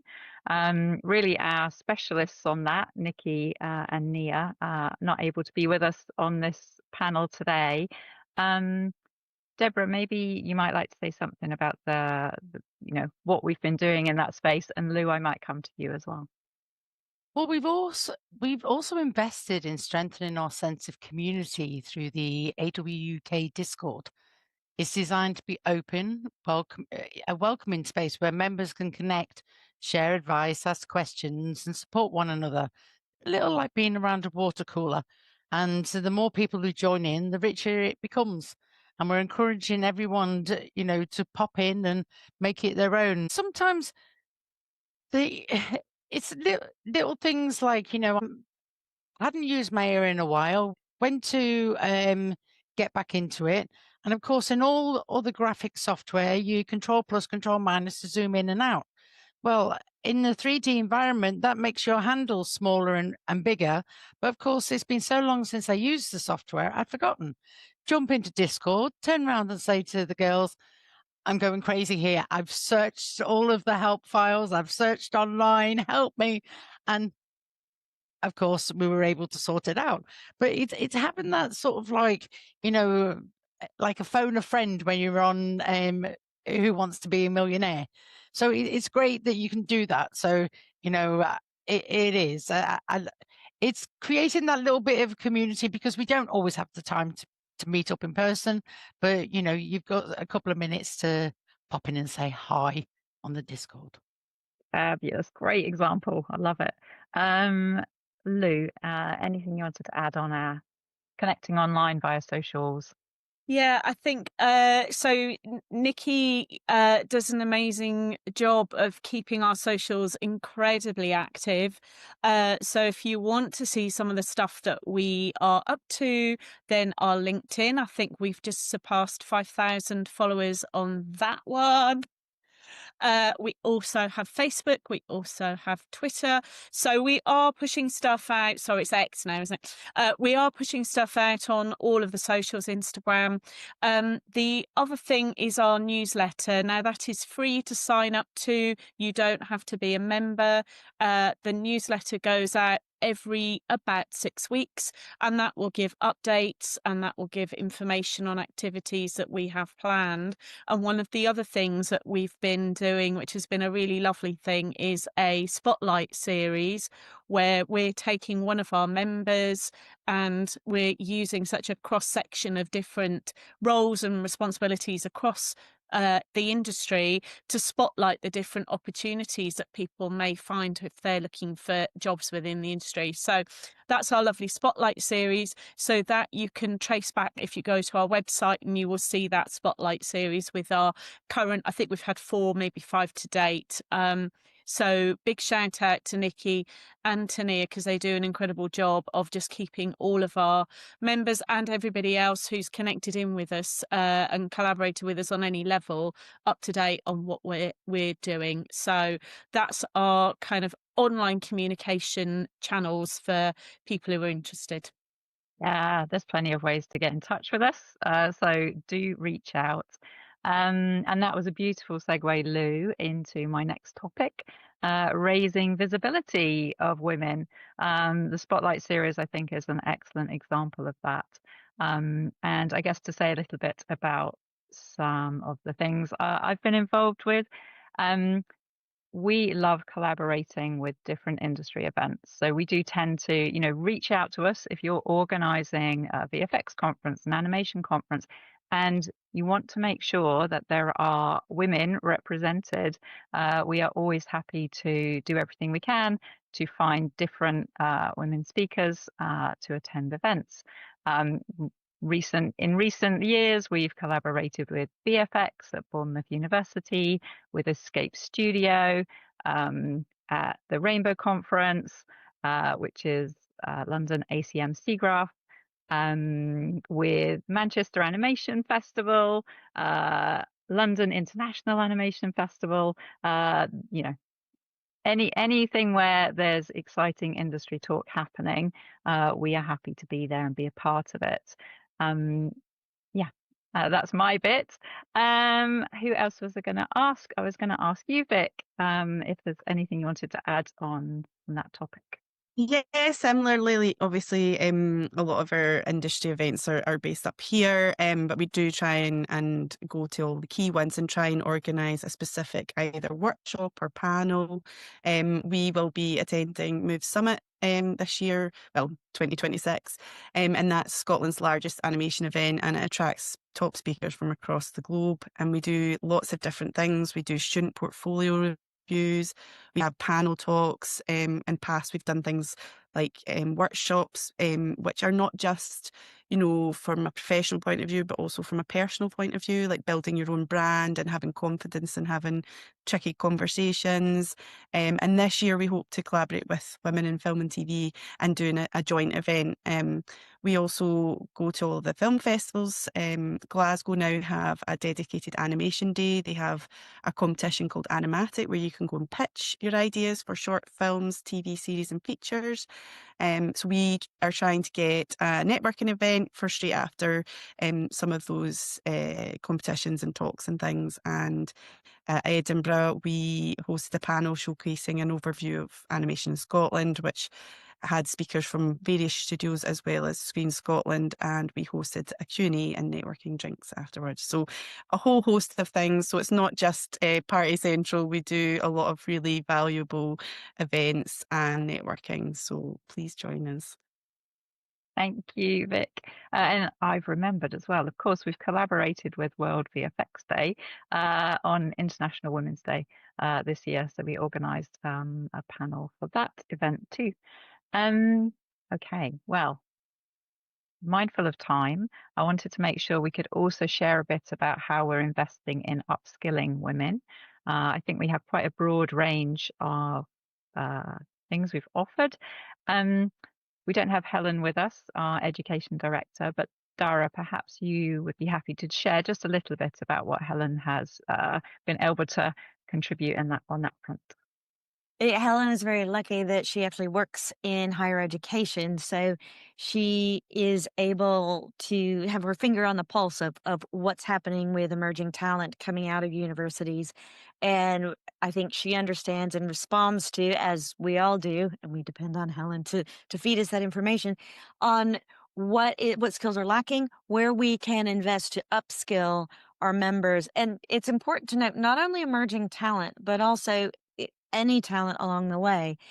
Then we would do that through workshops, through masterclasses, reaching out to the community and offering to upskill, offering that information where there's an information gap. It's really vital that we help each other out and collaborate on that one. Yeah, thank you, Dara. Thank you. I was going to share that a big project for us this year, 2025, has been to provide specialist support to women of colour. And that was something we have done under the guidance of our advisory group, led by the fabulous Bimpe Alio, and collaborating with Elaine de la Cruz from Coaches of Colour, as we were delighted to offer 3 online sessions this year, starting with a discovery workshop, which then informed the design of 2 targeted workshops around confidence and presentation skills. So that's something we've been delighted to offer this year. Lou, anything on other big projects we've previously offered? So Achieve, I think, is one of our big flagship programs. It actually first launched in 2016, and it was very much the design of Helen North, who was a board member. Helen was an absolutely incredible woman. Very sadly, she passed away far too young, and so she was able to deliver the first program and start looking at the second year for us, but was unable to complete. But Jan Armstrong and Marion O'Connor, who were very close to Helen, then picked up that baton and became our partners for offering the Achieve workshops. So I just wanted to say a big thank you to Helen, because she was a huge part of all of us in the very early years of getting going. So that was very much supported by Screen Skills in the first couple of rounds. Subsequently, Disney have given us support for the programme and workshops over the last couple of years. So that programme, sorry I'm taking a bit of time, but it's worth saying because it really is such a big programme. It was so amazing, and we continue to run it in various versions, but the in-person versions 100 women across visual effects and animation went through the in-person Achieve programme, which we're incredibly proud of. We then hit COVID. That threw everything off for a little while. Subsequently, going back to some of the conversations we were just having around making things accessible, we've subsequently pivoted to smaller online modules. But I'd love to think that at some point in the future, if we can get the right sponsorship, that we would be interested in rerunning the programme in its full guise at a later date. But I think keep an eye open. We'll certainly be looking to do more of that as we go forward into the next 10 years. Yay, fantastic. I was lucky enough to take part in the first round with Helen North, and it was fantastic. It really made a big difference. Debra, you've recently introduced something new to our members in terms of learning, making the most of lunchtimes. Do you want to say a little bit about that? Yeah, we set up a new bite-sized learning lunch because, you know, us ladies, we don't have enough to do in a day. So while we're, you know, and we do love to multitask. So what we do is we pull in some industry people. Our next one's in January, 22nd, if my memory serves me right. And we will be talking about the legalities of using AI. You know, let's get some subjects that are interesting. And, you know, in the past, we've had BFI come on and tell us, you know, how to make your applications for funding. And it's about, you know, the sort of things that I really, really want to know that information, but don't have hours. So that's why we make it nice bite size. Fantastic, thank you. I think we're going to have to wrap up shortly.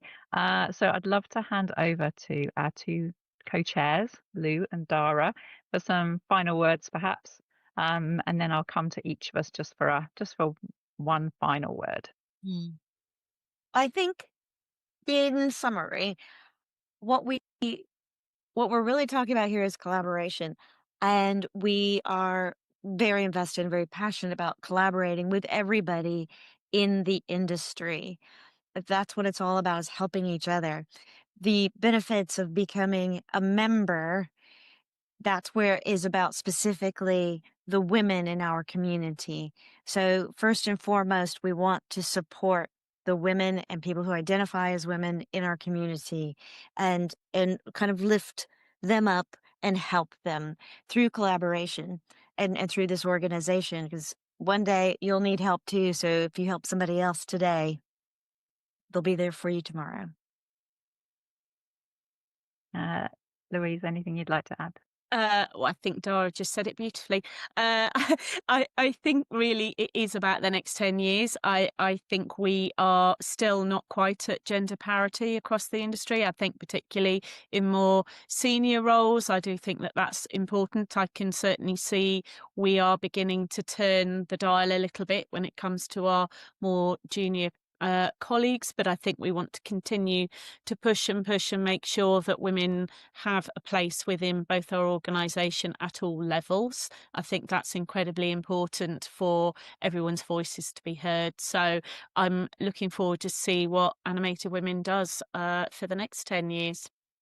Wonderful, thank you. Yeah, we're all excited about the anniversary, 2026. So just final one word from everybody. What word would you associate with being a member of AW UK? Vic. Unity. Dara. Sisterhood. Lou. I'm going to say thanks. And that's because it's a big thanks to all of you, to everyone else on the board, to all our members who support us, to all the organisations who support us. So really for me, it is thanks. Wonderful. And Debra? Gratitude. I work with the comms team to get everything sorted, and I work, you know, with Jane and Claire, who sorts out our website. And there are so many people we collaborate with. There's, you know, our little feet are going 10 to the dozen under the water while the swan is just gliding across the river towards you wonderful people. Thank you. Love it. And I would say my word is going to be connection. Feeling Thank you so much. And thank you, World VFX Day, for having us. We're very excited to play our part and collaborate with you in this way. Okay. Thank you.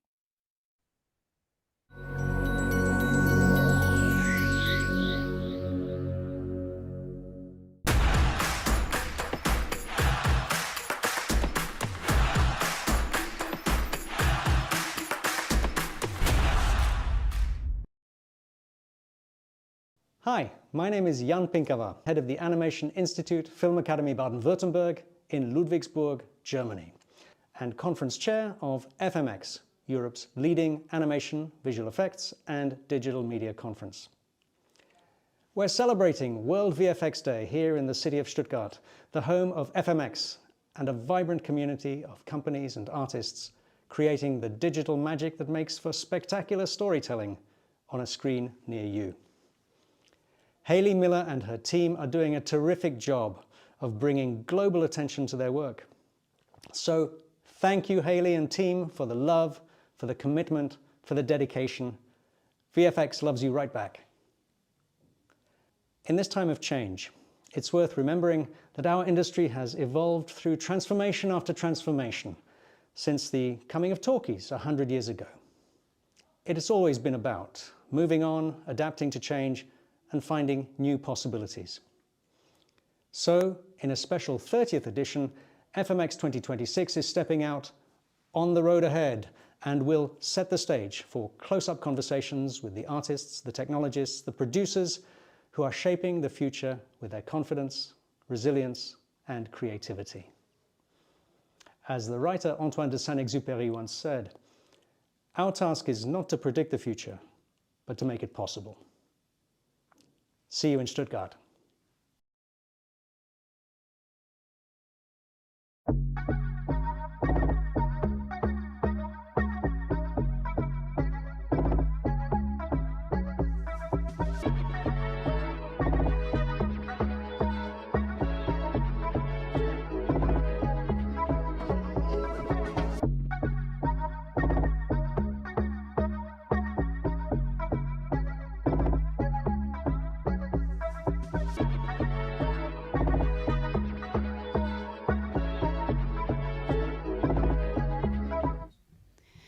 Hi everyone, welcome back. If you've just joined us, it's World VFX Day. Thank you for joining us.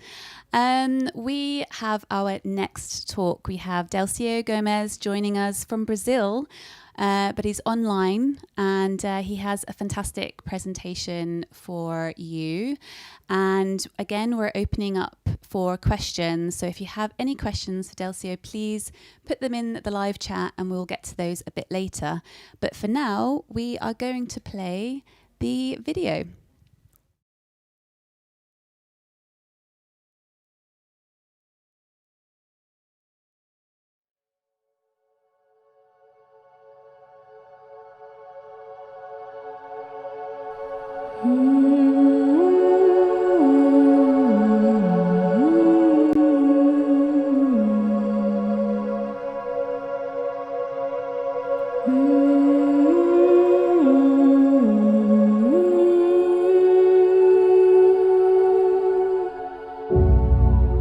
To create is to transcend time. Our drawings, paint-stained canvas, and words become a part of history, and we pour our souls into a craft that makes humanity come alive. But legacy is more than that. It's not about grand gestures, fame, or success. It's about what we do for each other.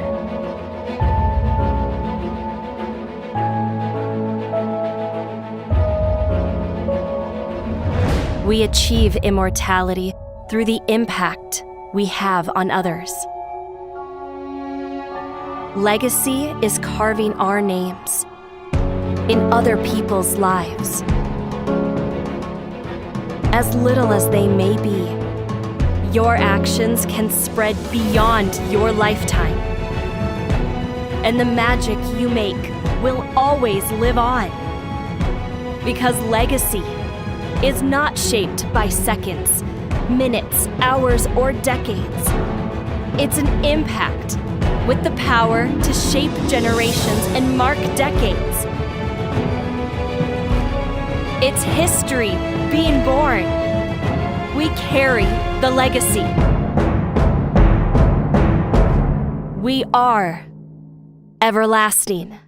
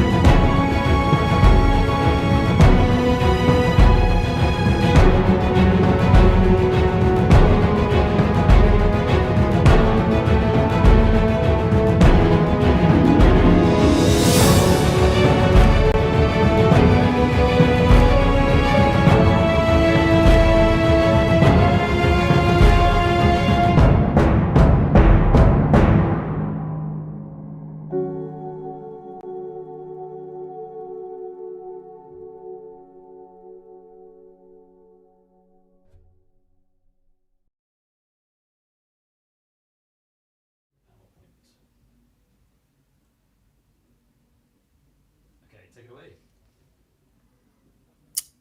So we're live? Yeah. Okay. I hope you guys liked it, what you saw. And then I'm going to start talking about how we made it this 3 minutes movie. Okay. Let's go to the next slide, please. Okay. So I'm here today representing like 85 people that actually work on that. So this was a video that we did for THU. THU is a community of people. It's most known for a festival. As a Trojan horse was a unicorn. We were doing this video for the opening, and it took 5 months for us to make it. And we had from May 2024 through October 2024. When I joined the team, the next slide, please. So like this is like one of our many meetings, like with a lot of people. 85 people contribute in this piece from around the world. We have like multiple countries, like from Singapore to Brazil to a lot of people from Europe. Next slide, please. And I'm going to explain a little bit what THU is. THU is a festival that been happening for 10 years now. I've been a member for as long as I can remember. It's really a community that brings together artists from around the world. And their principle is that you don't have any VIPs. So the idea is that you can bring people from, and I forgot to introduce myself. Sorry. My name is Delcio Gomez. I'm a HOD or a head of department from Industrial Light and Magic. And sorry. It's very early in Brazil, so I'm sorry. So like we start, like the process started with us like doing a lot of concept art. Like we had like tons of like the ideas went crazy, and the scope of the work grew a lot. So part of my job in this this project was to kind of like minimize and try to like bring it down to something that would make sense. So next slide. And then try to bring order to the chaos. So this is an example, for example, of like what we are trying to do. We are trying to do an animation that had somewhat of a climax that it would grow as we go. And then this is kind of something that I use to kind of control the chaos. So like I try to use the sound to drive the order. and then I used like the visuals and stuff to like try to convey what we needed to with Everlasting. So the next slide, I'm gonna try to explain how we made the production of this movie, which was kind of chaotic and crazy. We tried to divide by buckets. So the first bucket was like any kind of environment that didn't include any characters whatsoever, and then we divide in buckets, trying to like finish the shots first that were like one-off shots, and then on the B bucket we try to finish like shots that had like one or two characters, and then the C bucket was like the crazy shots that involve like a lot of stuff. Those are the shots that we took it to the very last minute. Then the next slide is probably the most important thing for people who are watching, because it includes what our pipeline was. When I created this short, I wanted to create a short pipeline that was like as agnostic as possible. So we tried to use every single software that everybody could use. So we use Maya for animation, we use Houdini, we use 3ds Max for some shots, we even use Unreal. The main point was that by using V-Ray, by using V-Ray scenes, we were able to work in any software and then pass files from software to software using V-Ray mesh and V-Ray scenes, you know. And then in the end, we composited everything on Nuke, Foundry and Nuke. The pipeline, it was a little tricky to come up with it, because we were not trying to make a studio. We were just trying to make like a one shot, a one, you know, project like for 5 months. So we are not trying to reinvent the wheel or anything like that. We did not use USD. We just used as simple as possible files, all merging to V-Ray. And that's what we used like to render as well. We use V-Ray Cloud to render. Next slide. So for our main character, we went through the process of like, you know, creating her story, what she was about, and all that stuff. And then once we got a model, we start modeling that, and then going through the rigging and animation. In the beginning, there was a lot of questions like, are we gonna have like her hair working? Are we gonna simulate her hair? Are we gonna simulate her clothes? And we went through approach of like, let's try the simple approach first. Let's see if it works. And then things got complex as we go. So the scene was like animated in Maya, then brought into Houdini, where we would simulate the hair and the cloth, and then bring it back to V-Ray standalone to render. Next slide, please. Same happened to the next character, which was the hyena. The main character was supposed to symbolize like people and you know, like people who lost their creativity and they're in search of their creativity. The hyena was supposed to be kind of like a scary character, like it should represent your fear, right? So in the beginning we thought like, well, can we create this character without hair? And we tried many iterations when the character had no hair whatsoever. And then in the very end we decided like, hey, let's give it a try, and we used Houdini to create the hair. And this is kind of like the process that we went through. We were afraid of like making the hyena like looking too close to the Lion King character, but then we kind of embraced that. And next slide, please. And then a good example of like the things that happened throughout production was that, and when I say production, it was just 5 months. It was the design of the unicorn. The unicorn in this short was supposed to represent creativity, and this is the very early stage of us trying to make the unicorn. And then as soon as we start animating, we realized that the unicorn was not working. The design was not working with the other characters. Animating this unicorn with like the thin legs, and it was looking funny. It was not working at all. So next slide. So very late in the production, like probably like 1 month to go, we decided to change completely the design of our main character. And this is kind of showing a little bit the process of it. We wanted the unicorn to represent kind of like youth and creativity, and kind of like being a little bit more naive of a look. So next slide, please. And that is kind of like where we landed on the final design. We changed the scale of the unicorn. We changed the appearance of the unicorn to be a little bit more like Bambi-like.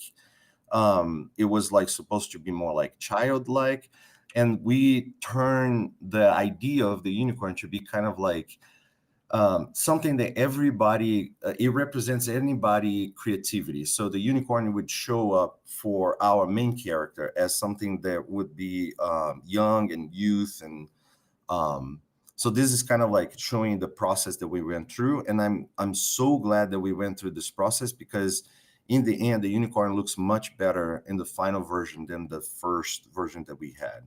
So next slide. Oh, I think this is the last slide. Yeah. So, so I was trying to just go through like very quickly. We don't have much time.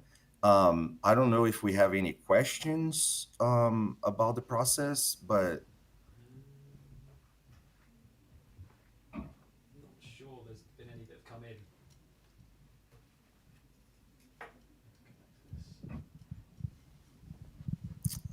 I love the baby Yoda that you guys have. Yeah, thank you for that presentation. That was fantastic. Yeah. So tell us, just taking a step back, how did it all come about? What started it? What ignited this project? What ignite? Okay, yeah, that's a good question. So,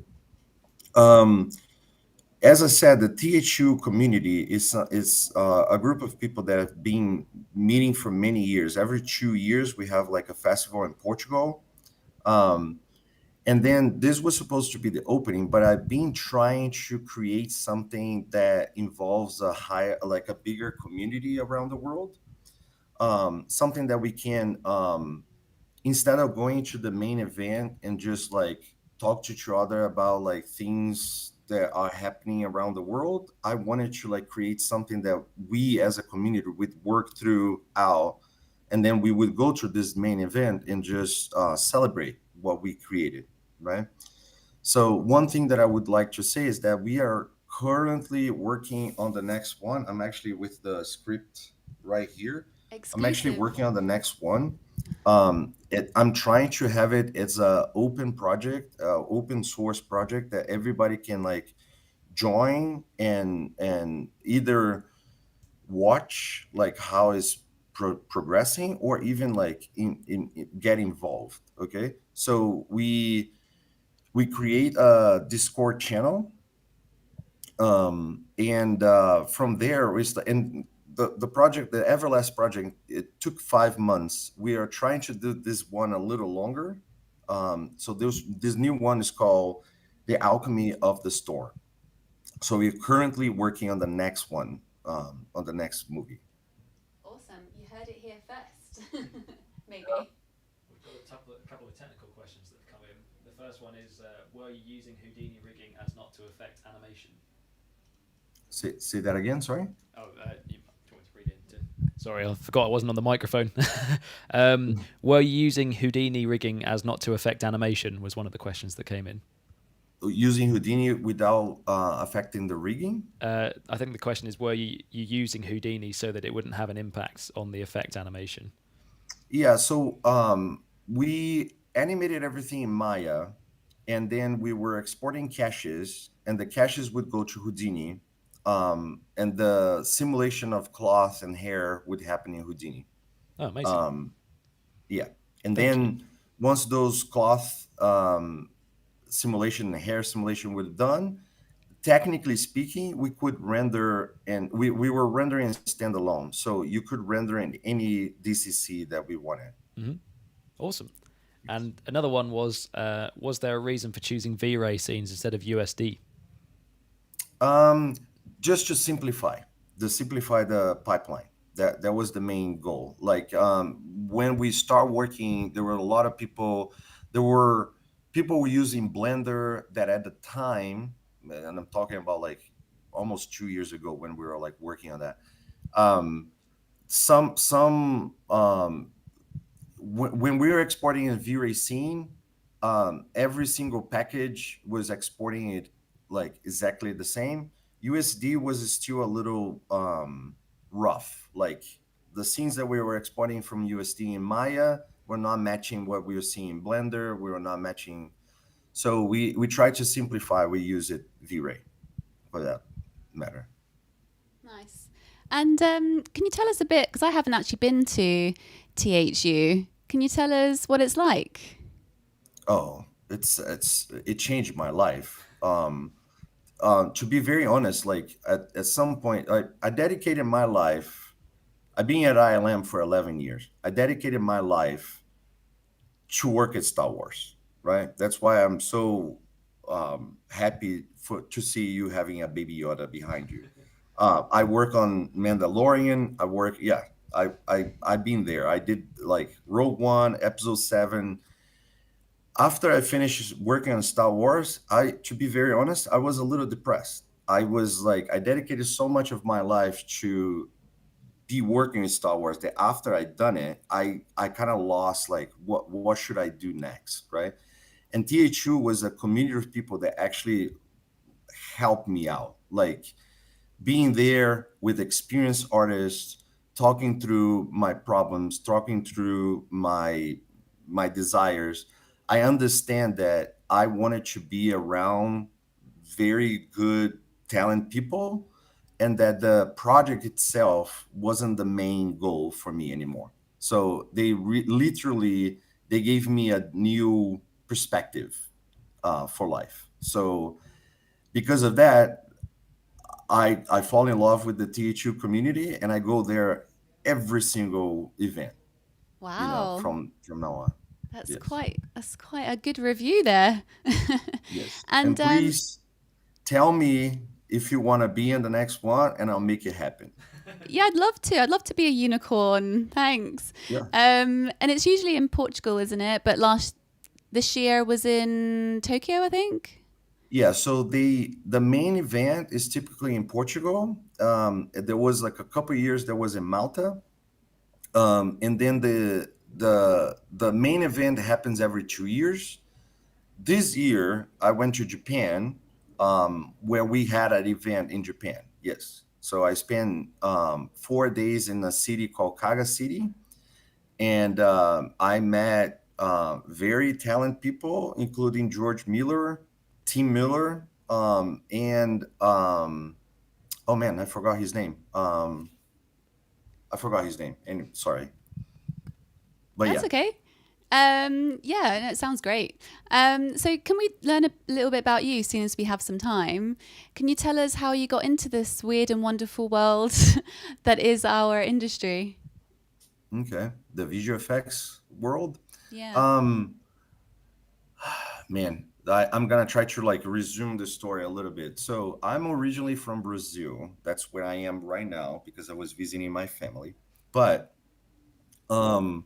I started as a graphic designer, and throughout college, I started learning some 3D here and there. Then I worked with like advertisement, and then eventually in 2010, I got an opportunity to go to Louisiana and work on a movie called Oblivion with Tom Cruise. Since then, I fall in love. I was always in love with like movies, movie making. And visual effects was something that I was like fascinated by. And then after that, that was like probably 2010. Then I went through Pixomondo, Santa Monica. I worked at Luma.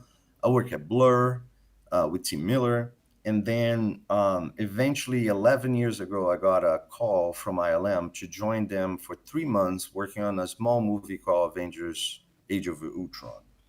And since then, I've been there. And the reason why I'm there is because I had the opportunity to work with like the best in the field. Like it's a very I'm always amused by working with people who have come from traditional more traditional arts, like so many people who had come from model making and that were working with like cameras and doing visual effects like in a practical form, and now translating this into the computer. So I started as a mid artist, went through senior to lead to a supervisor, environment supervisor, and now I'm actually the head of the department for environments and what we call generalists. The difference between generalists and environments is the environments usually cover multiple shots. We would like, if we have 200 shots, we would create it as assets and create it like as a scene to have multiple shots. If we have like a small sequence of one-off, that usually goes to a generalist that will create the entire scene by themselves. In that including the modeling, the texturing, everything all the way to the comping. Yeah, nice. Does that answer your question at Yeah, all? no, that's great. And the next question is from Grogu. He wants to know what you've been experimenting with in terms of new tech or using actually, including on the 85 Artists project. Were there any other, obviously you use V-Ray, were there any other tools that you used or are using? On my personal project or at ILM? Yeah, either, if you're allowed to talk about it, because we've had a big theme. Obviously, AI is at the top of everyone's minds right now, but there's lots of tools out there. It feels like there's one coming out every week almost. Is there anything that's really kind of exciting you right now? Yes. In my, I prefer to talk about my personal work because ILM is a little tricky. I don't know if I have permission to talk about it, but yes, AI is a big topic right now. It's in my personal work. Denoising is something that I've been using for the last, 2 years. Upscaling is something that is very easy right now. But I've been playing around with Conf UI, and combining Conf UI with V-Ray has given me like really good results. So hopefully very soon I'm gonna be able to like show some of the stuff on the next short that we are doing. But yes, and to be honest, I see AI as kind of like the next sexy tool. I don't feel very overwhelmed by AI. Like some people are very like afraid of it. I think it's like it's the natural progression of things. So I've been using AI for a lot of stuff, like from Gemini and ChatGPT to like help me to script stuff. But image wise, I'm starting to use like mostly what I've been doing is using Conf UI. So I generate stuff with like V-Ray, some rough stuff, some more advanced stuff, and I use that to drive some prompts for AI. Yeah. Okay, nice. And we'll have quite a wide range of people joining us today across many disciplines, maybe not necessarily artists. Can you give us a little bit of an overview of what V-Ray actually is and does and helps with your projects? On my project, yes. So V-Ray, typically speaking, V-Ray is a renderer, but it's more than that, because once you pick V-Ray, and we actually use V-Ray quite a bit at work at ILM.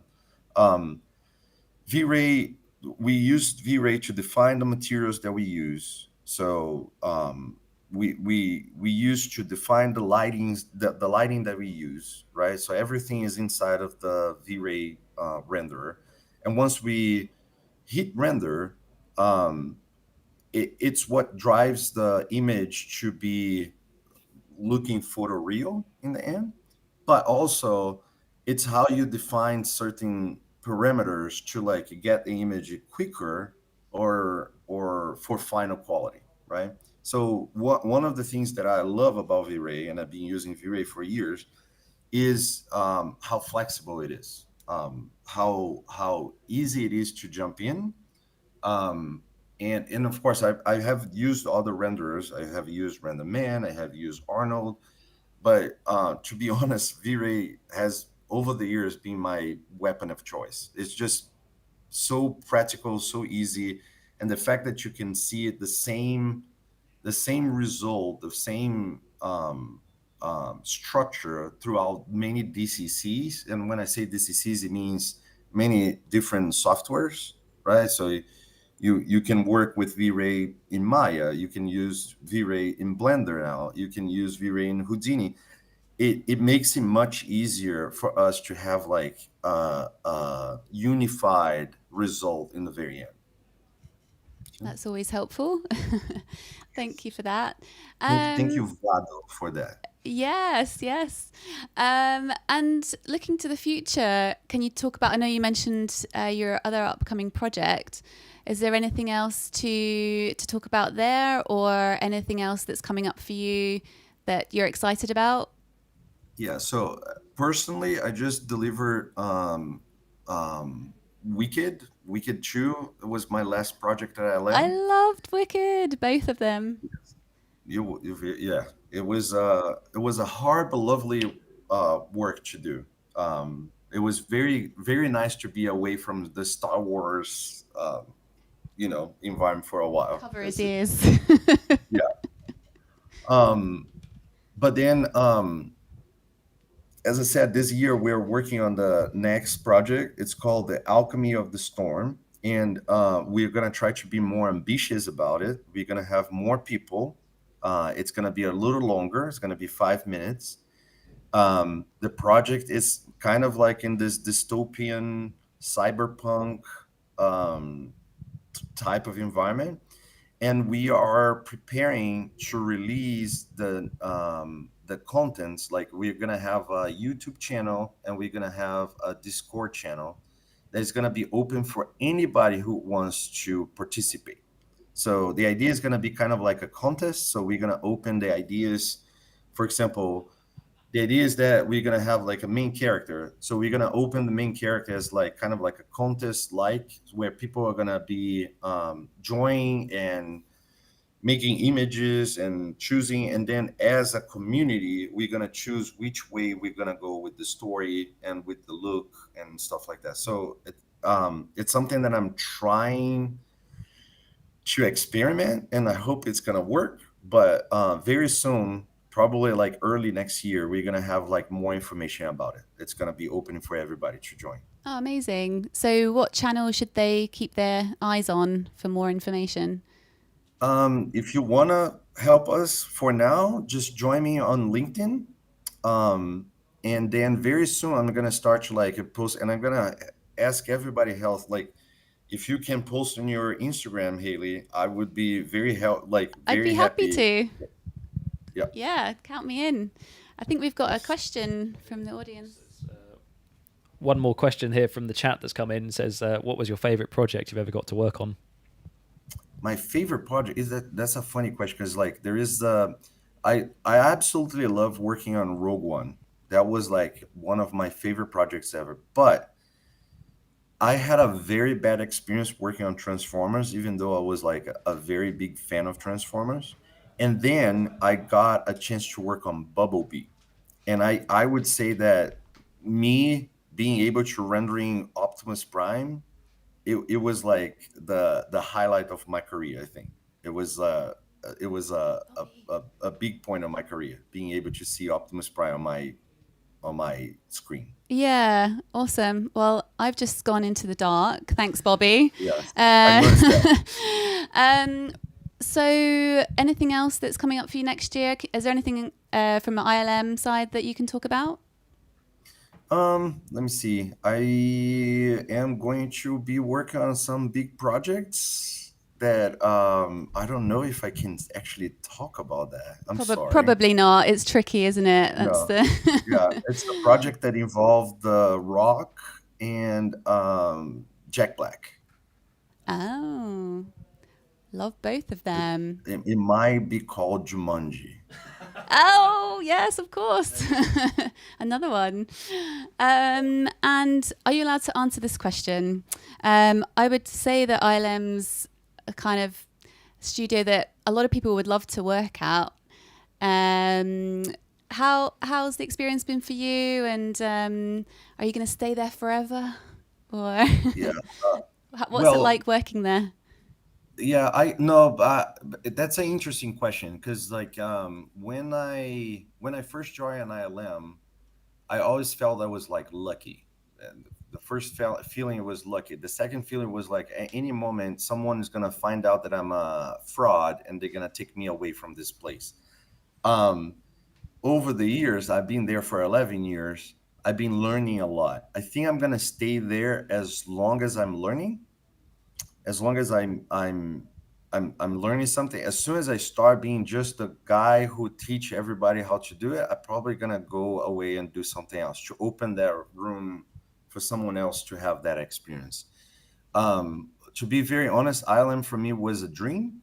As a little kid, I remember going to the library and reading comic books, and for me to be hiding on the library to read comic books, I had to find a big art book, and the art book that I picked was a ILM art book, and it actually is one of the books that helped me to learn English early on in my career, right?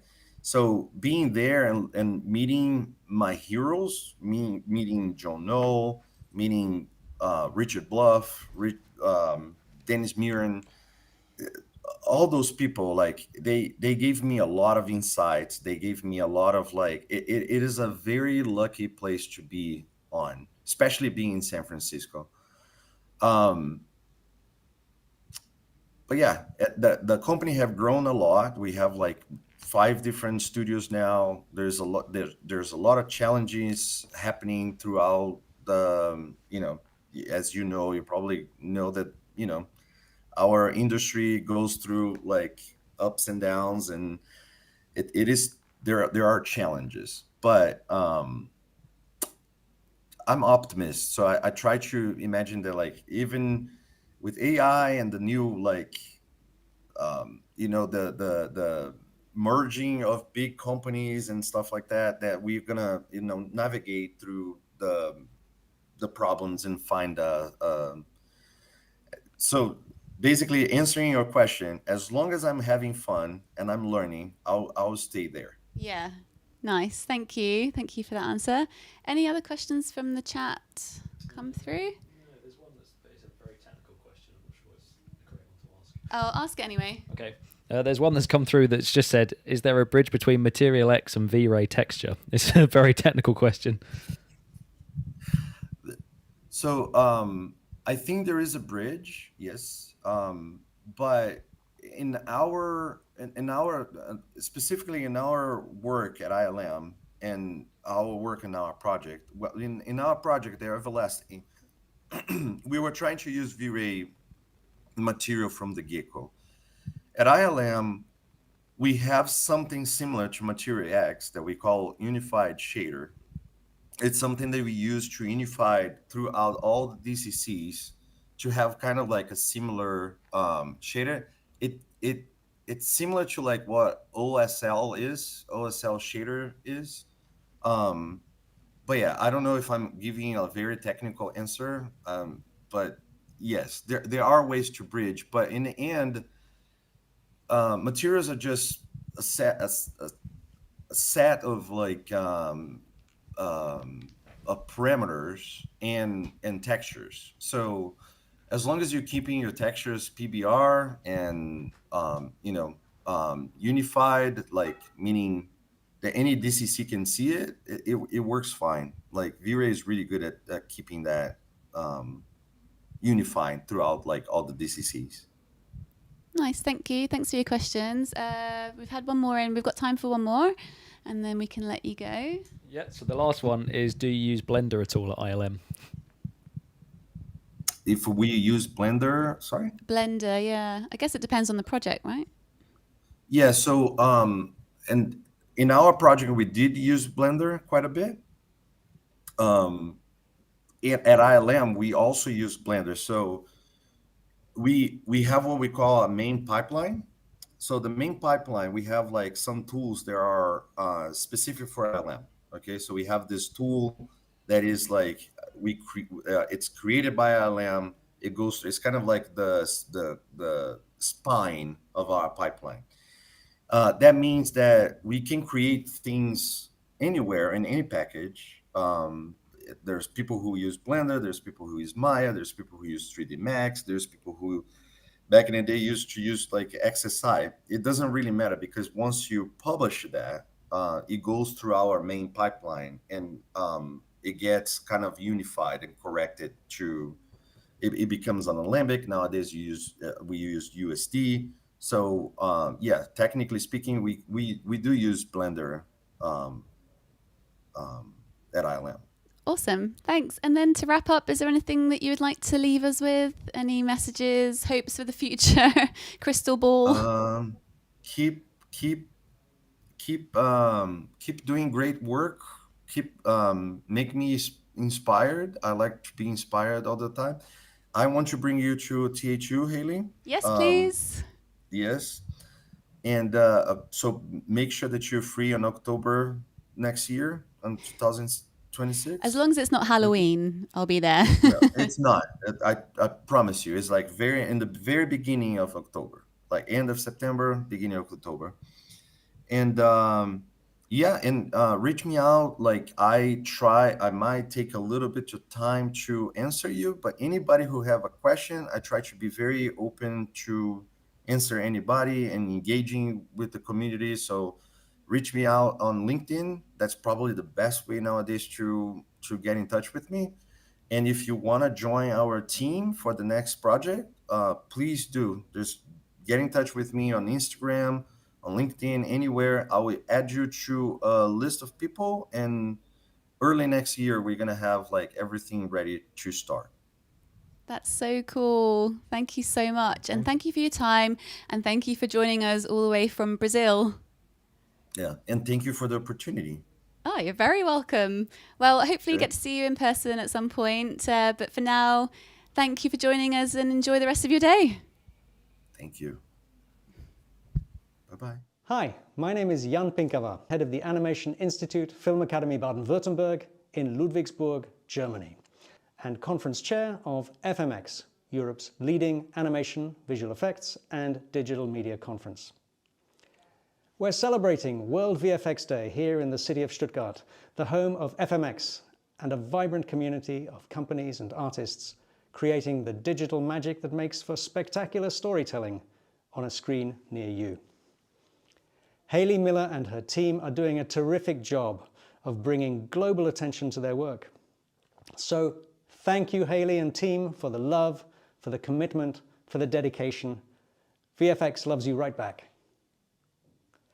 In this time of change, it's worth remembering that our industry has evolved through transformation after transformation since the coming of talkies 100 years ago. It has always been about moving on, adapting to change, and finding new possibilities. So, in a special 30th edition, FMX 2026 is stepping out on the road ahead and will set the stage for close-up conversations with the artists, the technologists, the producers who are shaping the future with their confidence, resilience, and creativity.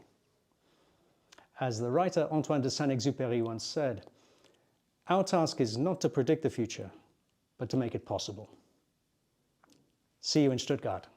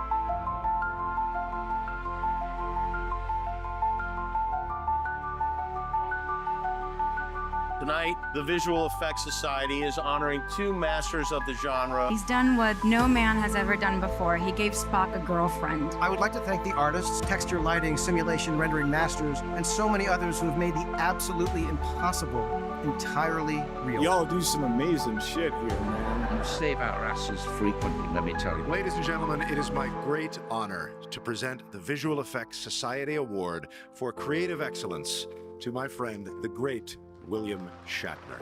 I'm going to pass this off to another guy. It is my honor to present the Visual Effects Society Lifetime Achievement Award. Senor Alfonso Juan. I feel a little bit like an imposter. The real visionary here is the amazing team that make this movie happen. This is not about technology. We know that we're all using tools that are pretty similar to one another. It's the people, it's the artists. I just want to tell you how much I value what you do. It's my very great honor and privilege to present this VES Lifetime Achievement Award. It is my honor to present the 2025 VES Creative Excellency Award to Hiroyuki-sama. I cannot do anything without you guys.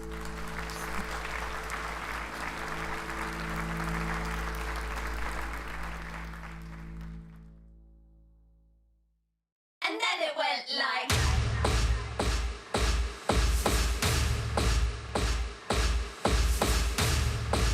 A 1, 2, 3, 4. A 1, 2, 3, 4. Well, if it's glass, yeah, you're gonna shatter it. Battle your battles, you gotta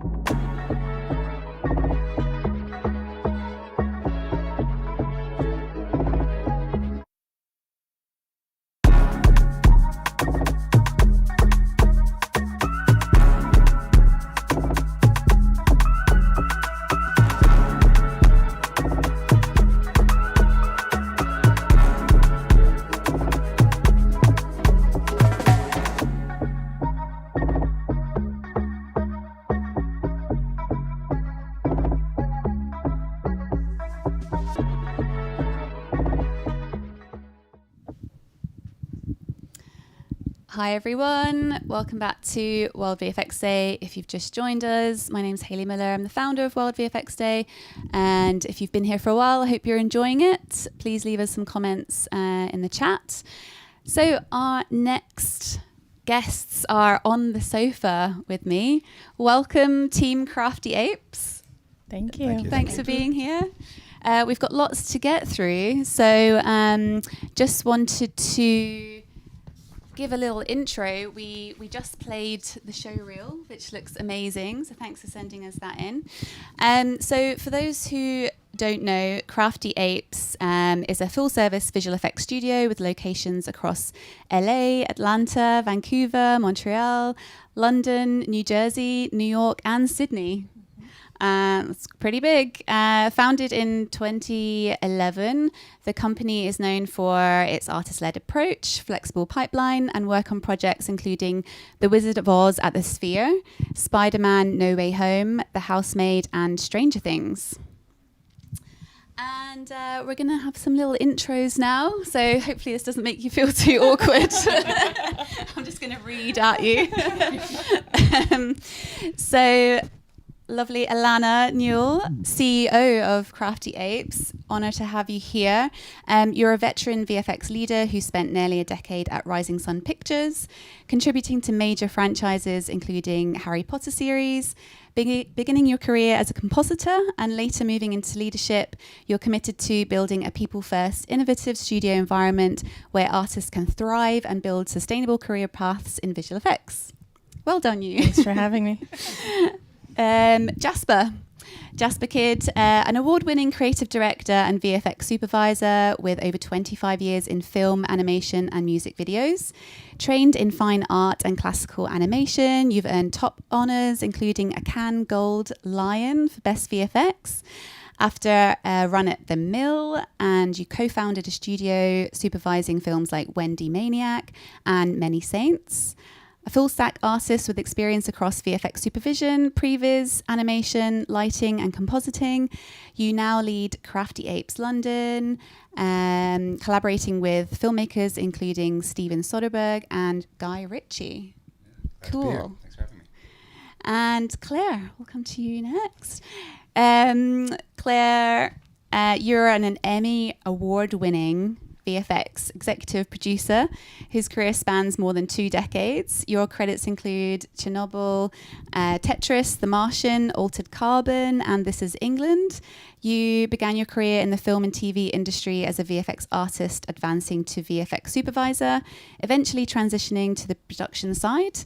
Over the years, you have been instrumental in building and expanding VFX studios, nurturing exceptional creative talent, and fostering collaborative, high-performing teams.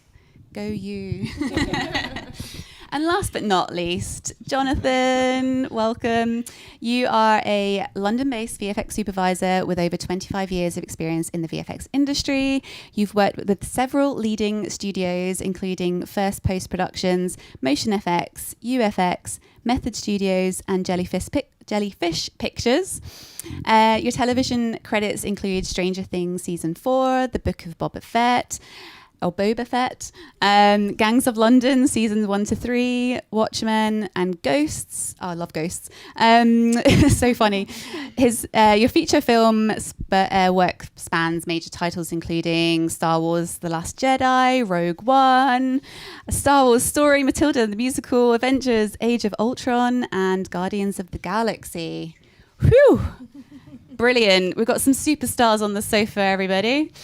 So today we're getting an inside look into the VFX industry. So I'm very excited for this.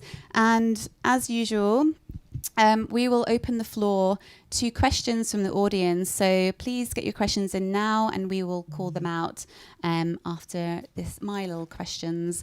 So yeah, again, thank you so much for being here and being a sponsor of World VFX Day.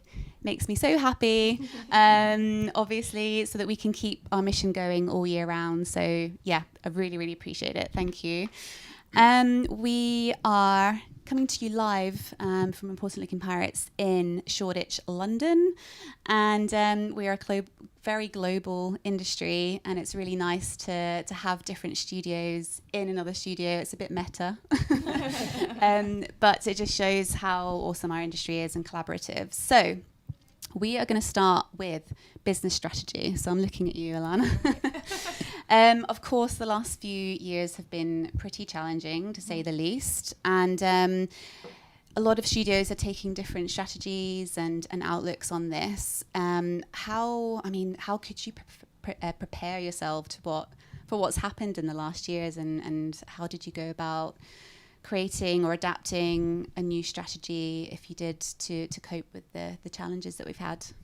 Yeah, I mean, for us, post strikes and always for the company, it's always been artists first, right?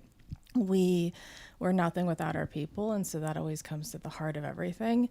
And I mean, the other tenet of Crafty Apes, which makes it a little bit easier for us to pivot, is that we are so flexible and agile. Like, we pride ourselves in being able to embrace change when change happens. And, the changes in the industry, the changes in technology means that we're really looking to push the entire business and in whatever direction we need to. Right now, that's in immersive projects and in getting into like diversifying our portfolio and our work. And it also comes down into engaging in new technology.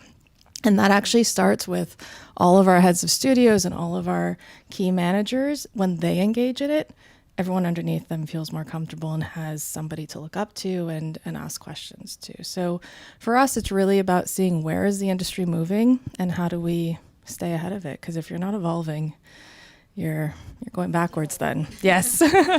Yes, and I'm sure it just there's just so much happening all the time, but it feels even more so in the last few years. Mm-hmm. So it's kudos to everyone who's trying their best to keep the industry moving forwards through these challenging times, but it's of course awesome to hear that studios are still really thriving through this as well. A question for you again, Elena and Jasper. Crafty, founded by artists, like a lot of our studios, which is amazing, and still led by artists to this day.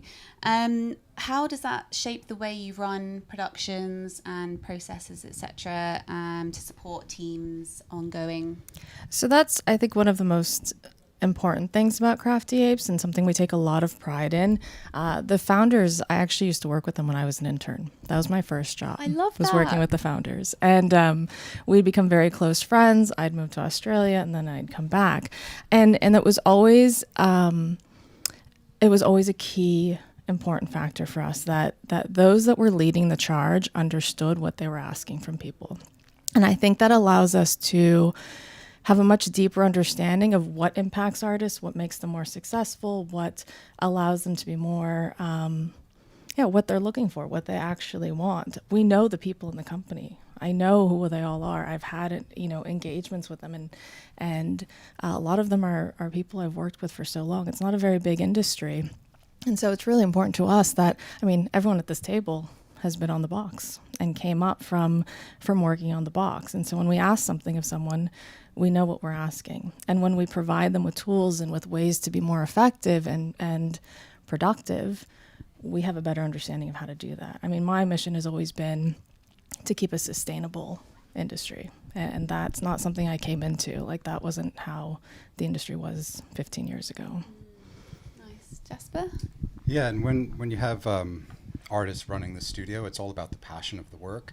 They recognize the talent in the artists. Mm-hmm. They understand how the team functions. They can run schedules. They know who's best suited to the work itself. And you put excellence and quality at the heart of everything. So instead of, looking at it from a financial perspective, it's really about how do you execute the best and how do you treat your teams, right? If you run your teams well and you treat them well, then the work is incredible as well. And that reflects in the clients coming back to you. So it's a kind of full circle event, really. You know what I love too, and this is very much key of this team, is because they have that background in the artistry, when somebody's struggling or somebody has too much work, or there's there needs to be an extra hand to jump in, this group can jump in and support directly by being hands-on with the artists where they need to be and meeting them where they need. So I think that's always been a really impressive quality of this team. Yeah, and just having a leadership team that's actually been in the trenches, like you say, and started and been across so many different roles, etc. It's just paramount to keeping it an artist-led studio. So yeah, well done for continuing that. We're moving on to new tech and tools. So a question for everybody. Our industry, without a doubt, is at the forefront of innovation in filmmaking, but not enough people know about what everyone's doing behind the scenes, in my opinion. With new tech and tools, they're just coming out weekly. It's really hard to keep up. How do you keep up? How do you carve out time to do that? But also, what are you using? Is there anything that you can tell us about that you're excited about? And any advancements in pipeline and processes and keeping everything running really efficient? I think in terms of keeping up with it, it's always been the same. It's you do your work and then you're just always fascinated and interested behind the scenes and always playing with what's coming out. It's an interesting time now. It feels almost like another revolution in VFX is happening at this moment. Like beyond the very beginning, it was releasing these tools in a democratic way where everyone's on Nuke and Maya and these sort of tools that everyone can use and everyone can learn at once. We're now in another phase where everything's changing. You've got incredible automation coming. There's actually so much to be excited about right now instead of fearful. So yeah, I mean, all this stuff that's happening with Comfy, there's all these things that we couldn't do that were incredibly difficult to do, like face replacements that were CG before that, very hard to execute, and now they're very, very quick and look incredible. There's levels of automation that are coming. You can now ingest plates and have roto depth maps, relighting normals, all of these kinds of things to automate and speed up your work and actually bring us back to the craft. It kind of eliminates the drudgery and you know, make great art with all this new stuff that's coming out. So yeah, it's incredibly exciting. It is exciting, but probably daunting for a lot of people as well. Where do you start? And I think that's it. You know, we all learn our trade, but it's not a job. You learn it once and that's it. You now know it and you can run for your career. We're constantly having to evolve. We've been through so many changes over the years with visual effects, and I think that's it. That with AI coming, it's another tool. It's knowing when to pick up that tool and when not to pick it up. And instead of being fearful, it's embracing it and knowing when to use it and when not to. I think that's it. Everyone always talks about how do you embrace these new tools, but that's what everyone's been doing for over 20 years. There's always something new, so it's not a shock. And it's, you know, what we have now is going to be different in 5-10 years time as well, and we'll be looking back at the birth of AI going, you know, why did we sort of, you know, think that was such an exciting time when actually it's just part of our day to day. I think it's not about embracing, it's about how to harness it, how to educate. I think that's the important thing, not just as a studio, educating your clients, educating the producers and the PPSs and the people who need to know so that they can go back to their clients about how this new tech is being used. Yes. I mean, from my perspective, I think it's also embedded in the culture, right? So for Crafty Apes, we don't do one kind of work. We're not known for doing this specific thing. We're actually known for doing a very wide range. I mean, we can do a couple hundred shots on Wizard of Oz at, you know, 16K full CG environments and all the hundreds and hundreds of assets that go into that. But we'll also do 1,500 2D shots on a single show. And so for us, what that means is that we approach each show as a unique piece, and each show, I mean, one of the main value systems for us is asking why. What do we need to do this? What does it require, and is there another way to do it better? And so every project goes into looking at better ways to do it, and it's led by our senior creatives that are, like, you know, as they all said, are used to being really hands-on and engaging in new technology. Yeah, and it sounds like clients are actually coming to studios as well, kind of wanting to test out tech and are quite excited about it, but obviously being the experts, they're coming to VFX studios to test things out. So yeah, quite exciting times and probably overwhelming as well for a lot of people. But yeah, there's a lot to keep us on our toes, that's for sure. Question for Alana and Jasper. Could you tell us some more about your recent projects and how as a studio you balance delivering high quality work and keeping clients and your teams happy? I think, it's a global company. You could probably start with some of the... So that's a very good point. I would have glossed over that. The fact that we have so many offices allows that flexibility, right? So we can shift that work to available resources and to key talent that could be anywhere in the world. And that allows us to very quickly supply the shows with what they need and who they need to execute it. I mean, it's always a balance between client satisfaction, quality, and artistry. But, we treat our artists with a lot of respect and we treat them like adults. And so when they need something or when they need support, we supply it. And that always delivers great quality and great client satisfaction and a healthy business. So. Yeah, nice. We launched the London office just over 2 years ago. So in terms of projects for London, we just wrapped up Witcher Season 4. We did 2 back-to-back projects with Steven Soderbergh, which were really, really fun.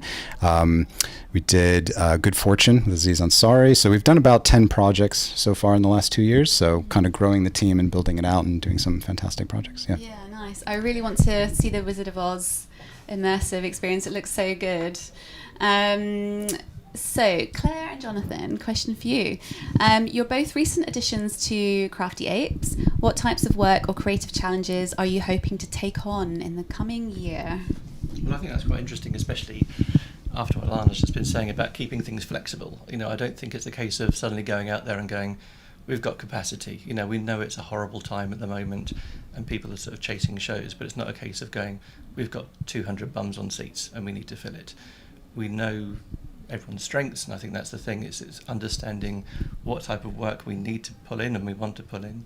And it's a case of being flexible. It might be groundbreaking, 2D CG, heavy compositing, heavy CG.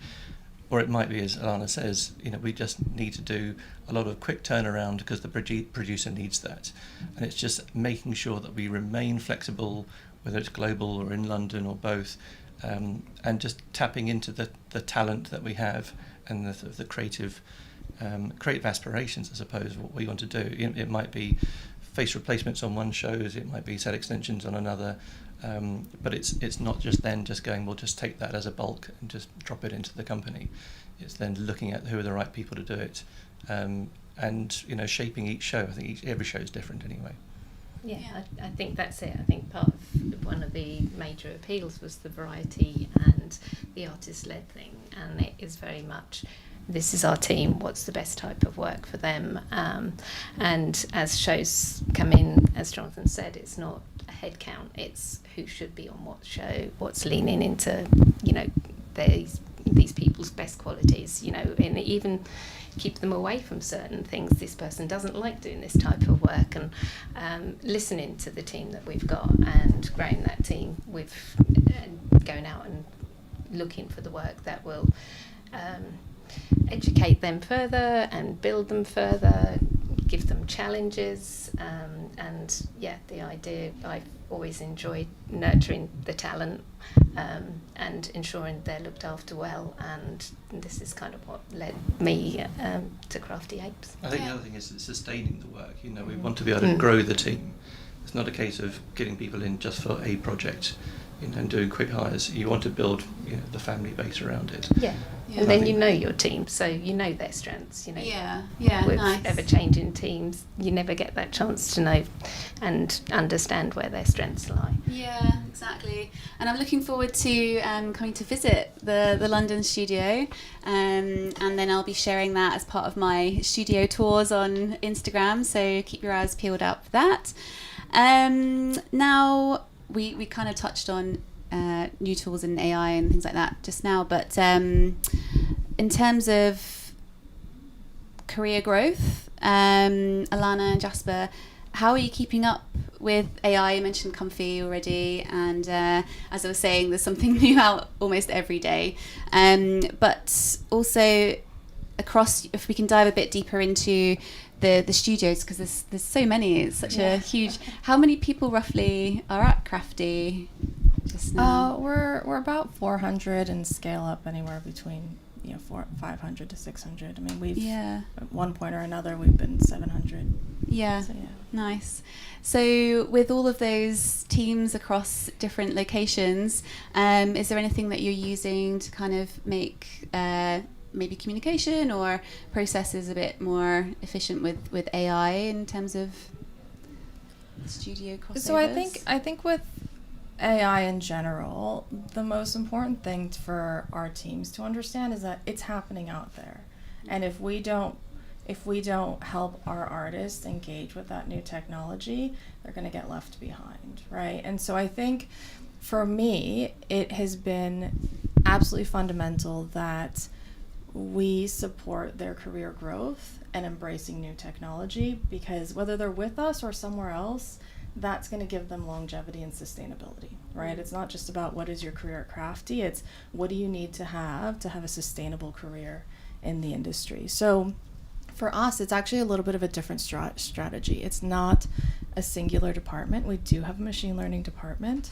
but they have a diverse group in there, and their single focus is to actually educate the entire company and to bring along a number of other people with that. So, we get your early adopters, everyone that's very excited, but you also have to get the laggers in, and you've got to be able to get them in a way that everybody learns differently. And so you start out with simple tutorials, but then get more hands-on as you go. So for us, it's really about education and supporting that across all the offices. It's not a single tool. It's not a flashy face replacement tool. It is actually has to be embedded in the company, and that means your artists need to have an understanding of where can they utilize it, what is the capability, what isn't the capability, and what are the appropriate use cases. And so far, people have been really open to it and really embracing it, so I've been pleasantly surprised. Yeah, I think that's a key idea. There's a global ML team across the company. Crafty's incredibly good at training, putting documentation, and releasing things immediately, releasing these new tools on our systems that can be logged in by anybody anywhere. So the training level is so fast, and the distribution of knowledge is so fast. So it's one of the things Crafty excels at, is training the crew. Everyone who comes on is like, wow, this wiki is incredible. So much immediately is being taught to everybody within the company. Awesome. Yeah, I was going to say, having joined recently, the training level is another level, to be honest, inside Crafty. Everything is documented. There are tutorials on everything, and then there's people to go to. So it's fantastic. We know our job, and we've been doing it a long time, but especially for the younger generation coming in, I'm just astounded at training levels. Yeah, nice. That's always good to have, because sometimes there's not enough time when you're working on projects. It's really important to keep developing yourselves, so it's great to hear that that's in place. Hopefully we're getting some questions through to prepare. Questions, there's lots of people saying love Crafty games. Oh, that's nice. Do you want to hear? That's lovely. So yeah, if you have any questions, please get them in now, because I'm about to finish mine. Now, a question for all of you. Big question. What are your hopes for the future of our industry? Jasper, I'm going to come to you because you were looking at me first. Yeah, I think it goes back to this transition that we're going through. Everyone's feeling it. It's a revolution that we're going through right now. I think getting past this stage and getting back into, oh my God, what can we create? What have we never seen before? Getting back into storytelling and all of it, making incredible film. That's why we're all here to do this, right? So once everyone starts learning it, we're going to make incredible work, and I'm really excited to see what new stories can be told, what artists produce, and the excitement levels that come from what we're going through, actually. Yeah, I think also, World VFX Day is probably a bit bittersweet at the moment, because there's, you know, it's wonderful to have a day where we're celebrating what we all do, but there has been, you know, a year or so where people have gone through a hard time and are still going through that hard time. So my hope is that things will stabilise, and it does look good that will be happening, and people can feel secure in their jobs again. And it's also, you know, we've watched lots of talent move away from the industry as well, which is heartbreaking.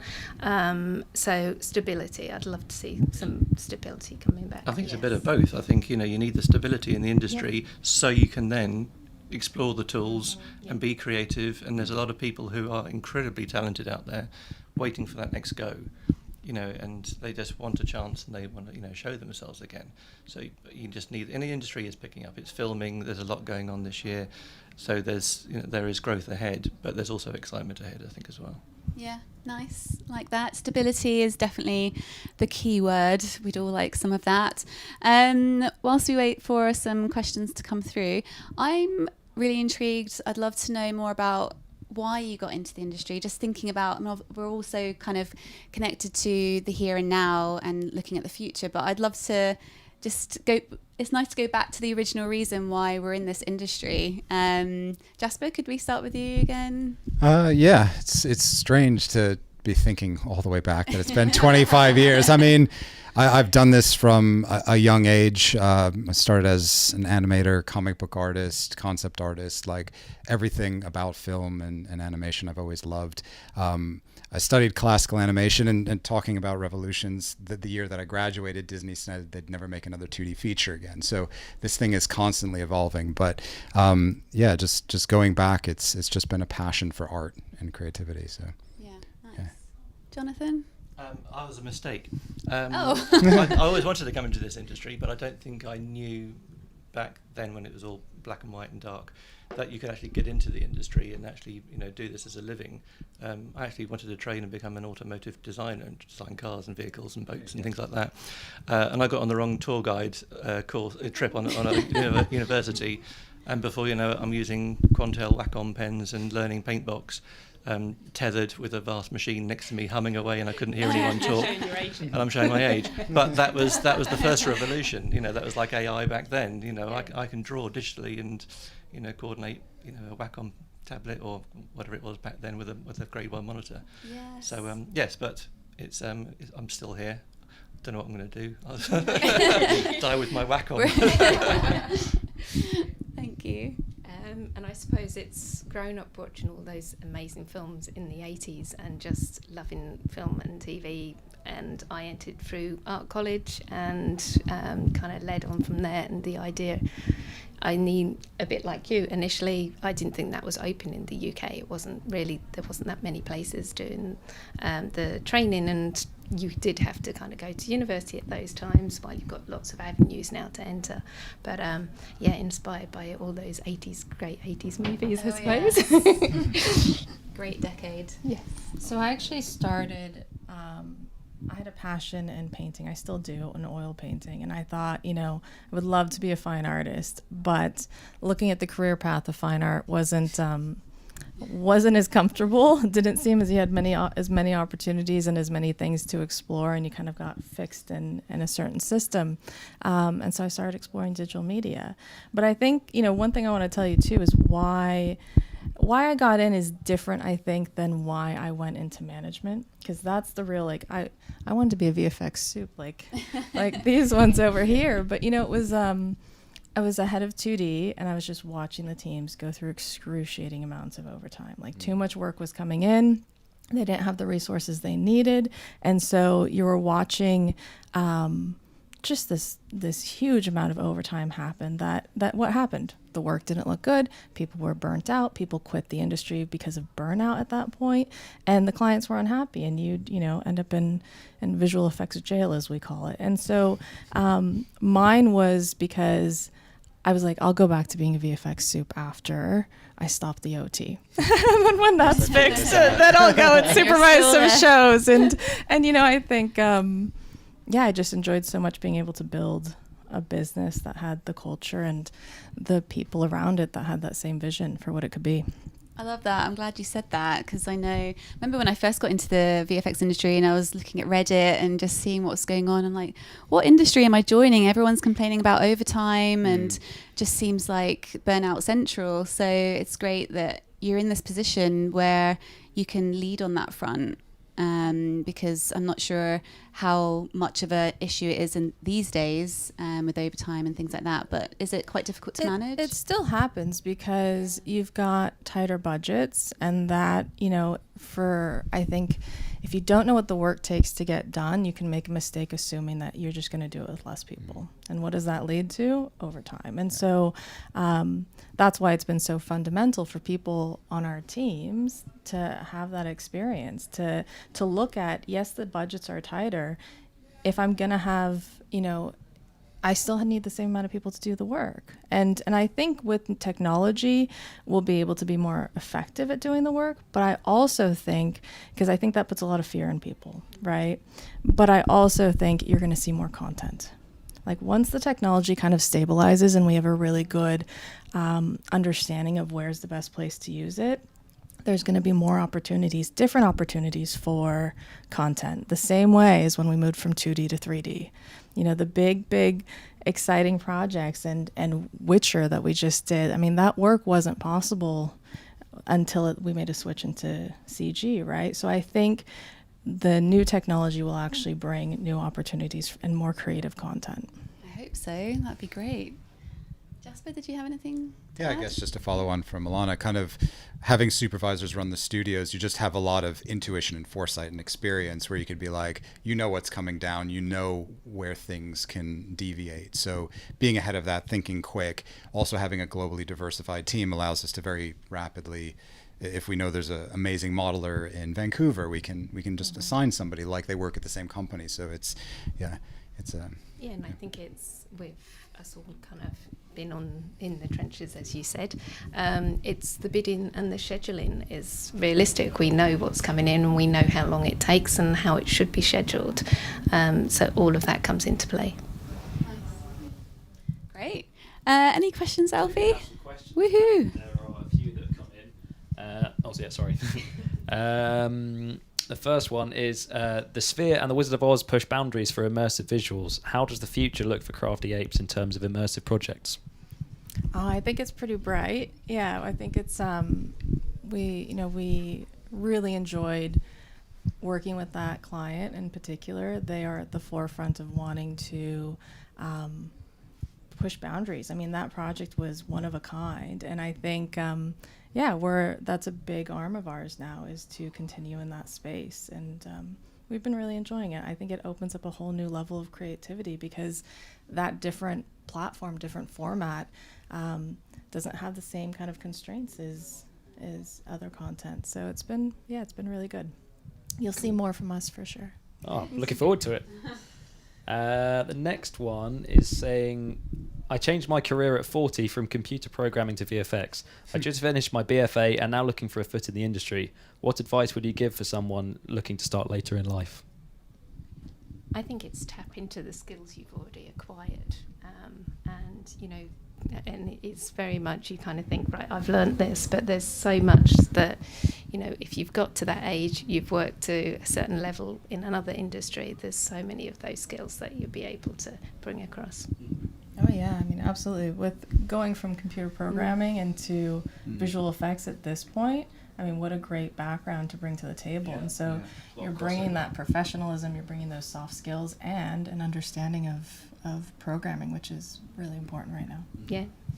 And shows like the Sphere probably couldn't get made without people, who've had that background. So. Yeah, you need that tech background and you also need those artistic backgrounds. You need a nice balance of both. A bit of everything. Yeah. And there was one more, which was, are you actively working on a hybrid AI VFX workflow at Crafty Apes? Buzzword. Yeah. Hybrid VFX and AI.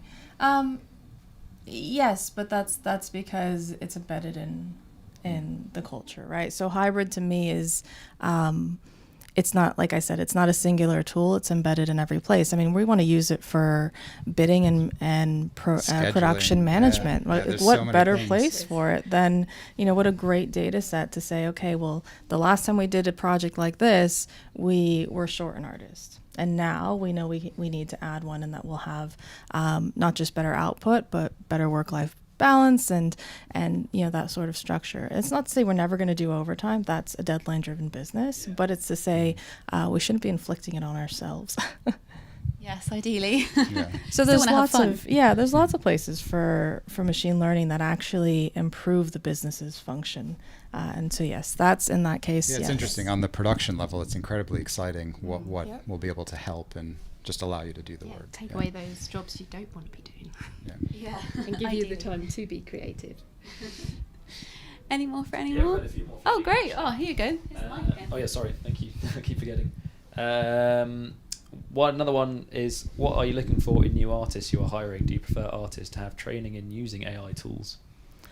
No, they don't have to have training in using it. In fact, it's such a new space. It really comes down to we love generalized skill sets. Everyone has a specialty, but the ability to explore other aspects of the visual effects pipeline. Our pipeline's very open. We've got a number of generalists, and rather than your titles, we're actually looking at people's skill sets. Somebody could be, great, amazing modeler, but also go all the way down into do comp. And so it's being able to flex those skill sets. And what that shows us is the ability to transition and learn new things outside of that box. So we can teach you the machine learning stuff. It's really the propensity to engage outside of your I'd own say that's space. the number one thing. An artist that I hired when I was in New York didn't have any training, said, what do I do to get into this? I said, just out of interest, go away, do these tutorials, do these projects. And within a week, they came back, had finished all of them and created all of this work. And there was such an intensity and passion and interest in the craft. I was like, yes, yes. I think that's how you build your team. You have teams of creatives, you have teams of tech, and you need all those to bounce off each other. If the creative doesn't understand the tech behind it, the tech person is there to advise and train. But you can't just have a one person fits all scenario. It never works like that. I think it's the classic saying of it's artists over tools. Follow-up question. Another AI one. And I'm interested to know if clients you've spoken to also talk about the use of AI, or if they're hesitant or intrigued. It's a mix. Yeah, it's a complete mix, right? It's and we meet them on their comfort level and where they're at. And when we get clients that are interested in it, then we can show them. But it's also an education, and they're already, the ones that are interested have a good understanding of where the limitations can be. And you keep a secure pipe, you watch for copyright infringement, you manage all those spaces so that when it's requested, it's available, but it's not something that it's not a hammer to, and a lot are being asked to be trained and understand what's going on. This is a similar question that came up earlier, but how do you deal with remote working? Are you happy for people to be in the studio all the time? Yes. Yes. A core tenet of Crafty for sure. It's definitely a remote first company. There's studios at all the locations. It's really up to the artist, right? So there's no demand to be in the office, but juniors can come in and learn and train. So it's really important to be flexible and allow that to reside with the artist's choice.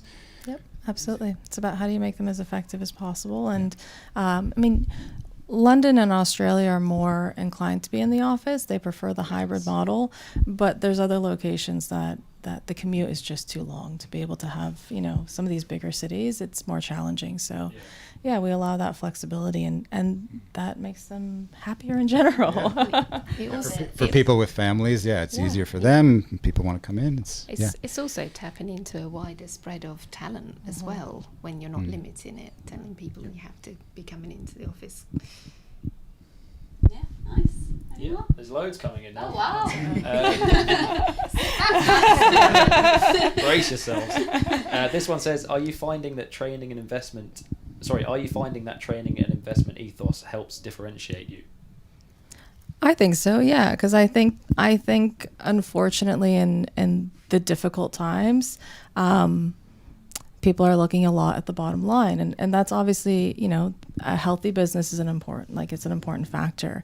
But I do love the saying that, you know, what if we train them and they leave? And you go, what if you train them and they don't? And so we don't evolve as a company if we are, I mean, it's 90% people. That's really what is at the heart of all of it. And so if they're not evolving, we actually as a company aren't evolving. Yeah, I think it absolutely ups retention. People come in and they're like, oh my God, I can learn so much. It used to be the person you sat next to, but now it's from everybody, and the information that we get as a single company is everyone notices it immediately. So. Actually, that's a key factor to remote, right? So in certain locations, I've had people say, well, I don't want to be remote. I don't like that it's remote. You know, like that's harder for me to manage somebody in a remote space. And you're like, of course, that is harder. Not impossible, harder. But what you get out of it is that when you have a company that focuses on that and focuses on global talent, now you have global exposure. So now you can learn from anybody in the entire company, and you've got so much more exposure to opportunities. And I think that's a major piece too. So it's not just about training and machine learning or the specific tools. The part I love is because we've got such a range of projects, we've got more opportunities for career advancement, right? Because you're not going to take your first supervision job on the largest tentpole of the year, but you could take it on smaller projects that kind of build that transition up. And so that's a really good point. That's been a huge fundamental for us. So it's also why we have that diversity, and we have, really solid retention. So the people we want people to shift and to learn more things. That's a great answer. Thank you. There was another one that was more fun. Well, not more fun, but probably more fun for you to answer. I've lost it now. There's so many. It was. Oh, here we go. Curious, what's your favourite crafty project that was released this year or is up for release in early 2026? Again, global, but for London, it was Black Bag with Steven Soderbergh and Witcher, which was really super fast turnaround, super creative, fully CG effects work. Those were really fun for London. I will tell you. Sorry, I was thinking about it still. I mean, obviously, Wizard of Oz. I got the opportunity to, because I'm in LA, to executive produce and be able to be present and see how they changed. How they transformed this medium. But I would also say we did The Residents, and we got an Emmy nomination, and I think that was a huge piece. Thank you. It was a huge piece to showcase crafty doing much, much more complicated and hyper-realistic work. I mean, there have been shots that I was sitting there watching it, and remember, I still have an eye. I still know the craft, and I'm like, wait a minute, I have to look this up when I get back. Like, I got to see it. Was this it? Like, is that us for real? And it was incredible. So that to me is the pinnacle of crafty transitioning into something that people didn't necessarily know about us. And hopefully now they know. I was going to ask, how much can we talk about Wizard of Oz? Because for people who don't know, it's absolutely incredible. Artistically and technically, but I don't know how much. Yeah, I mean, I can say, so we've done, we did a huge amount of work, and for those people that don't know, because I have seen, like, it's not as global because you have to be in Las Vegas. So Las Vegas Sphere is this massive dome, immersive opportunities with, wind tunnels and bubbles and everything to sort of draw you into this picture. And what was quite fascinating too about it is that you have to think about it on a different scale. Like, you have to think about when you're sitting in the middle, what are you looking at? When you're sitting on the ends, what are you looking at? Yeah. So it was such a beautiful experience. But can we talk about AI aspects of it? Well, I mean, you're dying to, aren't you? Supposed to put me on the spot. No, it's mind blowing. So I'm just not sure how much we can say. Yes. No, absolutely. We'll wait for the breakdown on that. There was one here that said, what are your future plans for Crafty London? How big, how many artists do you expect to grow by? P.S. Great panel, thank you all. Aw, thank you. So my usual answer is we will grow to the market's demand. I always get that question, right? It's like, well, how many people are you going to be? And it's not a, oh, we're going to be 500 and that's my number, and whatever happens, that'll be the point, because you make a lot of compromises there, right? And so for us, we'll grow to the point that we can find great talent that have the right value system and sort of fit into what we're building. And if that's 100 people, which is probably could very easily be like that's a relatively straight number, then great. And if it's 300, I'm all for it too. Like it's really about who's in that team. Cool, thank you. One more at the bottom. Many studios tout B Corp status. Would your multi-site VFX operation pursue certification, or do multiple locations make it impractical? Not sure if that's a London-based certification, but yeah, haven't thought about it as much. Yeah, there's quite a lot that leans into it naturally, and as you said, it's the caring of the crew and the nurturing of the crew and that side of things. So actually, having been at B Corp companies, Crafty's already ticking a lot of the boxes. But yeah, I'd imagine, especially the ethos. But I would imagine being multi-site, it would be more challenging to get that certification. But I think as long as everyone is aware and doing the best they can possibly do at the moment, getting that certification is nice. But I'm not sure if it's there is a sort of a crafty way, so I can't see why there wouldn't be a different setup from one stateside to an Australian to a London to another. Yeah. I mean, it is very global in the sense that that's the same culture across all the offices. I mean, to be honest, and this is not a prepared answer because I wasn't expecting a question like that. I love the question because I can't, to be honest, I can't say that has been on the forefront just because of the challenges right now, right? And so on the forefront is sustainable business means sustainable jobs, which means people can have, much happier, lives. And I have a feeling like they're saying what'll happen is it will come out of the result of those exercises anyways, right? So that's generally how I work is here's what I want to build. That looks like that lines up together because that would be good business. And then we go for that. But yeah, great question. Thank you very much. Any others? Yeah, we do have more. Would you hire someone of any nationality if the candidate is a good fit? I think that's a pretty obvious answer, right? Yes. I think we have people all over the world. I think we've got Mexico City, we've got Taiwan, we've got everywhere. So yes. It's about the work. Mm-hmm. Yeah, and that is the last one. Thank you very much.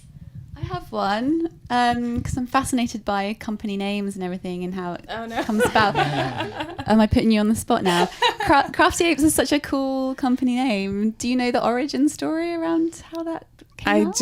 I do. The founder, Chris Ledoux, would have a very colorful way of describing how the name came up. So I have to find my version of how to tell the story. But basically, he was watching Carnival, and there's a line in there. I have to remember it now. Oh gosh. I can hear my CMO sitting outside going, Elena, you've heard the story 15 times, hundreds of times. It basically says, and God created man, and he was a crafty ape. And that's where it came from. Wow. And the rest is history, as they say. Yeah, and they thought that's a great name for a company. And yeah, I mean, our shorthand is always crafty. And I think that's just so fundamental to us, right? Like, that is absolutely what you'll get, is we are crafty. Amazing. Well, yeah, I think we're about to finish, but I just wanted to ask, what's next? Anything that you can talk about that's coming up project-wise or as a business? Oh, we're Probably always not on project-wise, we're always on tight. Yeah. I have so much. It's always looking at the next one like, oh, we're so close to talking about it. What's next? A lot. There is a lot. I mean, watch this space. Yeah, there is. I think definitely watch the London office and the Australia office. Like those are our new locations, and having such a long history in Australia. And Jasper actually came from our New York office into London and had a long history at Crafty and in London. So I think that kind of domain expertise is yeah, watch the space. I think you'll be impressed. Really, what's next for us is you're going to see higher end CG, higher end effects, more complexity, more diversity. That's really what's in the pipeline that I'm itching to show you. It's really beautiful stuff. We have an amazing animation team and an amazing assets team. And so there's some really cool things going on. Awesome. That's really great to hear. Full pipeline for next year, and maybe next World VFX Day you can come back and tell us about those projects that you can't talk about yet. I'd love to. Absolutely, and thank you for having us. Thank you for coming. Yeah, it's been thanks. but it's been you're surprised. Take that back. No, ridiculous. It's just my brain. No, it's been really interesting hearing more about Crafty. So thank you so much for coming in. And thank you for all of your questions. They were all fantastic. So thank you so much. Make sure you check out their website, look at the jobs page, keep your eyes posted on what's happening in London and Australia and all the other studios. So yeah, thank you. Thank you so much. We'll be back. Thank you. Hi, my name is Jan Pinkava, head of the Animation Institute Film Academy Baden-Württemberg in Ludwigsburg, Germany, and conference chair of FMX, Europe's leading animation, visual effects, and digital media conference. We're celebrating World VFX Day here in the city of Stuttgart, the home of FMX, and a vibrant community of companies and artists creating the digital magic that makes for spectacular storytelling on a screen near you. Hayley Miller and her team are doing a terrific job of bringing global attention to their work. So thank you, Hayley and team, for the love, for the commitment, for the dedication. VFX loves you right back. In this time of change, it's worth remembering that our industry has evolved through transformation after transformation since the coming of talkies 100 years ago. It has always been about moving on, adapting to change, and finding new possibilities. So, in a special 30th edition, FMX 2026 is stepping out on the road ahead and will set the stage for close-up conversations with the artists, the technologists, the producers who are shaping the future with their confidence, resilience, and creativity. As the writer Antoine de Saint-Exupéry once said, our task is not to predict the future, but to make it possible. See you in Stuttgart.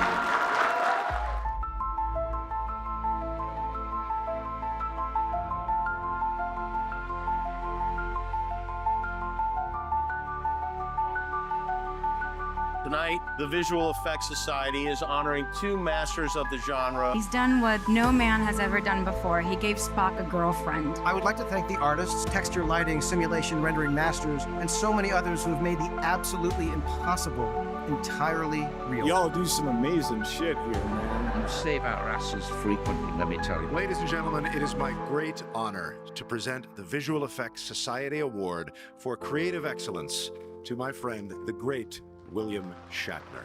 I'm going to pass this off to another guy. It is my honor to present the Visual Effects Society Lifetime Achievement Award. Senor Alfonso, what?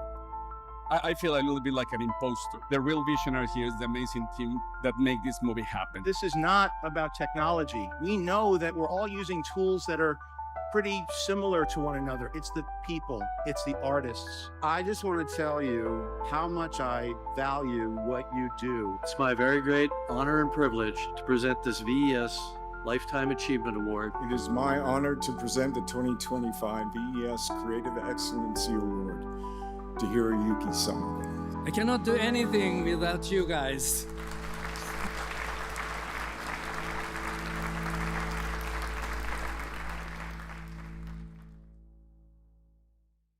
And then it went like.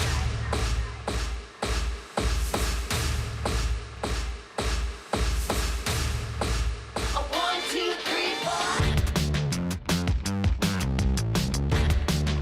A 1, 2, 3, 4. Well, if it's glass, yeah, you're gonna shatter it. Battle your battles, you gotta tell it how to the cure. You can breathe underwater. Won't you teach me how to do it? Yeah, I wanna.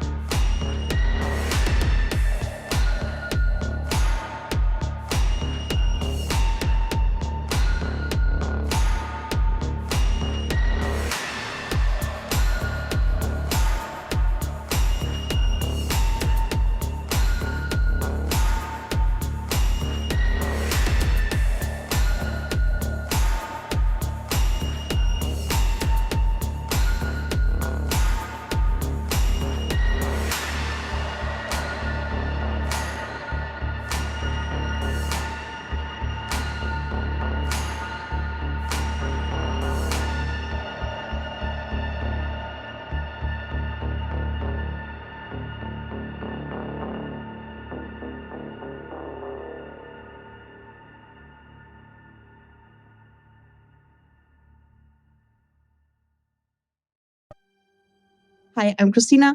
I'm your host today. When I'm not a host on a panel, I'm the executive producer for the Cinesite Group, working from Canada to India, and the managing director of Trickster, a small visual effects company in Germany. My name is Michael Ralla. I'm a visual effects supervisor, most recently on Ryan Coogler's Sinners. I started 2004 at Scanline in Germany. I'm originally from Germany, lived in LA since 2010. And yeah, I think this is a good moment to pass on the mic. Hey everyone, I'm Christine. I started as a PA at Trickster as well, many years ago, where I randomly took a job to pick up pizzas for 4 weeks at midnight and somehow got stuck there. I'm now a strategic development manager for Adobe, which is fairly cryptic corporate for I represent product and engineering on the ground, and I work with creative studios, production companies to make sure they get the best creative output with our tools. And before that, I was with Netflix overseeing the VFX work from Germany, Austria, and Switzerland for about 5 years. I'm Kevin Bailey. I'm the head of studio at Eyeline, which is a sort of a Netflix company. So we're very tightly integrated with Netflix and all the content creation and product work that happens there. I come from a background as a visual effects supervisor, second unit director, and owned a visual effects company called Atomic Fiction. Kind of came up through being a generalist. My first job in the industry was Star Wars Episode 1, doing previs. So I am old. I was just saying max 25, right? My name is Jonny Han. I was most recently the visual effects supervisor and second unit director on The Penguin, an original series by HBO. Won an Emmy. Thank you. Thank you. I got started in 2001 doing commercials in New York. As everyone does in New York, while I was in school there, and then moved to LA in 2003 on Smallville as a 3D, 2D, did everything back then. And so, yeah, that's my story. Thank you so much. When we dive a bit into the topic of collaboration and innovation, so this comes with an understanding of the industry, I would say. And as you guys just stated quite clearly, you do have an understanding of the industry. So how has this industry we're all working in has changed for you in the past, let's say 2 years, because there was quite a significant change going on, probably. Anybody who starts volunteering? Yeah, I'll start with that one because I had like a very kind of profound on the ground experience with, I'm sure your question is referring to generative AI and AI of those sorts. And so the last project that I worked on before I joined Eyeline, I've been with Eyeline for a year now, but the last project that I worked on was Robert Zemeckis' movie called Here. And it's this movie that's like very experimental where the camera never moves. Like literally the camera's in a living room and it never moves the entire film. But the thing that moves is time. So we're constantly jumping back and forth in time to tell the stories of a handful of families and their sort of life experiences. Tom Hanks and Robin Wright star, Paul Bettany and Kelly Riley. She's in Yellowstone, they're in it. So these recognizable actors, and we needed to depict them playing themselves from like 20 years old up until their 80s. So it was important that we didn't cast a different actor to play Tom Hanks because everybody knows what young Tom Hanks looked like.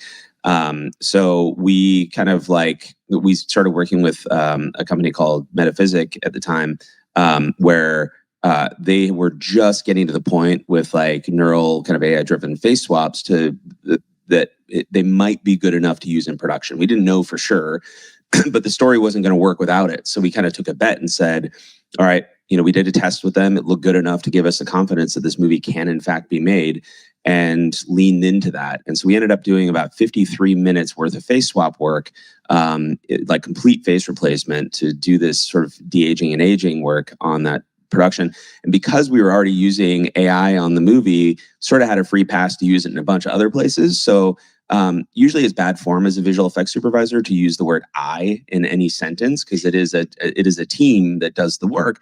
But I was able to finish a bunch of shots of environment extensions for the movie by using creative upscalers like Magnific to take work that wasn't quite done from one of our VFX vendors that was having a schedule crunch at the end, and actually insert all this photographic detail, adjust key to fill, just basically make it look photographic. These tools help me do this stuff in hours where the visual effects company was struggling to do it in weeks. So it was very transformative for me as a visual effects supervisor to kind of take this, the 25 years of experience that I had in learning how to do digital human 3D faces, and come to the conclusion is I never want to do that again, right? It's all this knowledge, I'm grateful to have it, but with the new tool set, it's just a better way to do it that doesn't risk putting you in the uncanny valley. And it was just, between that and the environment work, it was this oh, here's the new way of doing it. And there will be another new way, again and again and again, but that's part of what makes this industry fun. Yes. Speaking of making this industry fun, I was just thinking about when you said 25 years and 25 years of experience on Sinners, I felt like I was traveling 25 years back into the past, because we were shooting a 65mm IMAX film, and all of a sudden you're I don't want to say stuck, but you have a workflow that really didn't really evolve for 25 years. And then you're pairing that with some very similar work to what you were doing on Here, which is almost bookending those 25 years in an interesting way, because it's such a juxtaposition, between the old and the very new,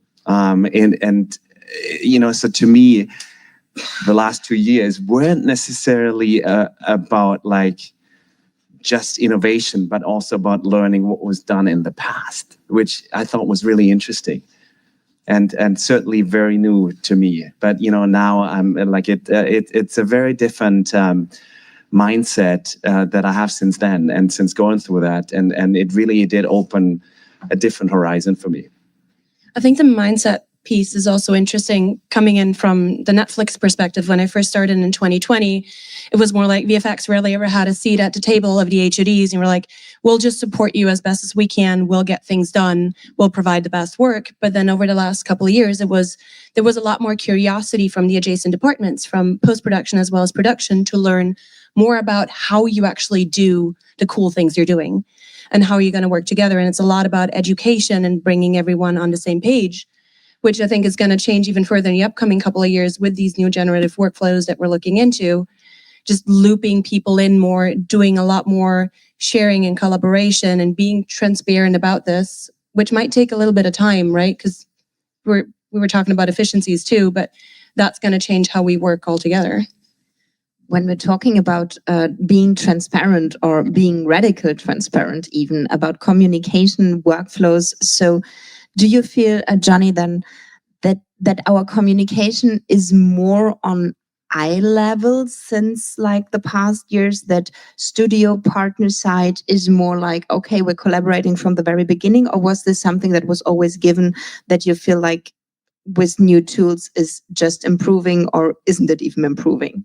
Or what's your take on that? I mean, from the production side, with other departments on a production, I think in the past there's been a sort of mysticism of like, all right, visual effects, you guys do what you do, and it was so abstract and so not in the common public conversations that I think they didn't really care much about how we did things, right? Like we've been scanning actors for, who knows how long. And that was always just part of the process. All right, you guys do what you do, your truck comes. And, but now there is this curiosity from all the departments to say, well, how are you doing that? And oh, is that thing I heard of on, Engadget last week?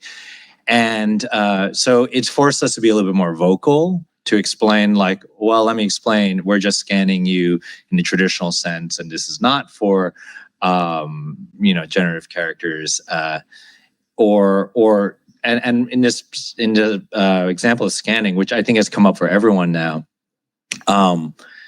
when I've never said this yet, but when a talent comes and says, well, I don't want you to scan me because I don't want you to use AI to replace me, and I've never said this yet because I don't know how to articulate it, but the correct answer is, well, it's not AI, because if it was AI, I wouldn't need to scan you, True. And so we are doing our diligence by doing it in this, very much analytical, old school method, right? I mean, that will change obviously, but we definitely have had to do a level of education now to other departments.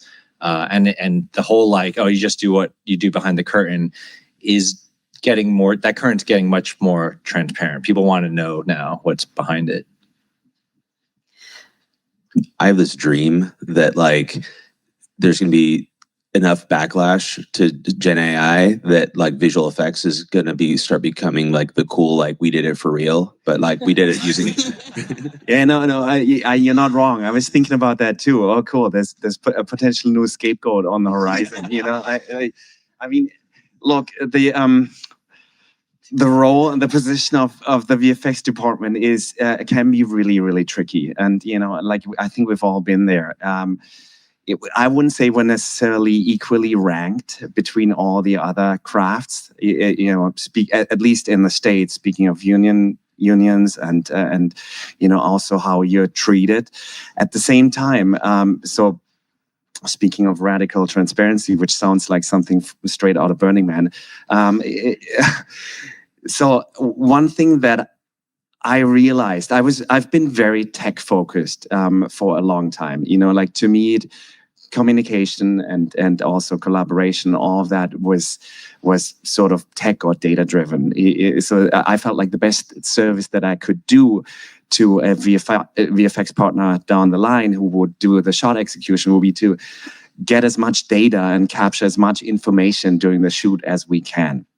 And ideally we get metadata from the camera, smart lenses, and all of that stuff. But then, Jonny, you just said something that I think is really good. We do what we do. And I've had a cinematographer who one day just asked me straight up, why do you guys make shit up?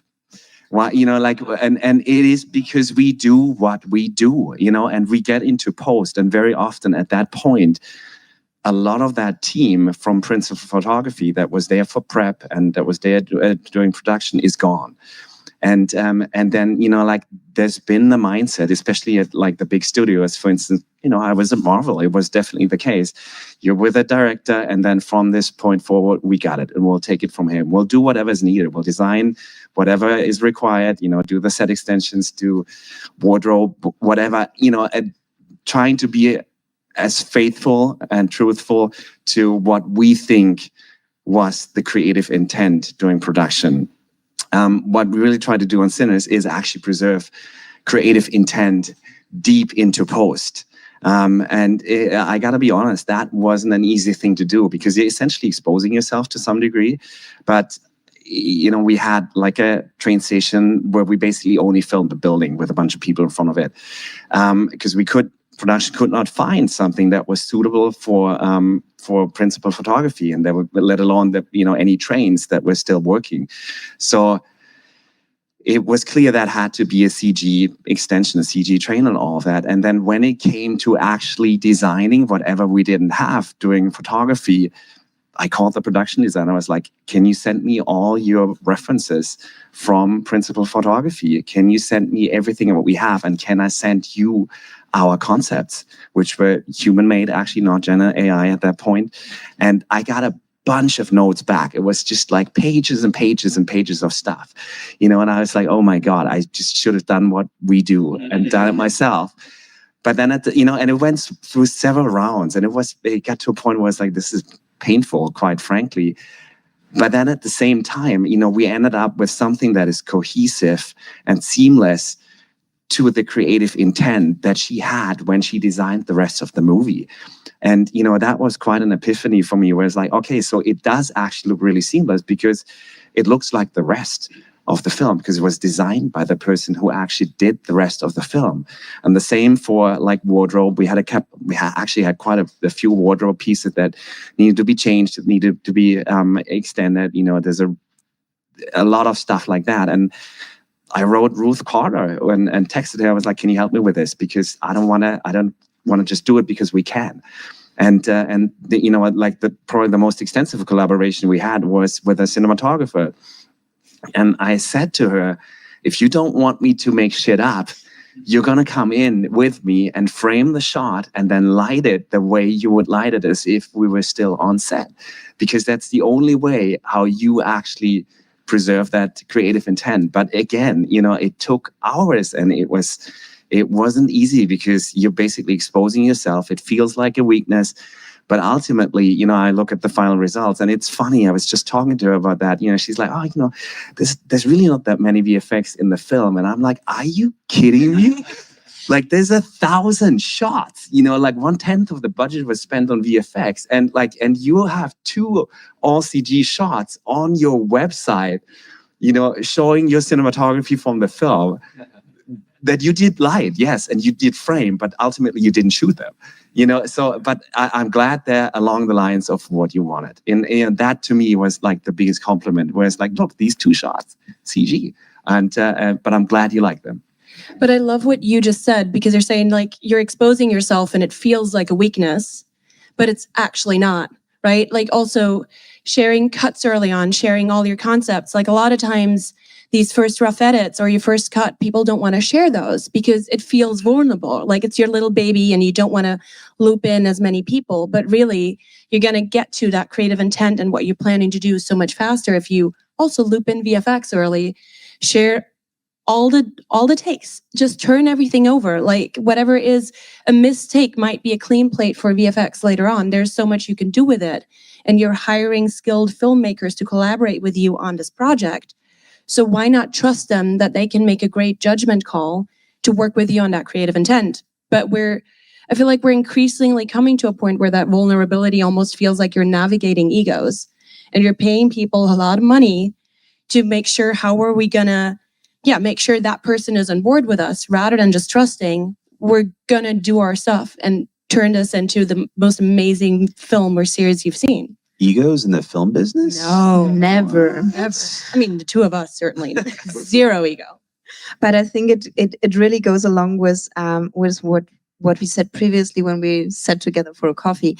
It's about reading the room a lot. So there is, especially in our industry, it's a lot about, besides the technical hard and soft skills, you have to have a lot of ability to read the room, to read the people around you. Do you feel it's also, there is, so as you said, there is a certain openness to learn what VFX means, but there is also a long way to go? You tell me. I don't think most filmmakers will ever learn what visual effects, how it works. That's so sad. I think it's just the truth of it. And part of the reason why is it is a very technical process. And I see this even, working within Netflix, like we partner with like the data science and engineering team on the product side of Netflix, which is sort of a group that works outside of ours. But they do like very VFX adjacent research and like stuff that that helps us work more efficiently in production. Super, super smart researchers, way smarter than I am, right? But I've been in the film industry for 25, 30 years, right? And so when we have conversations, they almost always start out like, they're speaking German and I'm speaking English, right? And we don't understand each other, because it is, no matter how smart you are, there's this sort of this thing that is the insanity of production, but visual effects has its own insanity, and it's a blend of that technical and the kind of like production stuff.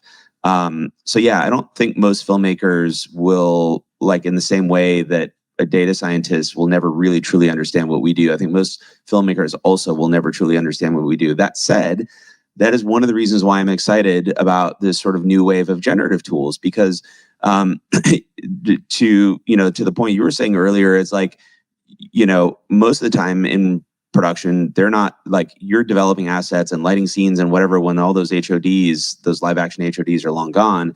But what these generative tools are allowing us to do is actually pull a lot of that discovery work, like the true creative discovery work, into prep when all those people are there. And by the way, some directors don't like that. They're like, no, I really don't want my costume designer weighing in on this character design, right? I really wished we'd done this in post instead. So there's like a few little workflow things, but I think that predominantly most filmmakers, like this is a net new thing that these generative tools are going to do, so that next time Michael goes to do a show, he's not going to have to send that text, 3 months into post, because all those conversations are going to have happened and prep. Do you think we need some standards, also including AI, Gen AI tools that are do's for upcoming shows that you're on, or don'ts, where you say like, oh gosh, let's not do this? I mean, it must not be related to AI. It can also be related to what you say, okay, there is something that we all should agree on in order to speak the same language, as Kevin said, or is there something that makes it easier from your perspective to exactly work on these parts? I mean, from a tool perspective, we were still, as a society, as an industry, we're figuring out where we stand, and we're still trying to figure out how to even have the conversation that everyone's kind of having in a different version, from moral, ethics, copyright, legal standpoints, plus the creative bit. I think we do need to come to a point where we're at least having a similar terminology to even have that conversation. I think we're on a good path to have that. So we differentiate between assistive, corrective, and expressive workflows in AI, as in the assistive ones strictly focusing on efficiencies, where you might not even have that much of a legal conversation, right? Whereas the expressive ones, you're still kind of navigating and feeling out that space. But that's our three terminology, like our three terms. People are using these words differently, and you kept saying about how much you dislike it just being called intelligence, right? So we're still at that point where we're arguing about this rather than the much larger topics. And just one note on that. So I think that one of the reasons why I think it is important to sort of put some definitions around this is because if we don't, as the film industry, our governments are going to, right? And they're going to do it using information that isn't like fully complete, right? So I think if we don't self-regulate, somebody else is going to do it. And I think that's like one of the reasons, not to toot our own horn, but like Netflix a couple months ago released the sort of industry first guidance on use of Gen AI in production. And it's actually funny because a lot of people misread the guidance, right? The guidance basically says like, in these scenarios, it's totally fine, go for it. In these scenarios, exercise caution. In these scenarios, ask us, like talk to the studio, because it might be fine or it might not. But a lot of people misread it as basically saying, oh, Netflix said no AI on the movies. It's like, that's not at all what the guidance says. It just is like, here's a framework for how we can be responsible in this time where there are a lot of gray areas. And like worrying about ethics in filmmaking is like, people are talking about that like it's a new thing. It's not a new thing. We've been facing that, to Johnny's point, of like, we've been scanning actors and doing 3D representations of them for decades. The only difference now is that it, like, the unethical thing used to be very expensive and hard to do. Now it's cheaper and faster to do, right? And so that's where I think people are starting. That's why I got a call from Tom Hanks's agent literally the day after I showed him the first test of him de-aged, right? Like, it was like instant, like, you know, it's like, hey, we should talk about some wording in this contract. Ooh. That's really interesting to hear. You know, I think one thing to keep in mind here is that for whatever reason, everyone seems to be just latching on to like generative AI when it comes to creating images and pixels and all of that. But I think we should not forget that there's very, very functional AI tools that can actually help with everything within VFX that has nothing to do with images, you know, on the production side. And yeah, you guys said something really interesting, oh, not really, really cool yesterday, which is efficiencies are sexy. And I think you know, like just checking historic bids for and making projections based on those. And there's all sorts of stuff where you can use AI for just processes and workflows that don't have anything to do with making images. To me, that's where I would use it first. And I remember having that conversation when I was still at Framestore, where my manager was telling me, yeah, you should look into all of this stuff and, you know, the latest tools and, you know, that. And I did. And at some point I said, like, why didn't you look into like, you know, optimizing your whole production workflow? And because like all those numbers that are generated and getting collected on ShotGrid or whatever it is called right now, all that data is there and you can actually make use of it. And that's, you know, like ChatGPT can do that. I'm doing that on a daily basis with like my receipts and, you know, my taxes and that kind of stuff. Like, I think that's where I would start. And then we'll work on our way into like whatever has to do with images, which is getting better by the day. But you know, like there's already highly functional tools for everything else. And I think we should not forget that. Jonny, do you want?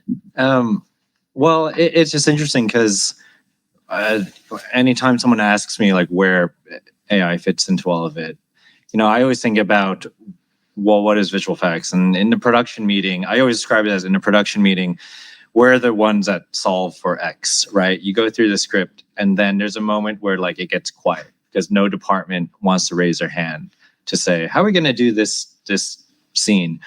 And then everyone looks at me, and then I'm like, okay, fine. I think we should do like the blood in CG, but maybe costumes can tear the clothing and we can have a spare. And then, you know, so it's really, we've always existed to be the effect, right? The thing that doesn't fall so neatly into any of the classic departments. And, you know, historically, we were painting crowds on glass. And we still are, you know, making models and using robotic arms to film it. And then came computer graphics, and now comes AI. So, and then, you know, I think about like on Penguin towards the end, we're very low time left. And then we did stuff, you know, all right, just go buy some Halloween blood on Amazon and in the kitchen, and we're going to shoot some elements, you know, and we do everything from that still all the way to okay, that the top of that building isn't working. Let's do 10 Photoshop, iterations, generative iterations, just get an idea of what it should be. And the fact that we're using those two tools in the same office in tandem, I think goes to, for me at least, it shows that we still have to consider it. Everyone's saying that it's a tool. Yes, we all know it's a tool, but there's still so many fun toys to play with in that toolbox. And for instance, going back to the elements thing, I remember doing an element shoot for the show, and people were asking on set, like, oh, is this to like train AI, or is this to, because we had some really interesting ones where like we sprayed a mannequin with water, like a hose, and everyone was like, how's that going to key, and how is that? And I was like, don't worry about it. They're like, oh, it must just be for training a model or something. And I was like, no, we're just going to use that, guys. We're not doing anything too crazy here. We're just shooting this element to put into the shot, right? But that's not to say that will evolve into an AI thing.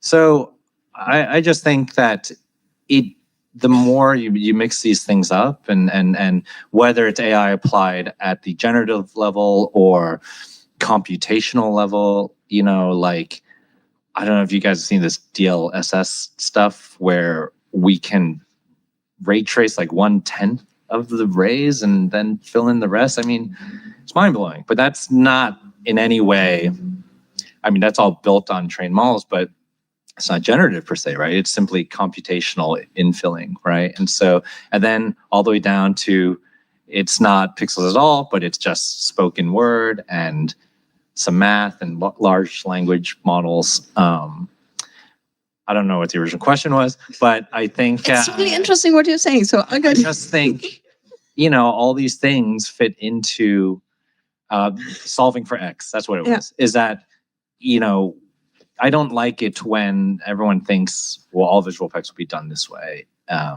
because it can't be. And if you're doing it that way, you're not doing it smart, right? Because you don't hit everything with a hammer. And thanks for saying Photoshop. Appreciate it. I mean, and so, say Firefly. And on the show, just say it 3 times. Our show spanned like 2 years because of the strikes, and there's all kinds of pauses. And I remember before I left for New York, I had some friends over, nothing to do with the show, just my place in LA, and had some friends over, and someone was like, oh my God, there's this thing called Midjourney. I was like, really? And we airstreamed to the TV so we could all participate and like type something in. And I had only like 2 weeks ago finally got back to LA. My place was rented out, and finally got my place back. And we just realized, hey, this is the same group of people. And it was that TV that we were just so fascinated.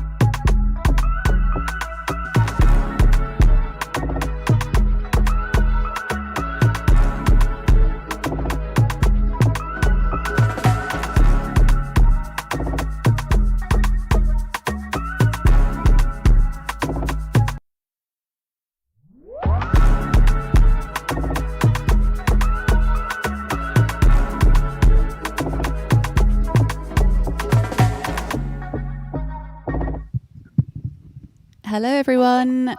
Hi, everyone. Welcome back to World VFX Day. And if you've just joined us, I'm Hayley Miller. I'm the founder of World VFX Day, and we still have several hours of awesome talks coming up. But for now, we have a great talk as well, and I'm joined by 2 very special guests. To my right, I have David Lee, founder of Dream Machine FX. And we have William Sargent, co-founder of Framestore.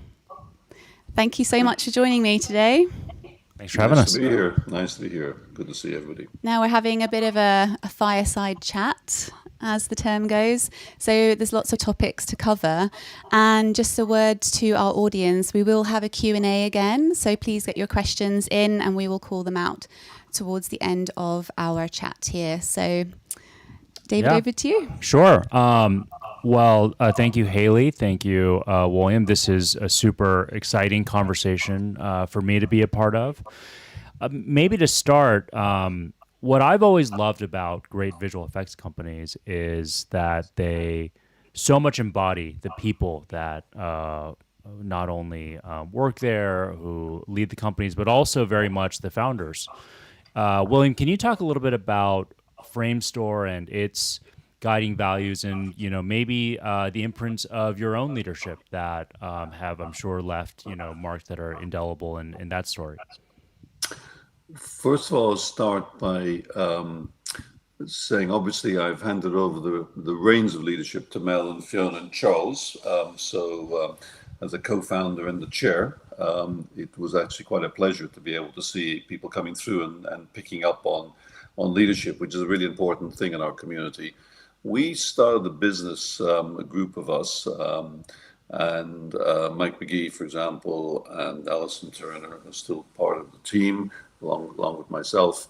It was, 4.5 people, I was the half, in a room in Soho in what will be 40 years' time, in about 14 or 15 weeks' time. So it's coming up to 40 years. Like most things, you start them for the right reasons, which is you think you can do something either better than your current employer is doing, or that you feel should be done that isn't being done, or you have an insight of something you can do that you're keen to do yourself, if you're ambitious in your space in terms, and that ambition normally is work ambition rather than money ambition, if that makes sense. And so it's a group of people who felt that they could do something better, and of course it coincided with the arrival of the word digital. So we had the first digital device in the industry here in London, and we felt that would be a good place to start what became obviously the type of work that we all do now, which at the time was being done chemically and optically and so forth. So.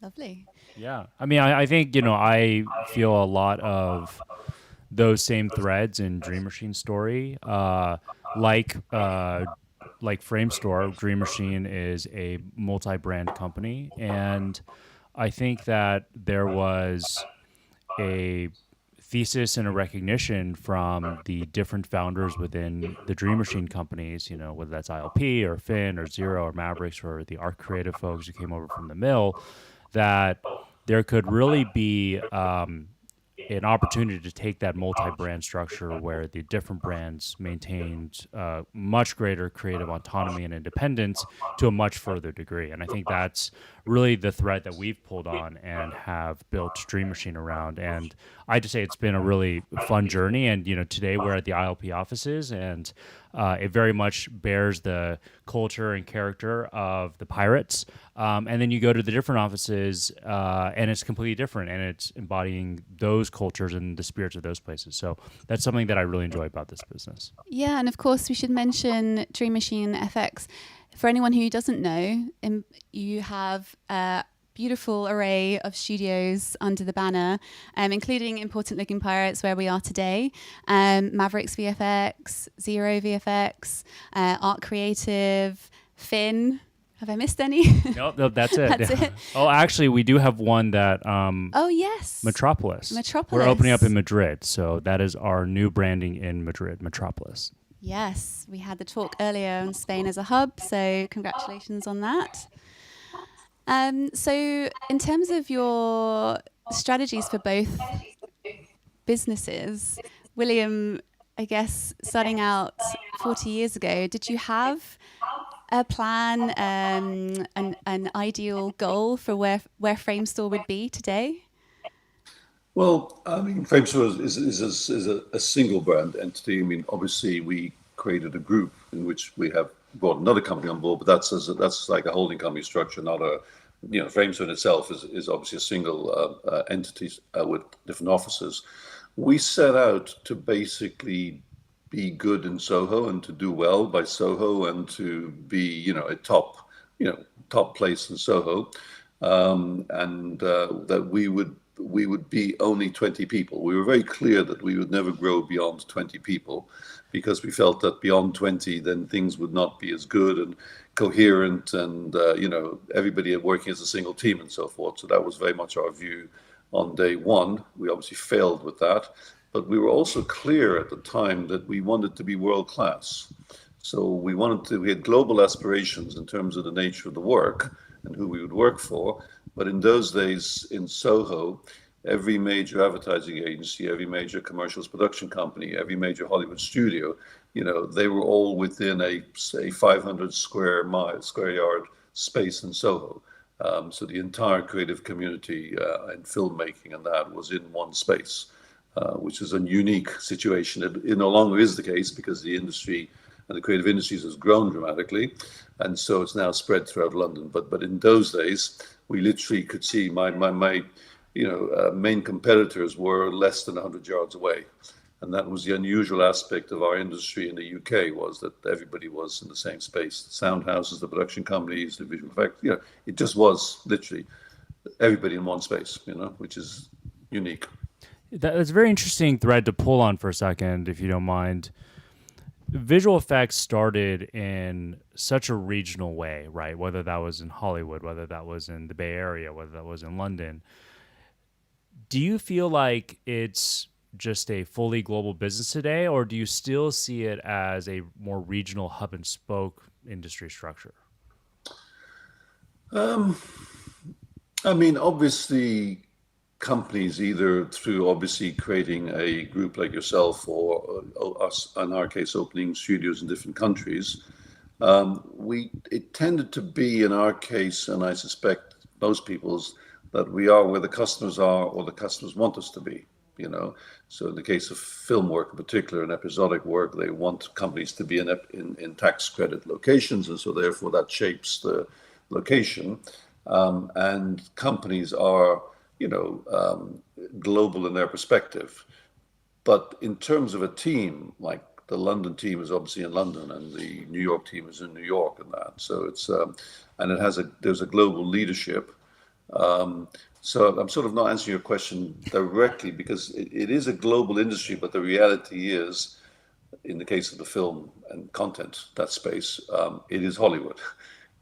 Our customers are fundamentally in North America, whether they be the technology companies or the Hollywood studios, or obviously they're intermingled now, even though the work is getting done. So the industry is global, our clients are global.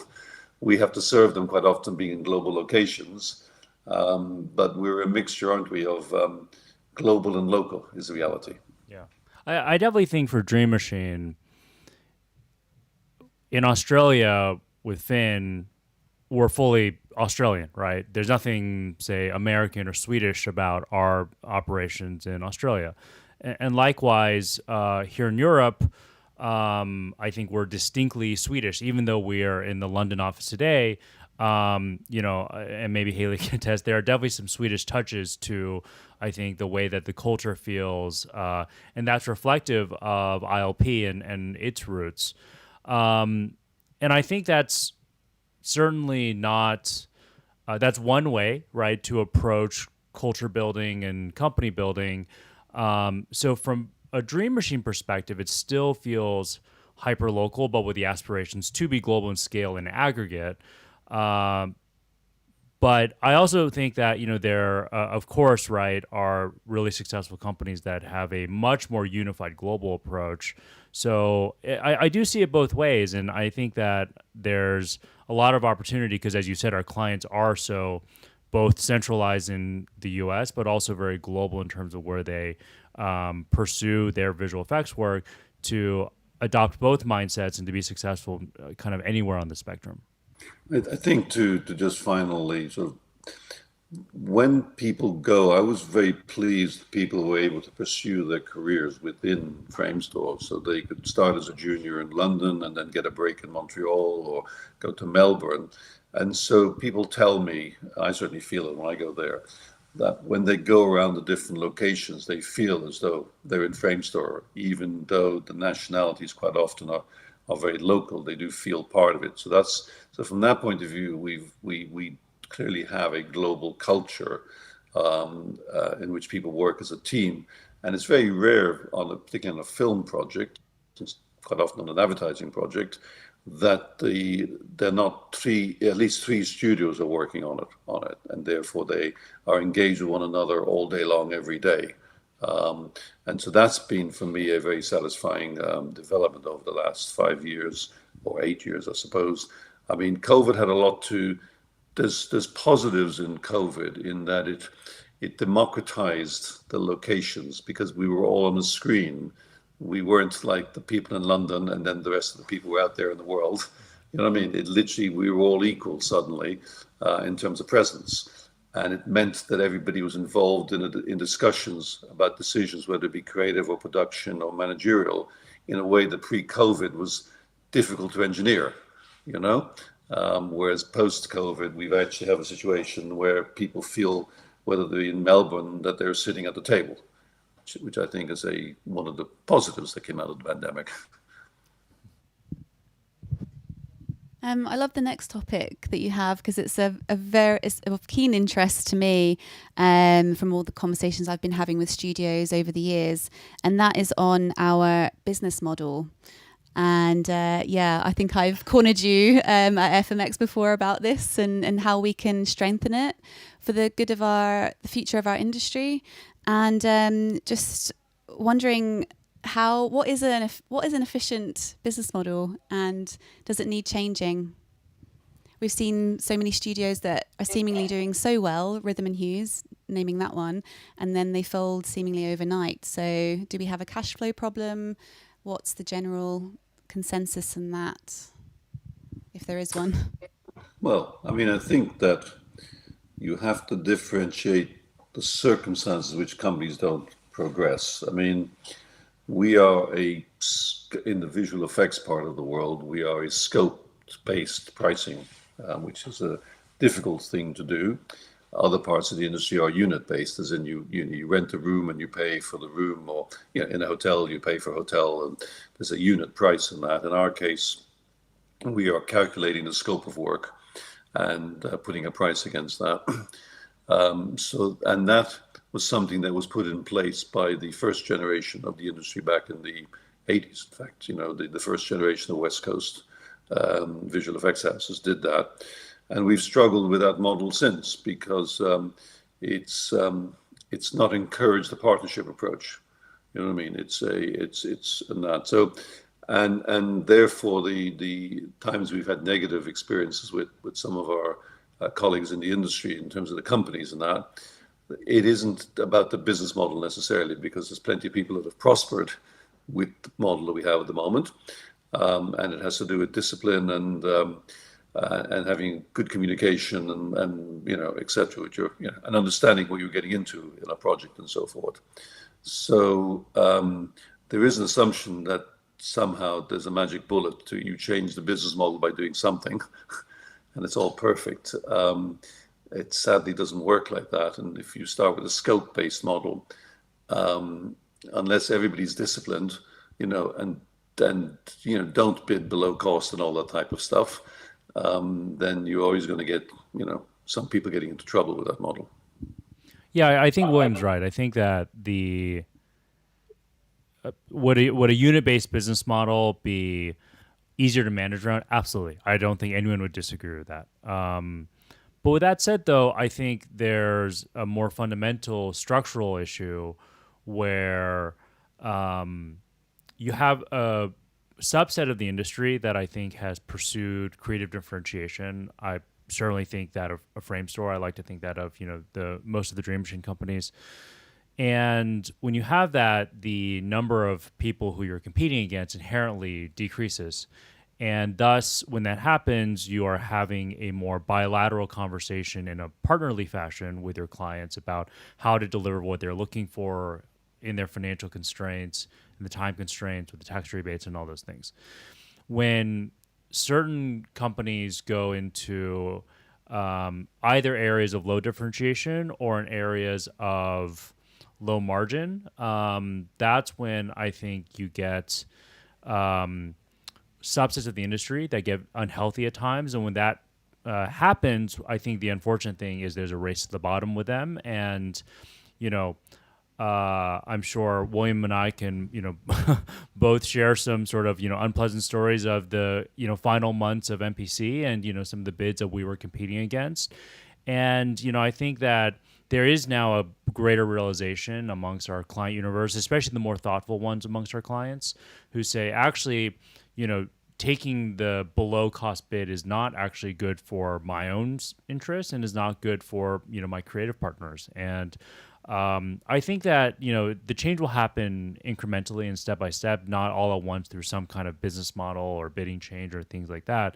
But I do think that it's incumbent on the industry to continue to be financially responsible, to pave the way for really just more, I think, stable and thoughtful competition rather than, the race to the bottom.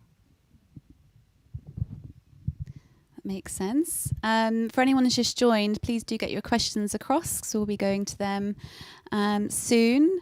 So the next topic was on mergers and acquisitions. Of course, Dream Machine came onto the scene with a bit of a boom, and you have these amazing studios under you now. Can we talk a little bit about how that all came about? Yeah, absolutely. We think of M&A as really just one avenue of growth, right? There's, in this industry, because of the business model that we just talked about, there are good ways to grow and there are bad ways to grow. The worst way to grow is when you take on work that you don't have people for, or you take on people you don't have work for. That's when people can get real bloody in their financial statements very quickly. The best way to grow organically is for when a company is doing great work and their clients say, wow, that was amazing. I want you to do X plus that on my next project. Or other people take note and, come and bring more work in. The second way that is a really attractive way to grow is to say, I've got a company that is doing really great things in one place, and they have reached the right level of critical scale in wherever they're located, and it's time for them to open up a second location somewhere else where they can port those same values, those same creative processes, and to replicate what they've done in their kind of initial office. London for ILP is a great example of that.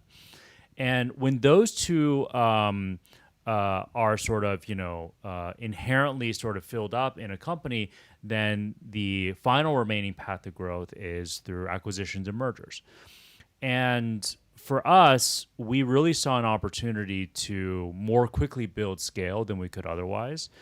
And that also there was a really great demand from founders in the industry who had built really great businesses, who were financially strong, but also didn't want to be independent forever, also didn't want to sell to a more monolithic brand upmarket. And through that, I think we created a structure that allowed for that, and that catalyzed a lot of M&A very quickly. Of course, right, we continue to look at that pathway, but actually in the last year, we spent more of our time doing door number 2. When the mill came crashing down, we brought over the entirety of the U.S. creative leadership and almost all of the talent in the U.S. Into our doors and set up a completely new brand out of nowhere, right? There was no acquisition that occurred there, but we really got the most important thing, which is amazing people doing amazing things who worked together previously. With Spain, it's the exact same example, right? There are, of course, many companies to acquire in Spain, but we felt that we saw a really great group of people who had the same values that we had and ILP had, and we started Metropolis. Obviously leveraging the infrastructure of ILP, leveraging the creative processes of ILP, but in a way that is like acquiring a business, but really without the actual financial and process mechanics of that. I think they're all great ways to grow, and I think that we're always looking at how can we pursue all three at once. I would also, throw that question to William as well, right? Framestore Company 3 has done, M&A of its own, and it's been a part of that journey as well. So, and William, you might be able to give a sort of more clear pro and con in your mind between the organic versus the M&A side.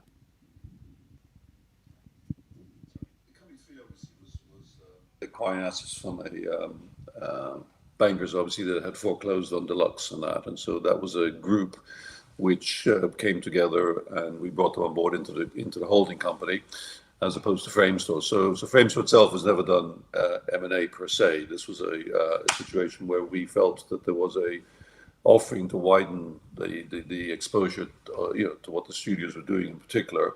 And have two companies that had a world-class brand, obviously, in a common holding company. So it wasn't done per se as M&A for the purposes of capacity or growth or that. It was an opportunity to provide a wider offering to the studios. The two companies deal with different customers, ironically, within the same studio.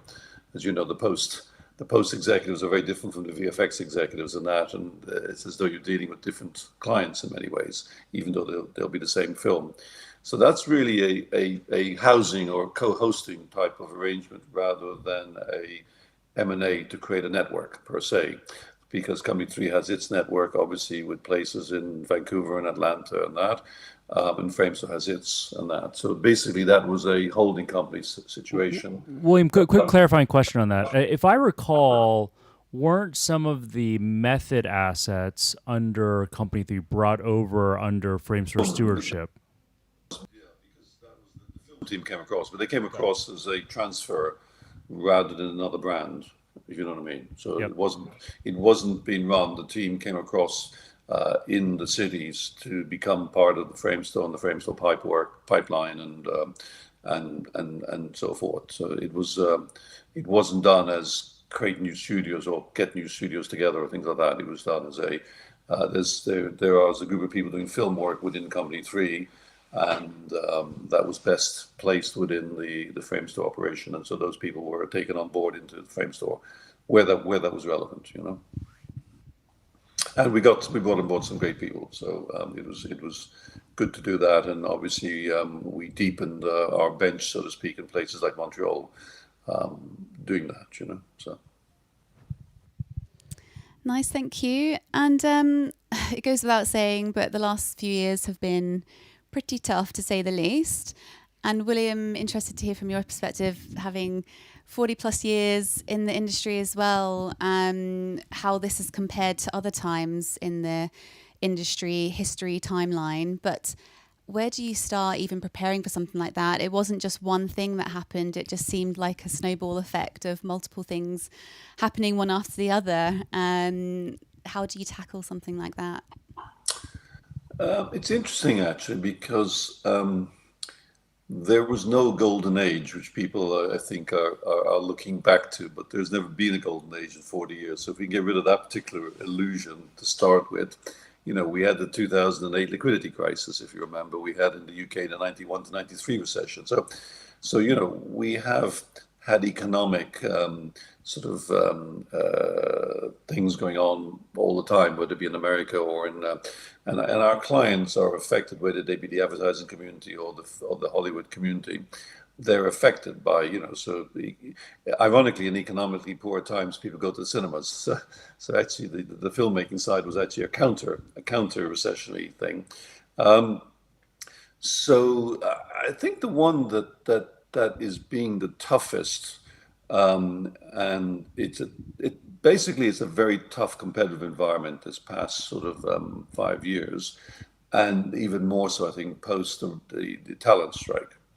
I think we'll look back, in a decade's time, because the community, obviously, the pandemic was rough, but we weren't expecting it. It arrived, the people that really struggled, because the majority of the filmmaking community is freelance. You know what I mean? And so they'll go on to a film for 6 weeks on a set. They'll and that. And that community got really devastated because obviously they used up life savings and you know, just hanging in there. And then when the pandemic was over, there was a return quite quickly to production. And by the time we got to the middle of 23, things were in pretty good shape. As in, you know, there was a business getting back to normal. We could all begin to do budgets. So we thought, okay, well, there's a pretty decent chance that what we're budgeting will come through in revenue. It's a different debate about costs. That's about management. But we could at least feel that there was a market that was stabilizing. And I think it coincided with our clients themselves struggling with their business models, specifically, obviously, the advertising, but particularly the Hollywood studios with what is streaming obviously had really come through in the pandemic in a way that was, that and gaming came through very strongly as a result of the pandemic. We had an artificial boom in demand, obviously, that happened in the end of 21 and 22 because people were trying to catch up with, you know, the streaming demand. And so we had an abnormal demand for about a 12-month period, which is always going to be countered by falling, you know, by reduction. But equally, the studios themselves didn't know their business model because up until then, it was about land grab. It was about Wall Street was measuring our clients on the basis of subscriptions. You know what I mean? If you remember, Netflix dropped 2 million subscribers when they were at 200 million. So they dropped 1% and Wall Street reduced their stock price by 50%. Because until then, you were measured about how many subscribers you added every quarter. Suddenly Wall Street looked and thought, hang on a second, these guys are spending $5 billion of losses a year. You know what I mean? And Disney was doing $3 or $4 billion of loss in their streaming. So suddenly it was like, oh, where's the profit and so forth? And so therefore the clients had a change in expectations and business model. And so when the strike came along, it sort of fed into that. And the return to production levels after the strike was much slower than after the pandemic, while people were trying to work out how they were going to do streaming as a way of life and so forth and that. So I think we'll look back and that particular 6 months, the second half of 23, because those people who obviously now had a second hit, you know, of their earnings and their livelihood and their careers and so forth, you know, took a lot of resilience, took out of people morale, took a huge hit globally in that. So I worry that you know, we're still suffering to some extent some of that, you know, and we're just now beginning to recover levels of confidence in that in people, both the client side as well as the artist and crew side. So yeah, no, it's not easy, and of course as a result we've had fallout. Obviously, technical have been the most prominent, but there's an awful lot of other colleagues who've left the industry. You know, VFX artists as well as film crew. So, which is rough. Yeah, I mean, I think that's exactly the historical perspective, right? I think in terms of navigation of that, it comes down to where you're positioning and where you're differentiating. If you had, and of course the volatility makes it all so much worse, right? If you've drawn a straight line from 2018 to 2026, I think actually most people would be okay with that overall trajectory. But of course, it's the whiplash of the down, the up, the down, and so forth. I do think that the market is starting to gain its foothold. And we think about things both on a very macro level, but also on a very micro level. So if you think about content, if you look at it in a historical sense, we're paying for content. Content has never been cheaper. Great content has never been cheaper, right? I mean, the streaming market is vastly smaller than the markets of cable and DVDs and of course, you know, theatrical is lower than it once replaced. And I think in the long run, these things tend to stay pretty consistent over time. So I do think that what you're seeing is that the streaming services who've been underpricing themselves to drive subscriber growth are raising their prices, and that will rationalize the economics of film production. Of course, it's not very fun as a consumer who's been used to paying $9.99 for Netflix, but you're of course paying for a vast library, great convenience, great content, and so forth. And from our perspective, we view the world to come as one with almost infinite amounts of filler content, right? We're like, we will I mean, when we were, younger, you would really have to go out of your way to find even B-level content, right? Whether that was going and watching a rerun on cable, going to a Blockbuster, downloading a show on the internet. Now you have an unlimited amount of content at your fingertips at any time for less than, a lunch, in London, right? And I think that dynamic really will, contrary to maybe where some people view our industry, I think that will actually place a premium on the really exceptional content that can break through, that delivers not only great plot and great acting, but also great visuals and spectacle. And that's, of course, both visual and sound spectacle. And I think that where Dream Machine is consciously positioned, and I'm sure Framestore as well, is to be amongst the select few who can deliver those really difficult to deliver spectacle. Because once everyone can do it, then it becomes commoditized. And once again, once you enter the commodities layer, you're competing with, infinite amounts of TikTok hours and YouTube hours and things like that. So I am still a tremendous optimist when it comes to the underlying, market for filmed content. And that's certainly how we're building Dream Machine. And, Framestore is one that we also view as kind of positioned in the same way. Nice. And I have to ask you, I hope I'm not putting you on the spot, but obviously everyone who works in VFX thinks our industry is amazing. The people in it and what we create is just awe-inspiring and all of that good stuff. But I'd love to know, especially as you're an investor, why an investor would invest in visual effects, especially at the period that we've just gone through when everything's all up in the air.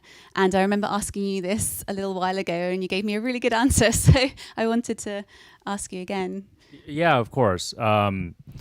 So first of all, William has seen many cycles up and down. I unfortunately came in right before this, giant cycle. December of 22, actually. So maybe timing is not really my forte. What I would say is that if you pierce through the parts of the industry that are doing well or not doing well, and really thinking about on a granular basis what is driving success, it really comes down to what is the product that you're putting on the screen. And for me, what I saw was the high end of that market was, first of all, incredibly undervalued. And it was also becoming more and more critical to top-end storytelling, whether that was movies, TV shows, or even advertising. And when you have that dynamic and you have this industry that's so critical to it, yet everyone is a little bit on the down and outs about it, it represents an incredible opportunity to create something. And I think that was the mindset that we always have is, what can we build here? Because if you are stuck in the paradigm of investing where you take something at X and you grow to 1.5 of X, that limits to the success that you can or can't have. And where we have taken the philosophy of is to say there was a hole in this market, particularly in the high end of the market, and we were able to apply capital and partnership and collaboration and business building to it. And I think we've built a really cool and hopefully will also be, a very good return for, the investors as well. But once again, it comes to seeing the market and really understanding the market. But this industry, despite all of its issues, is so critical to making the most important content in the world. That content then powers these massive media companies, massive IP ecosystems, toys and theme parks and things like that. So we can't ever forget how important the visual effects industry is to all that. Thank you for that. Now we can't finish the talk without touching on the subject of AI and new tools. I'm sure it's been big topics for both of you as well, and how to integrate this into the companies going forwards. And there's been a lot of talk about it today and in the forthcoming talks. So how have you been kind of getting your heads around everything, because there's so much happening every week, it seems, as a new tool and new function coming out. And especially you, I guess, I'm imagining you hanging out with lots of different investors and AI investors, so you probably have a different perspective on it as well. But maybe, William, we could start with you in terms of how you're looking at that for Framestore. It's interesting. We're, in terms of psychology and perception, obviously a lot is driven by newspapers and the media, particularly scaremongering and saying, lots of people are going to lose their jobs and that. So you start with an environment which is quite negative against the word AI, or in our case, we tend to term it machine learning. And so it's only been in the last while, and we feel very positive about the technology has been around for 50 years. The algorithms have been around for 40 years. We've been doing it for over 15 years in our business and that. So it's not something that's new. It's just part of the tool set and the evolution. There isn't some overnight, you come up with a magic bullet and the cost of production goes down by 50%. So part of the challenge I think we've had as a community in general is that our customers have got this perception that, so production is going to have in price, and you go, yeah, it doesn't quite work like that, guys. First of all, it's a tool, and it helps productivity, and it helps doing some of the drudgery work or that. But the core point of the technology is its use in the hands of human beings, which people seem to be forgetting talking about, and so it's enabling us to create more ambition, more, to do things that we can do now within this price of the scope that we couldn't do, a year or two ago on that. The analogy I would use, and most people on the call won't be old enough to remember, was when word processing came along. It was the assumption that, word processing was just going to wipe out magazines and newspapers and all this sort of stuff and that. Because what it actually did was it actually grew the market, because like your local, your local community center could have its own sort of newsletter, or, so suddenly the opportunities that technology opened up, which was, revolutionary, is not dissimilar in terms of moving images, which is what we're in the business of doing, So the ambition and storytelling that AI is enabling us already, we couldn't do, if you look at some of our films, Guardians of the Galaxy or Paddington and all the rest of that has got a lot of machine learning in it already. We couldn't have afforded to make, and our customers couldn't have afforded to make Paddington on technology that was 10 years old. It just, the film would never have been made. So we forget that aspect of it.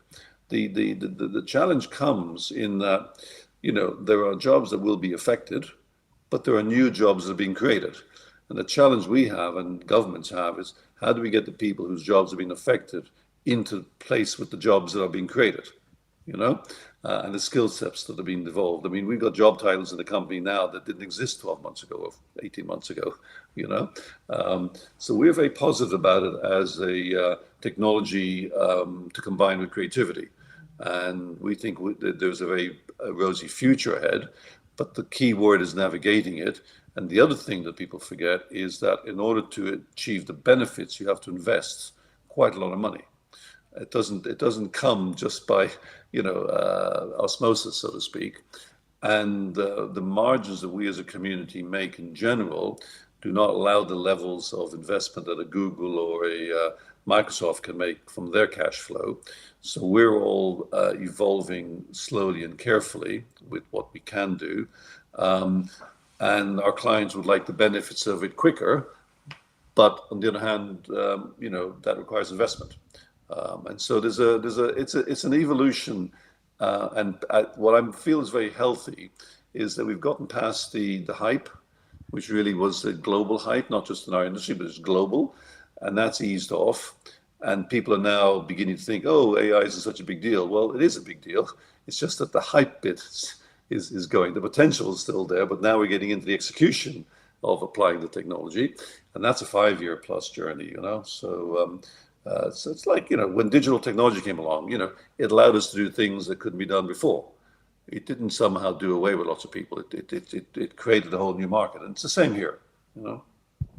Thank you. Yeah, I mean, I would echo almost everything that William just said. A few things I would add. So first is the scaling properties of AI are very different than the scaling properties of the internet, right? The internet has multiplicative amounts of exponential growth drivers, whether that's network effects or fixed cost infrastructure like data centers and fiber, telecom, and all these things. The strong consensus is that for machine learning, it's actually the inverse, where exponential input is required to drive linear output growth. So sure, you've seen rapid succession and improvement in technologies, but that's come at 10x, 100x, 1000x the amount of resources, iteration on iteration. And there are certain things that can continue to scale exponentially, right? We all are familiar with Moore's law and chips and things like that. But there are many inputs to AI that are not scalable exponentially, even if you had all the resources in the world. Data is a great example. There's a very finite amount of data there's a finite amount of data, period. Most of the data in the world is already fed into these models. The type of data that we sort of interact with, tier 1 Hollywood level data, that there's just not that much data out there, and most of it is locked and key, under strict copyright law with the studios. So I think there's some real scaling challenges that people are not factoring in. I think they're making false, or not false, but I think overly optimistic projections of scaling that are different than what the underpinning math would suggest. So I think really the analysis is, okay, what is the present technology? What are the reasonable applications within a stone's throw of improvement? And that's how we're thinking about, integrating the tools, because it is important, to William's point, to integrate all the latest and greatest technologies, whether they are AI or, as we also like to think about, the machine learning. I mean, we've been doing AI face replacements or machine learning face replacements for years and years and years before AI was a thing. But also every other kind of technology that is not AI too. And the last thing I would say is, and I've said this before, the media industry is the most consistently power law distributed industry on earth, right? The top 5% of films garner all the economic rent. The top 5% of TV shows, TikTok videos, YouTube, stage plays. I always joke, right? Last time I checked, I could only name one English playwright and one Greek poet, right? Everything is highly, highly distributed towards the best content. So even if, and I think AI will become an important part of our toolkits, that's not going to replace human creativity. If you can empower that human creativity with the best tools, which include AI, that's how you're going to get the best results, and that's how you're going to push content from the big, vast medium of mediocrity into that rarefied air where the economic rents really get very attractive and what compels a lot of the investment in the media industry. Very good. Thank you both for your answers. I think now is a good time to go over to our questions. Alfie? Okay. We do have a couple of questions that have come in. I think there might be one for each of the guys, which is quite convenient. So the first one is, in Dream Machine FX, the companies trying to work out what's said. The companies, can the companies share projects and procedures working together, or are they totally independent? That's a great question. And we have spent a lot of time building the bridges between the companies so that they can work together, quite candidly, probably not as seamlessly as a frame store can work together across its offices, but in a way that functionally it is nearly that level of collaboration. But I want to be very clear, the way that we've set it up is that every time, let's say ILP works on a project, they're working with 10 other vendors, and they're working with Framestore, they're working with Weta and ILM and so forth. So inherently, top-end visual effects processes are built to collaborate, and we're simply aligning those processes to be a little bit more seamless than if, ILP were collaborating with Framestore, for example, versus someone internally to Dream Machine. But it's always on a pull basis. We want the right modality to be ILP or Fin or Mavericks Zero or ARC or Metropolis has a client, and they say, well, we can help you solve your creative problem by looping in another studio, and we can also make it more seamless for you because of the backend integrations we've built. We never try and force, multiple of our products or, or within a studio or between brands onto a client or a project. It's always coming from the other end, and we're just building the bridges to make sure that can happen seamlessly. Great, that's a great answer. Thank you. And then the other one was for Framestore, and it was face replacements and the dinos were seismic moments in VFX. Are we due another breakthrough like that, or has the audience become too saturated to be blown away anymore? Which was the first sentence again? Face replacements and the dinos were seismic moments in VFX. Well, the dinosaurs, if you go back to Walking with Dinosaurs, that was the beginning of digitally generated characters being leads on a movie, and obviously it's moved on to the Raccoon and Paddington and others and that. So we put out a film about a year ago called Flight, which my partner Tim Weber made, which really was us looking at the next generation of filmmaking. Tim very much changed things with gravity and LED screens, and we made the challenge from Warner's was they perceived that to be a single quadrant, film made by an art house director. So therefore, the budget they wanted to make gravity for was modest, and so Tim re-engineered how films got made, and that allowed us to make gravity. He's done the same with Flight, which is available for anybody to look at YouTube, as well as the background movies to it. And so, the combination of Unreal, real time is something that people don't talk much about, but the real time technology is equally helpful and useful, and the Unreal engines and other forms of technology. So it's a bunch of technologies that, as they come along, we try to integrate them and so forth. So there's rarely ever a breakthrough that turns something dramatically. But in our case, obviously, we're always trying to do humans and creatures better. And that tends to be the space that gives us the biggest challenges. So, but the movies that will come out next year, you'll see some cool stuff on. Obviously, as usual, the frustrating thing is we had Gravity in the can 18 months before anybody knew it existed. So when the studios came around to visit, they'd sort of go, so what are you guys doing? Like, we haven't, seen much. You say, well, if we could show you what's in the back room, it'd be great. And it's the same at the moment. There are some cool things coming up in 26 and 27, which, I think will create a wow factor. Great, thank you very much. That's it. Are there any other questions? Wow, I was expecting a landslide. You've got a few more minutes if you want to get your questions in. I encourage you to. Well, I would like to ask a question then. What's next for both? It's quite a wide question, but what's next for Dream Machine and what's next for Framestore? I mean, Framestore has been around for a long time, clearly, and do you have plans? Can you tell us about any plans for future growth, or are you happy staying where you are? And same with Dream Machine. That's a good question. Go on. You go. Sure. I think that for Dream Machine, it's every year we go in saying, oh, yeah, this year we're going to do this. And it's being something completely different. Like last year, I remember we had closed the ILP acquisition. We closed a second acquisition in Australia, which was Cumulus, which is now part of Fin. And we said, all right, we're just going to take it easy this year and do some integration, really build some of the pathways to collaborate. And then in February, the mill collapses.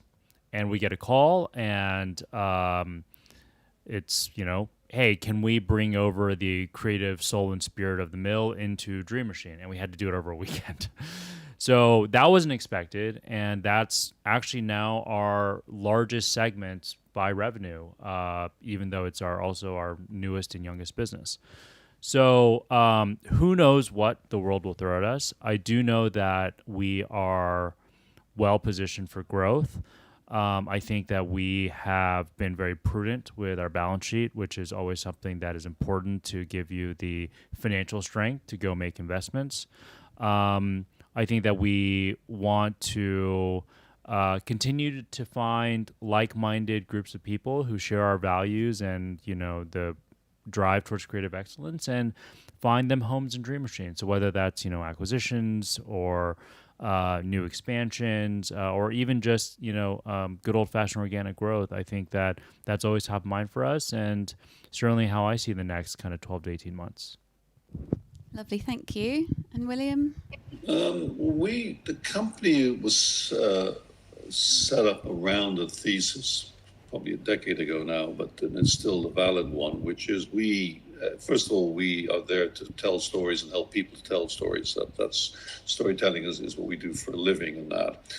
And the stories these days are delivered across platforms, whether they be a phone, a tablet, a cinema screen, an IMAX, and immersive, etc. So we like the complexity. It's inconvenient sometimes of taking those stories across, a theme park, for example. Guardians of the Galaxy obviously went from being a movie into an experience at Anaheim, Disneyland.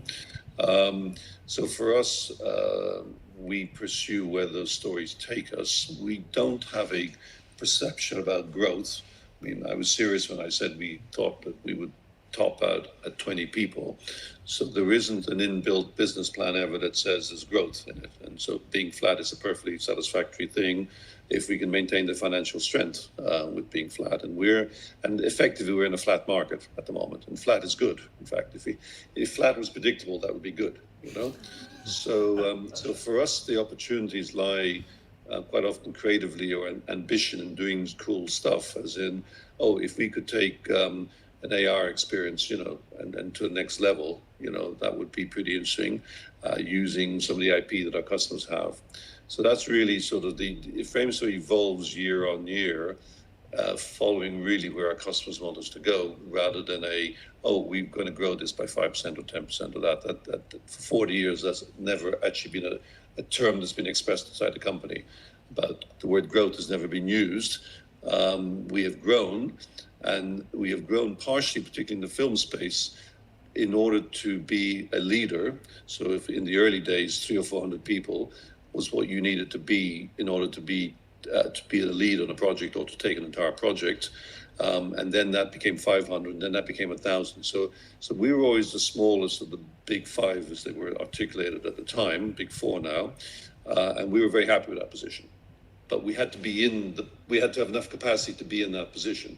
So the growth came about more to do with the ability to handle projects of a certain scale and creative ambition rather than a financial target.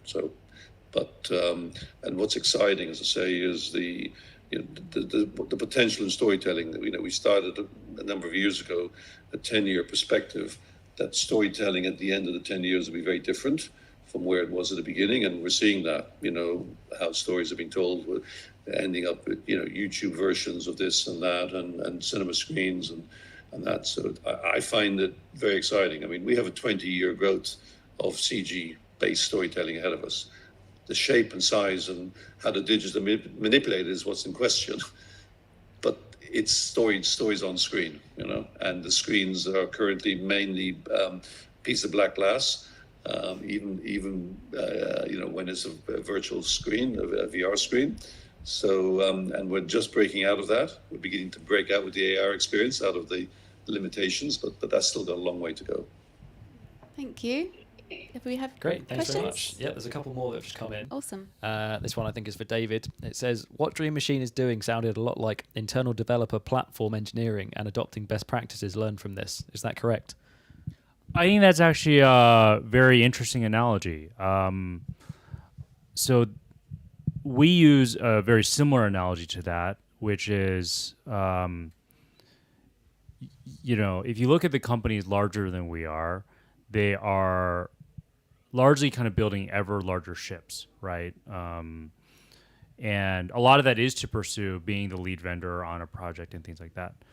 Our goal is actually very different. We're trying to build Dream Machine as a port. And that port can then bring in ships. And some of those ships will be companies that we acquire. Some of those will be companies that we greenfield, like we did with ARC or with Metropolis. And our ambition is one day actually maybe even smaller founders who want to be part of a port but aren't ready to join a larger group from a financial perspective, may be interested in taking some services from the port. So we're very much, I think, applying that same mindset of building out a group of shared resources, adopting best practices, to the extent possible. It's not always possible to share technology and tools and things like that, global procurement around certain elements, but I think it's a really astute way to frame it. Great, thank you very much. We've got a couple more as well that have come in. Do you think VFX will ever benefit from profit sharing from movies that aren't their own productions? I guess I could ask either of you that one. Well, you want to start?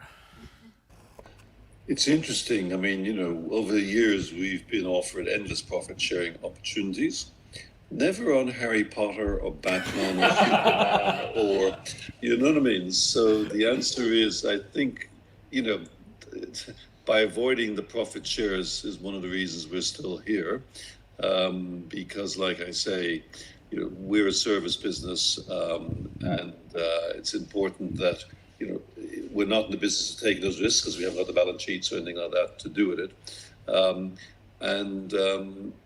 When it's on offer, it's never acceptable. And we're, the waterfalls, the way the money trickles down, the actors and the other people who are participants have a hard enough time to see anything from it.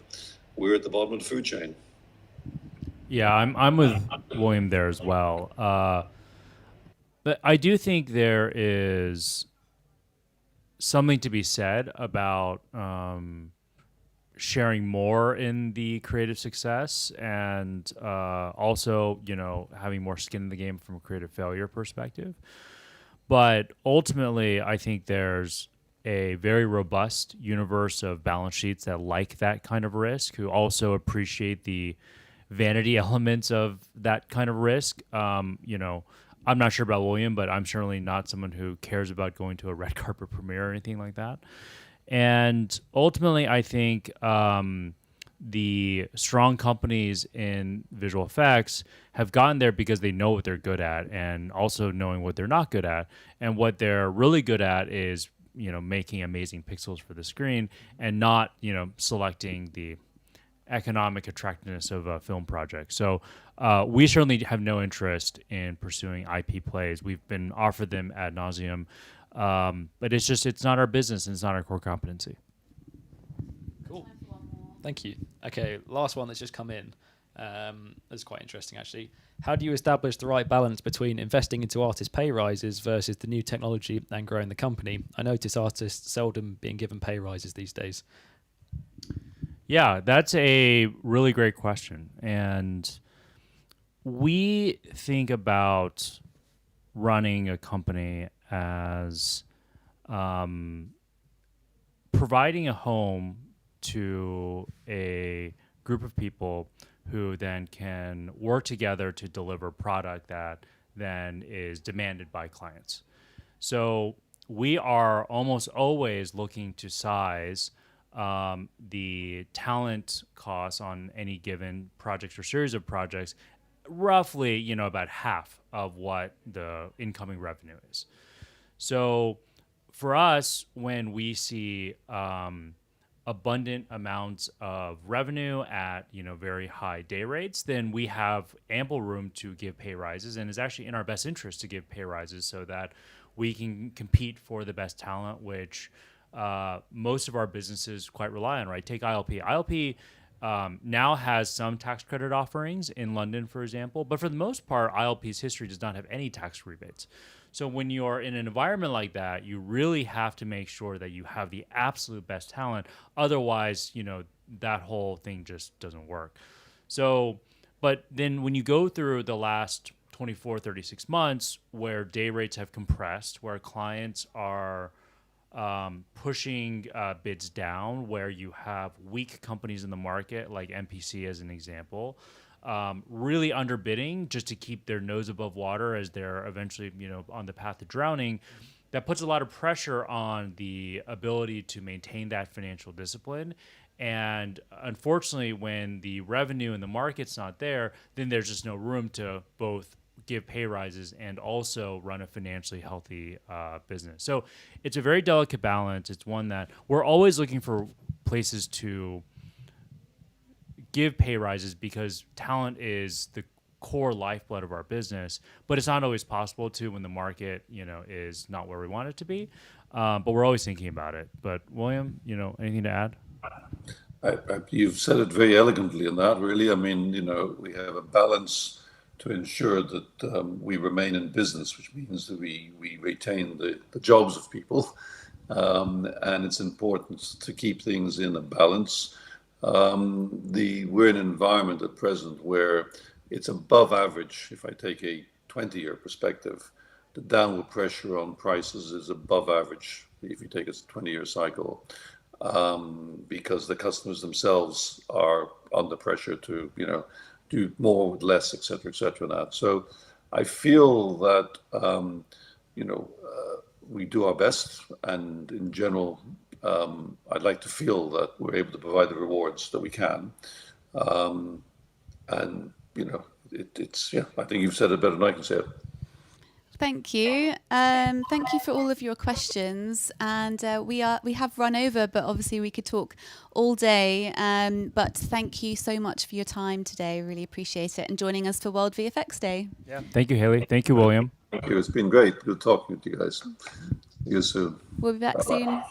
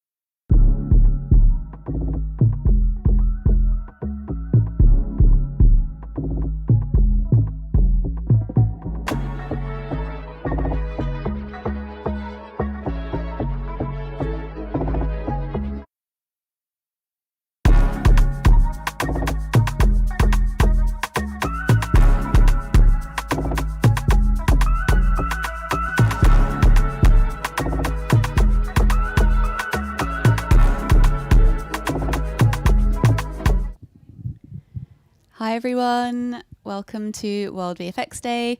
If you've been with us all day, then thank you very much. If you've just joined us, I'm Hayley Miller, I'm the founder of VFX Day, and we have lots of talks ahead of you, ahead of this one for the rest of the day till about 3 a.m. GMT, so please stick around. But we have a new guest on the sofa, Nicola Kingham. Welcome. Thank you. Thank you for coming.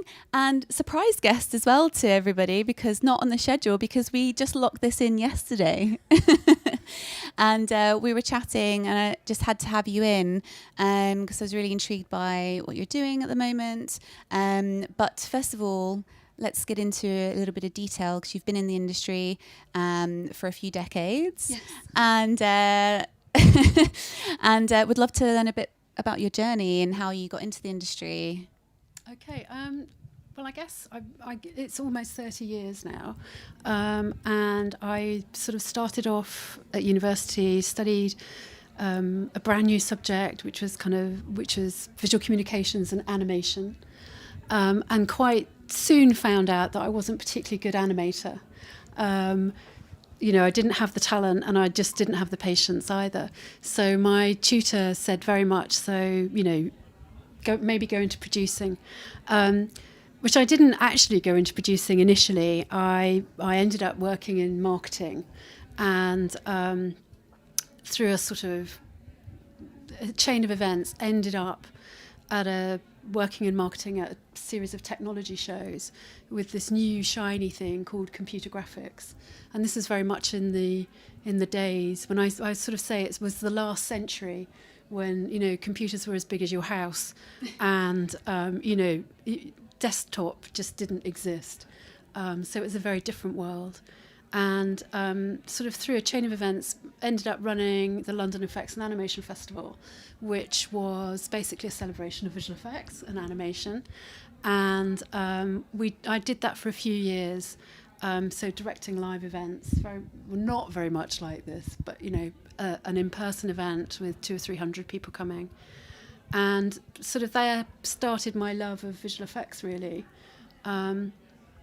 And then after running the animation festival, I ended up working at MPC for a while. Yes, we were there at the same time. Yes. Crossover. Yes, yes. And have basically worked as a freelance producer, visual effects producer, mostly for independent production companies, but then sometimes coming back to facility side, depending on the project. And certainly when I went back to MPC the second time, it's because they'd got a lot of television projects in, and my background at that point was in television, so they wanted someone who'd worked with the BBC and worked with other indies. So that sort of segued back, and then I guess most recently we've been working on the Magic Faraway Tree, which has been great. It's been a great show. The trailer looks amazing. Thank you. Really fun. Thank you. It's fun, and it's harking back to Britain, the Britain of another era, really. I think that it will speak to kids and adults who love the book, and we've tried to make it modern but nostalgic at the same time, and to bring laughter and fun back. Really. Yes, we need lots of that We at do. the moment. We need more laughter and fun in our lives. So that's been, so it's kind of been, it's kind of been a bit of a full circle, really, coming back to animation and visual effects, having stepped out into live events and then back again. Yes, yeah, sure. Very, very interesting journey over those years as well. Now, as a producer, I'm sure that you have your finger on the pulse with everything that's coming out in the industry, in terms of new tech and tools and all that good stuff, and interacting with clients, they want to know more about that as well. How do you keep up with everything that's happening, and is there anything in particular that you are using or are excited about that's helping you with your role? I don't know. I mean, I think obviously everybody's talking about AI at the moment. I think that we have to use new technologies as they come along and be open to them. I know certainly on the the Magic Faraway Tree, we were very, we had a very tight budget to work to, certainly in terms of feature film. And we had to be open to using different techniques to get where we needed to get to. And I think, on reflection, we probably should have embraced Unreal a bit more. That was certainly something that we were trying to do. I think we do need to embrace new technologies. I think also that the shift, when I started out, I met my husband like 30 years ago when he was in charge of the 3D division at Autodesk. So we go back like a long way. And, his software was kind of revolutionary in bringing, more people into this industry, because prior to that, you had to have millions to set up anything. You couldn't set up a small facility in those days at all. It was just impossible because of the financial investment that you had to make. So I think being open to new tools is really important. And, we need to be open to virtual production. Obviously, people are using that much more now. And we need to be able to make these films and save our clients money, because all they want to do is to make their film. They're not really interested how you get there. What they want to see is the final image on screen, and for you to have sorted it out for them and to make that as painless as possible. So I think another thing that we could be doing better is actually collaborating more openly with our clients, because I think we make this process quite complicated and almost like inside a black box for them, and we don't necessarily answer their questions in a straightforward manner. So I think that's another thing that's getting better over the years, but it's certainly something that we should work harder on, because they really don't care how you get there. They just want to see their film finished to the highest quality. And I think, that would help the industry if they could be more transparent when they're talking about new technologies or new techniques as well. Yeah. And you were telling me about a recent project and how that was set up as a sort of temporary situation. Love to hear more about that. So we've kind of called it pop-up VFX. We were in a situation where we had, quite a tight budget, as I say, for this movie, and we created a studio from scratch. So within a sort of 18 months, we created a studio. We kitted it out with second-hand equipment. It was all, quite good quality equipment, and we had, a in-house VFX production team. Doing absolutely everything in-house. We built a render farm. We had a small technology team who built a render farm for us, and we had to analyse every single decision that we made, purely to be able to deliver this film within the budget. So, if we had instances where people wanting to spend £100,000 on a render farm, we just couldn't do it.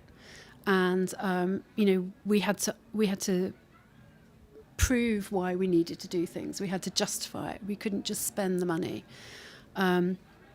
So we ended up having a facility that was very, we were editing in-house. We had the director in-house with us, and we ultimately had about 40 people, 40 crew that passed through the facility, and then we outsourced to about 4 other vendors to actually get the show done.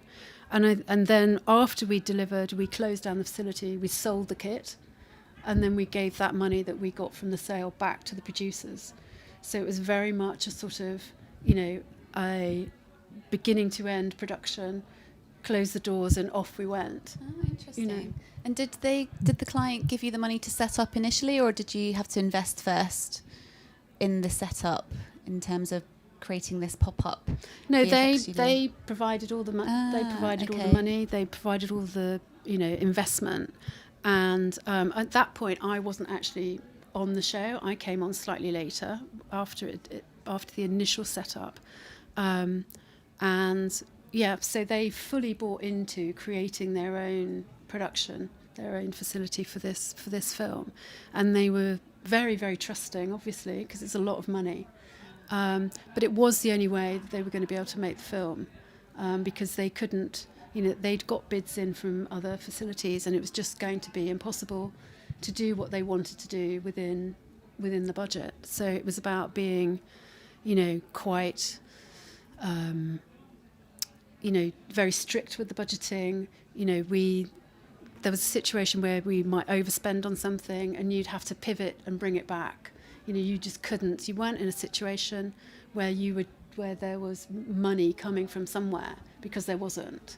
And I think we were very conscious that, we were spending, the people in the next room, we were spending their money. And it was we had to deliver the film for them. It wasn't a studio that was based in another country. It's almost like a startup in a way. Well, it's funny you should say that, because we very much tried to adopt a startup mentality. It was like, we have to think of this as our money. This is how we're going to do it, and it very much a startup mentality. And you had to run it as if it was your own. Well, we did run it as it was our own, but you had to make some quite brutal decisions on occasion, because of that. I haven't heard of this setup before. Do you know if this has been done before? I think that some other feature films do it occasionally, but I think they do it on a smaller scale. Like they'll have a production side supervisor, and then maybe a small team, a sort of VFX editor and stuff like that. But they don't typically do all the 3D in-house, because of all of that entails, all the investment that entails. So I think in terms of the scale, it's unusual. And, we learnt an awful lot. And I think that it would be, it may well be a model going forwards, because we obviously had our own crew, but then we were in a position where we could set the style. We could say, well, it looks like this. And we even provide renders for people and say, well, look, we just need you to comp it. Or we might do the hero shots and they pick up the child shots or something like that. And we just had to be very fluid in the way that we delivered it in the end. Did it add a lot more responsibility? Might be the wrong word, but maybe extra responsibilities onto you as an exec producer, as you would if you were in a vendor VFX studio, or was it roughly the same sort of process once it was all set up? No, it was like being the CEO. Oh. So it was a big challenge. But looking back, I really enjoyed it. And my team were absolutely brilliant. And I did feel a big weight of responsibility. And, my team, I had to trust my team completely to enable us to deliver it. And so I think that was one of the main things as well, just having trust with the people that you work with, trust that they'd tell you when things went wrong. Because if we knew what was happening, what was going wrong, we could fix it. Whereas if we didn't know what was going wrong, then obviously you go down a route that you then don't understand how you got there. Yeah, and you've spent a lot of money doing it. Yes. Yeah. So now that you've worked both sides and another side as well, in terms of you've worked vendor side, client side, and now this project seems quite fairly unique. What are the sort of key learning points that you've had, and do you have a preference? Are you a Lone Ranger now going forwards? You liked it so much, or would you consider working for a studio again? I don't know. I think it depends. I think that yes, I would definitely do the pop-up route again. I definitely would do that. There were things that we might do differently, because obviously we've learned a lot on the way. I think that what was great was the collaboration, certainly with also other studios, because we tend to work with vendors that we knew and that we knew would be transparent with us. So if they were having difficulties with things, that they would tell us too. So I think it was just trying to be as transparent and as collaborative with everybody, you know, and it wasn't about, it was basically just about delivering the film.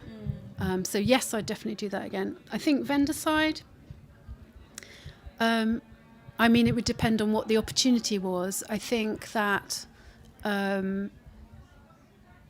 there's, you know, sometimes I think vendors have a difficult job, you know, because our industry's always been an ebb and flow, and you know, you expand your crew and you contract along with the work, and I think it's a very difficult thing to balance, particularly when you've got, you know, an industry that's been in flux, and you know, you've got people paying very high prices for their, you know, for their spaces. You know, we even knew what our electricity was costing us, you know, so I think they do a difficult job at facilities, and I very much respect them. Yes, shout out all the facilities teams and IT teams as well. Yeah, no, totally. Yeah, amazing. So if you have any questions, all the viewers, then please get them in. Do we have any yet? We don't have any questions, but there are 2 messages saying wow and fabulous speaker.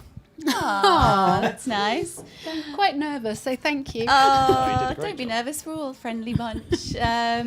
So you don't have to go into specifics, but we're trying to kind of understand the sort of outlook of the industry moving forwards. Obviously, there was the motto "Survive to 25" going around most of this year. Things from the conversations I've been having look a bit more positive going into 2026. But from your side, what's it like? What are those conversations like right now? I mean, we finished production sort of at the end of October, so we're just, You're having a breather. I'm decompressing. Yes. I mean, I've started having a couple of conversations. I think the honest answer is I don't know. I think the honest answer is I really don't know. I think one of the things that I would like to do, though, and I totally applaud you for doing this day, which I think is an amazing achievement, really.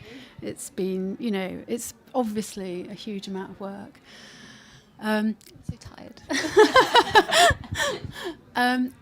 One of the things I've had in the back of my mind for a while is having some kind of community whereby, you know, I've had my team that I work with on the feature film, and I don't want to lose touch with them. And so what I'd like to do is somehow have a community where we bring them together, which is not LinkedIn, and it's not, I don't know, it's not Facebook or something.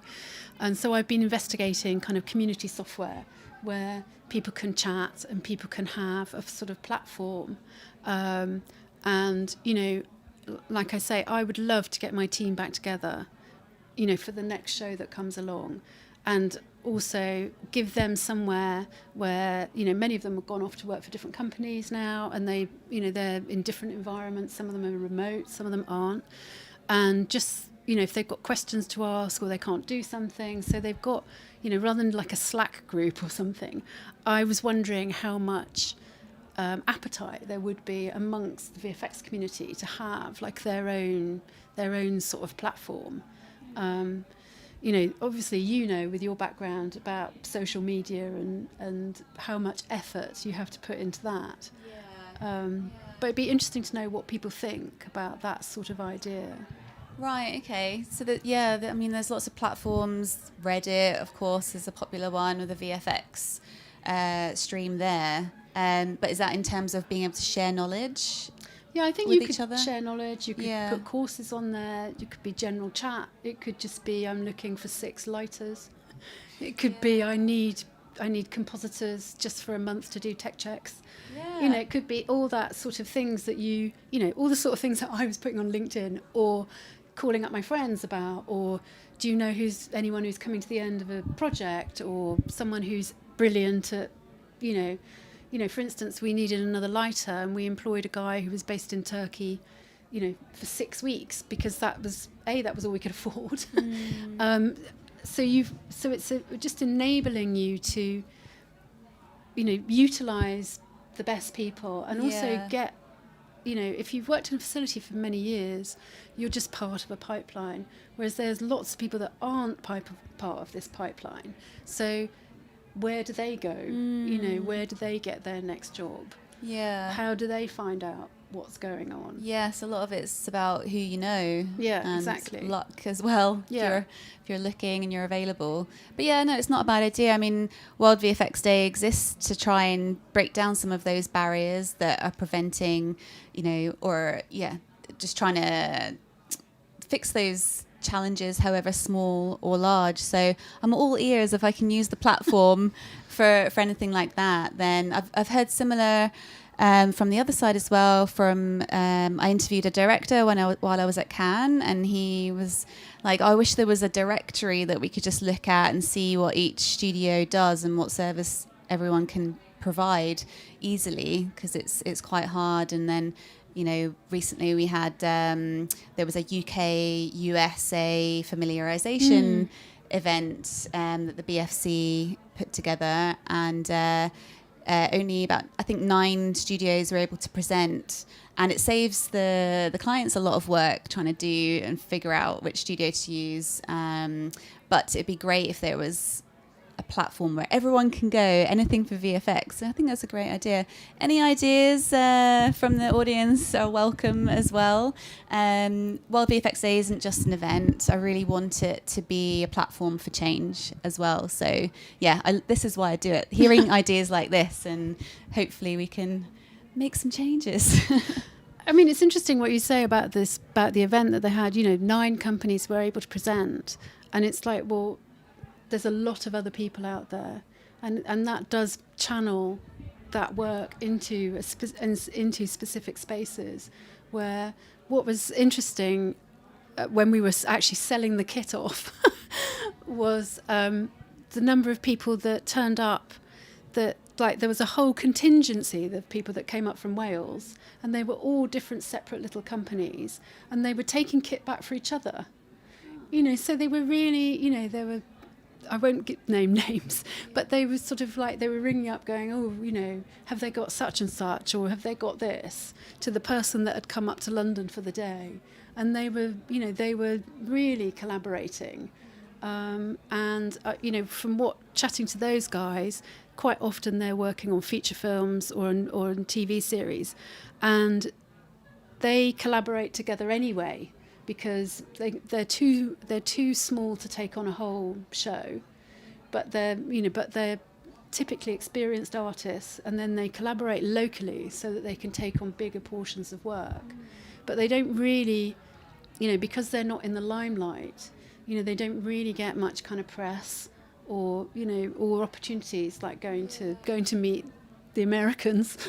Yes, yeah, it's I guess they only have a strict allotted amount of time, and I don't know how they work out on the back end, but yes, it's a big opportunity that everyone, I'm sure, would love to have a chance at. But yeah, if there's any way we can kind of elevate those other studios as well throughout the year and have a go-to place. My brain is ticking on things that we can do. Do we have any questions from the chat or any comments? No, I think everyone just seems to be agreeing that that's a brilliant idea to have great. some sort of forum for that. But, yeah, there's no other questions, unfortunately. Yeah, okay. Well, we'll talk after Okay. and talk about that some more. So I know that you've just finished, so you're having a breather. But for you, how would you like your role to evolve? I mean, clearly, you've worked across multiple different areas, etc. Can't remember what you were working on at MPC at the time. Was it prehistoric? Or? So I did Prehistoric Planet. I did Predators. Okay. And then started off with Halo. Yeah. And then so I've gone from blood and guts of Halo to elves and and fairies. And lovely. Lenny Henry, which is lovely, actually. I love Lenny Henry. So Lenny Henry's in it. Great. I'll definitely watch it. I guess to end then, I've been asking this question to pretty much everyone on today. What are your hopes for the future of our industry? Big question. I hope that it gets into a place where it can be more sustainable, and that it doesn't go through the kind of boom and bust periods that we've seen, it going through so recently. I think it's always been a bit cyclical, but I don't think it's ever been, quite as difficult as it has been, certainly with some of the really major companies getting into big trouble. And I think it's about finding a sustainable model for us, because it's a world of lovely, talented people, and they need to be looked after. And obviously there's quite a lot of mental health problems, which years ago was pretty much unheard of. So I do think that we need to look at ourselves and help people when we see them struggling. But I do think part of that is just trying to make it. Obviously, it has to be a profitable industry, because people, we need to make money. You can't just do this and not make a profit out of it. But I do think we have to work at what the sustainable model is, and I don't know that we quite know that yet. Yeah, it's catch-22, isn't it? Because businesses need to survive, and ordinarily, when you make any kind of profit, some of that you would hope would be put back into the talent for upskilling and all of those benefits that you would expect at a company. But it's just the industry is kind of in survival mode at the moment. So hopefully when we're back to the new normal, whatever that is, then it's something that we can continue to look at. And I did interview, there was a talk earlier where I interviewed Marcus Ryder, MBE, CEO of the film and TV charity. It is UK based, but I'm hoping that the work that they're doing will transpire across different regions and countries moving forwards, because mental health is definitely something that is really something that we really need to look at quite urgently. And I've heard many stories, especially this year, of people struggling, and it's a very important issue that we need to face. So again, open to all ears on how we can break down those barriers. And it's really hard when there's financial losses, and that obviously affects mental health. So. I also think one thing that we found on the Magic Faraway Tree is that we did have to be quite brutal in terms of people's contracts and stuff to meet the budget, and we were just very upfront with people. We told them that we had to focus on delivering the film. If it was a 6-week contract, we were very clear that it was going to be a 6-week contract, and there would be no extension. It's very unlikely to be an extension. So we were just tried to be very purposeful with how we took people on and how we spoke to them, and that we just didn't make promises that we couldn't fulfill for them, because then I think at least they know where they stand. Whereas if you've just got this open-ended thing and you're afraid to go and speak to people, I constantly said, not that I had a door, but my door is always open. You come and speak to me, whatever it is. And, stuff happens. Stuff happens to people. And I think, we need to support them when something happens in their life, help them sort it out, and then get back on track, rather than, we had a couple of instances, and it was, yes, we've got to meet these deadlines, but we'll support you through this. And, they came back and were kind of I'm really pleased that, if I might have been fired had I been working somewhere else. So I think it's about a duty of care to your people and just being really straight with them. And again, if you don't know, then tell them you don't know. I don't, Yeah, exactly. Yeah, just be honest. Yeah, coming down to communication. Well, we're out of time unless we have any questions that have come through. Nicola, thank you so much for joining in at last minute. Thank you very much for having me. You're welcome. Thank you. Hi, my name is Jan Pinkava, head of the Animation Institute, Film Academy Baden-Württemberg in Ludwigsburg, Germany, and conference chair of FMX, Europe's leading animation, visual effects, and digital media conference. We're celebrating World VFX Day here in the city of Stuttgart, the home of FMX, and a vibrant community of companies and artists creating the digital magic that makes for spectacular storytelling on a screen near you. Hayley Miller and her team are doing a terrific job of bringing global attention to their work. So thank you, Hayley and team, for the love, for the commitment, for the dedication. VFX loves you right back. In this time of change, it's worth remembering that our industry has evolved through transformation after transformation since the coming of talkies 100 years ago. It has always been about moving on, adapting to change, and finding new possibilities. So, in a special 30th edition, FMX 2026 is stepping out on the road ahead and will set the stage for close-up conversations with the artists, the technologists, the producers who are shaping the future with their confidence, resilience, and creativity. As the writer Antoine de Saint-Exupéry once said, our task is not to predict the future, but to make it possible. See you in Stuttgart.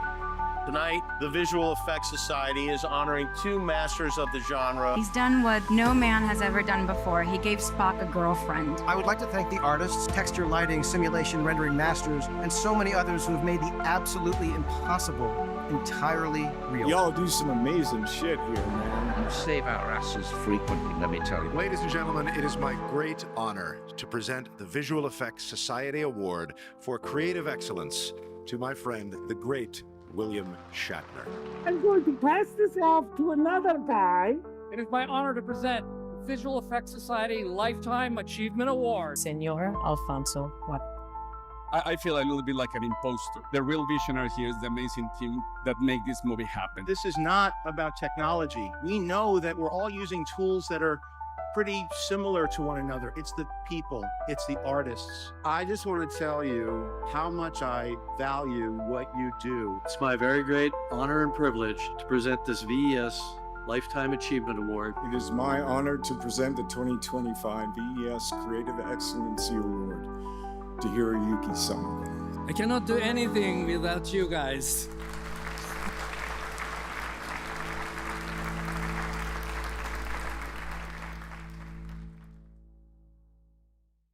And then it went like.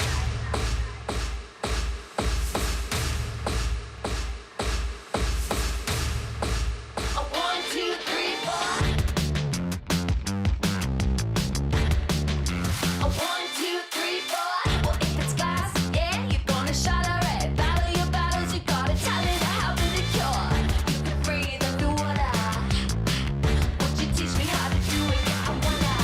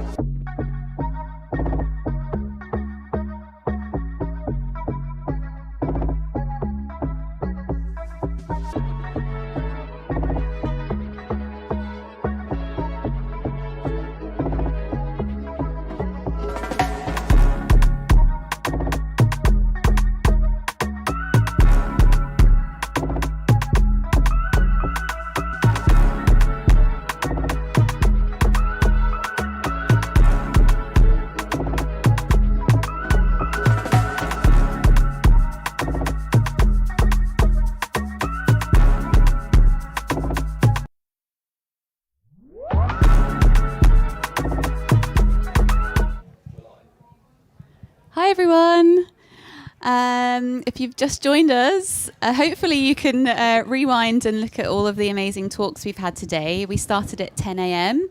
and we're in London, live from Important Looking Pirates in Shoreditch. And we've had a great day, and I've gathered some wonderful people on the sofa with us just to finish up the London live stream.